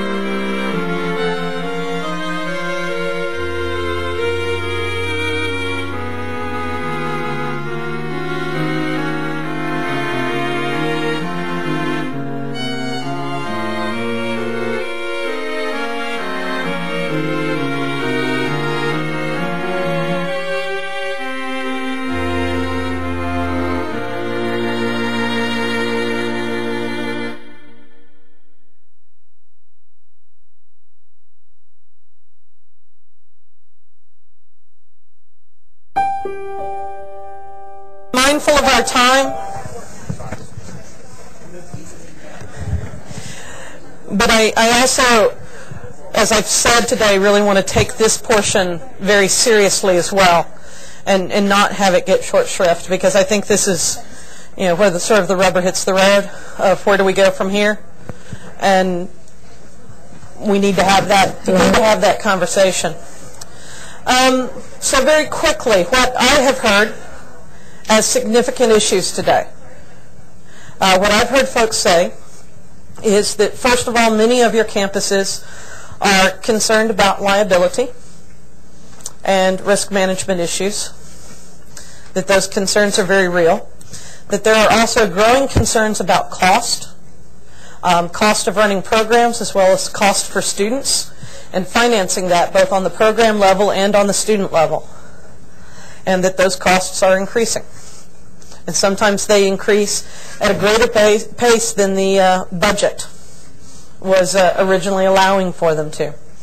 One of the other major concerns that I've heard so far today has been this question of what are the expectations that the coordinating board has of institutions, and a need to clarify those expectations. I want to make sure that you know I've got that message loud and clear. We'll be working on that. And some of you are going to be called upon to ask. And I'm going to be calling upon you and asking you to help us work on that. I've also heard as a major issue that has emerged, at least for some of you, is the creation of consortium agreements. Whether it be consortiums here of institutions in the state to figure out how to better leverage resources for your students.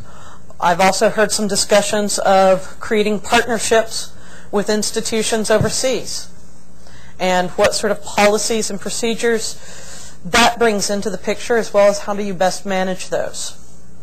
Very quickly, are there other major concerns that I've not mentioned? Just to remind, maybe a session for community colleges, most definitely. Thanks. Okay. Is there any other major issue there that you feel like we haven't gotten out on the table? I don't know exactly how to put it out there, but certainly a major issue that I think is very, very important to all of us in higher education, not just in Texas, but certainly in Texas, is the tremendous growth in the study of students out of their home country, which the figures I saw in it just in the last few days were that in the last 5 years that's grown from 2 million students a year to over 4 million students a year. And if you look at that and the flatness of our growth in terms of international students coming into our system, it means that basically in that 5-year period there has been a total hemorrhage of the United States position in terms of attracting international students. And that bodes very negatively for all of us in the long run.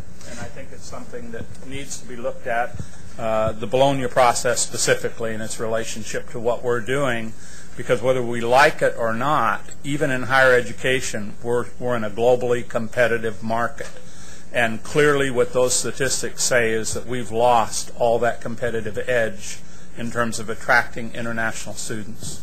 And I think this is, and I'm going to let actually Ron say something about this, because I think it gets to the student mobility issue that you spoke of at the beginning. The other thing that I've heard us discuss today, and I'm not sure anyone has any real answers for it either, but is another thing that has come up increasingly, is the issue of student diversity in our study abroad programs. And how do we get away from that national picture of the average study abroad student being a white female college junior? And how do we increase the diversity of our students who have access to their study abroad programs? Any other major concern? I want to elaborate on what I was trying to get to with the community colleges. One of the big issues for us, for example, we belong to the College Consortium for International Studies, and basically what the consortium allows us to do is send our students on programs that are hosted by foreign universities and sponsored by U.S. universities and community colleges. And what I found in talking to my counterparts around the country is we are in a position here in Texas that makes it very difficult to give our students credit for the classes that they're taking because the core requirements in Texas are stricter than in other states. And for example, if I have a student who takes history of Spain, it's not in my catalog. If it's not in my catalog, I can't give credit for it, whereas a four-year university can give credit for a class like that. So these are some of the issues that I would like to discuss in a community college.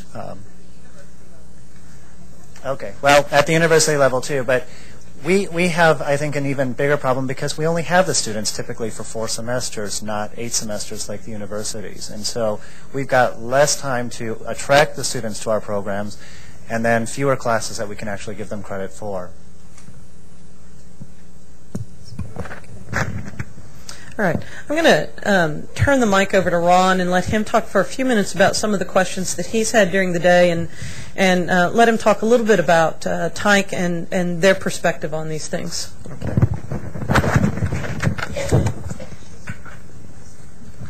Maybe I'll stand. I have a better chance of you seeing me.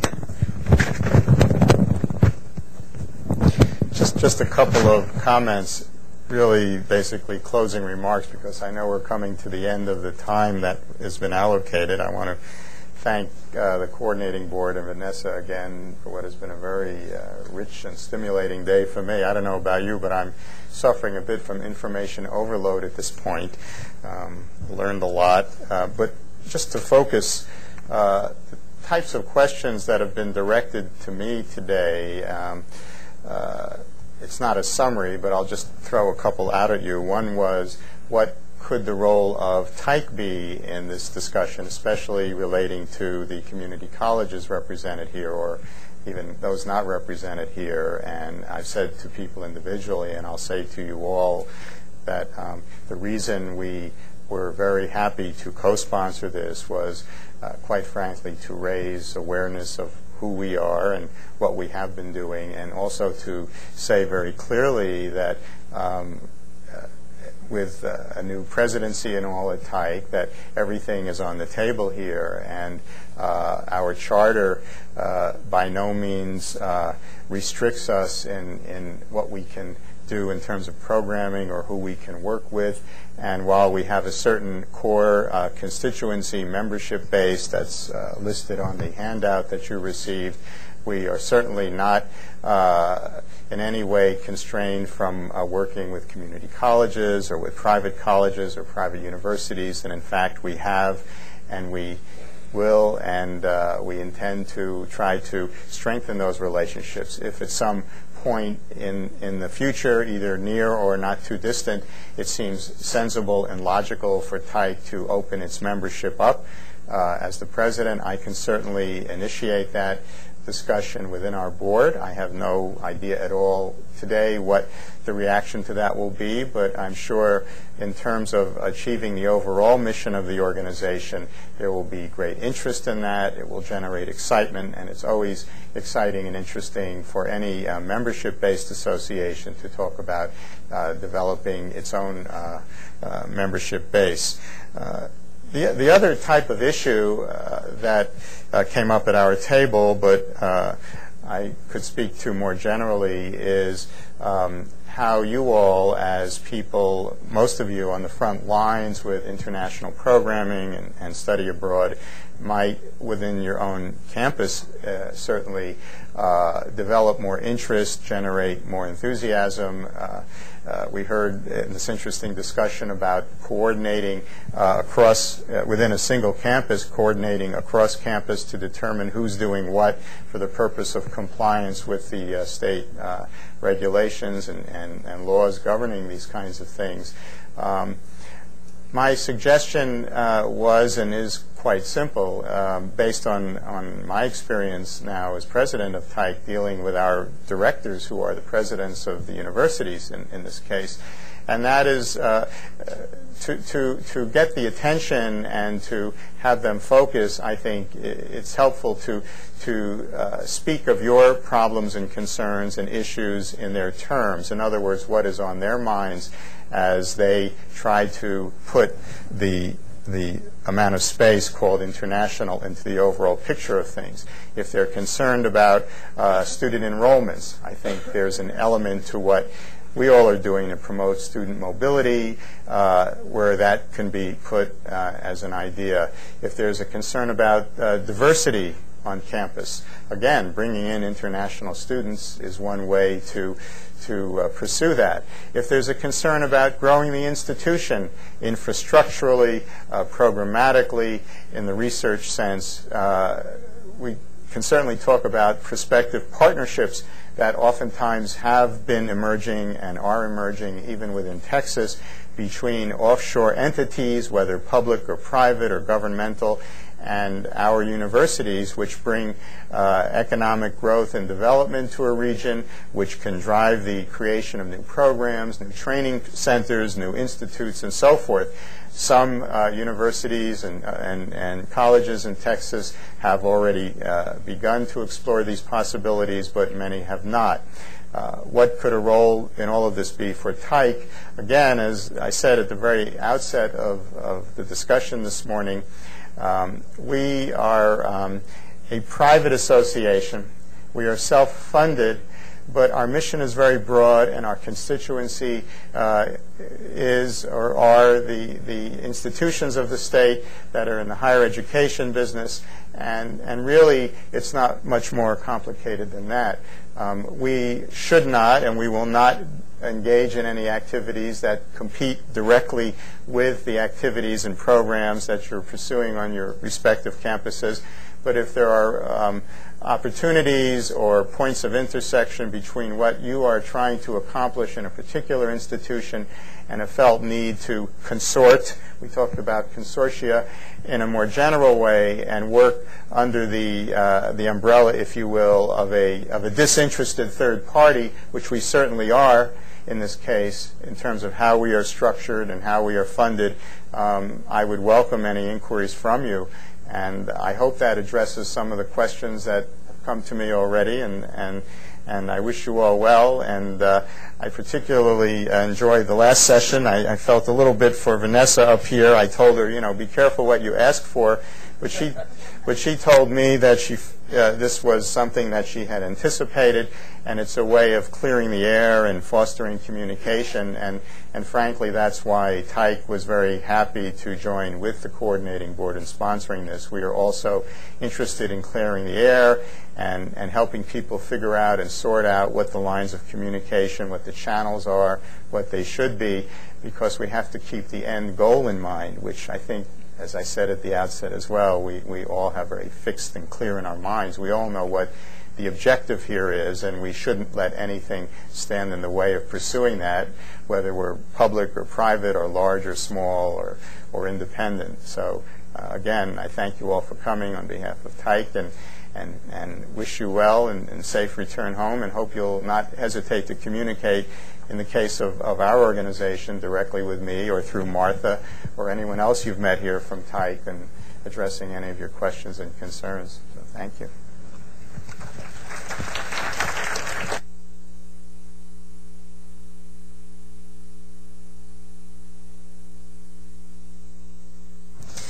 I want to add to what Ron has said. And what I said this morning and what I said at lunch, one of the things that has been extraordinary for me being here in the last 12 months and beginning to work with many of you people in this room, and some of you that I know are watching online, is that unlike what I sometimes hear in other coordinating board committees and meetings, you guys actually want to collaborate. And there is a wonderful spirit of cooperation. And I would be remiss if I did not acknowledge that and commend you for it. Because I think that you know that unfortunately doesn't always occur, both at your home institutions and across the state. And not only just amongst our Texas public colleges, but also amongst our independent colleges. And I want to thank you guys for participating as well and sharing your expertise. We realized that we needed to do this when we started looking at what was happening in the New York Attorney General's office and started looking at what was happening in the University of Washington, and I either made the mistake or the brilliant idea of spending a morning with Steve DePaul, and heard, I think Steve is not in here right now, but began to learn just everything that could go wrong. And I think I have a much better sense of appreciation of what you guys are dealing with on a daily basis. And I want to make sure that you know that our goal is the goal that I stated at the beginning, to find ways to assist you in getting our students outside the boundaries and their comfort zones. That's the goal. It's not to create paperwork. It's not to create more hoops to jump through. Our goal is to make sure that our students learn, and that they do so in a way where they will be supported and safe and sound. And I know that that is a goal that everyone in this room shares, whether you be from an independent institution, whether you be from a 2-year institution, a 4-year institution, whether you be from TIKE, or whether you be from the coordinating board. So with that said, I thank you very, very much for your participation.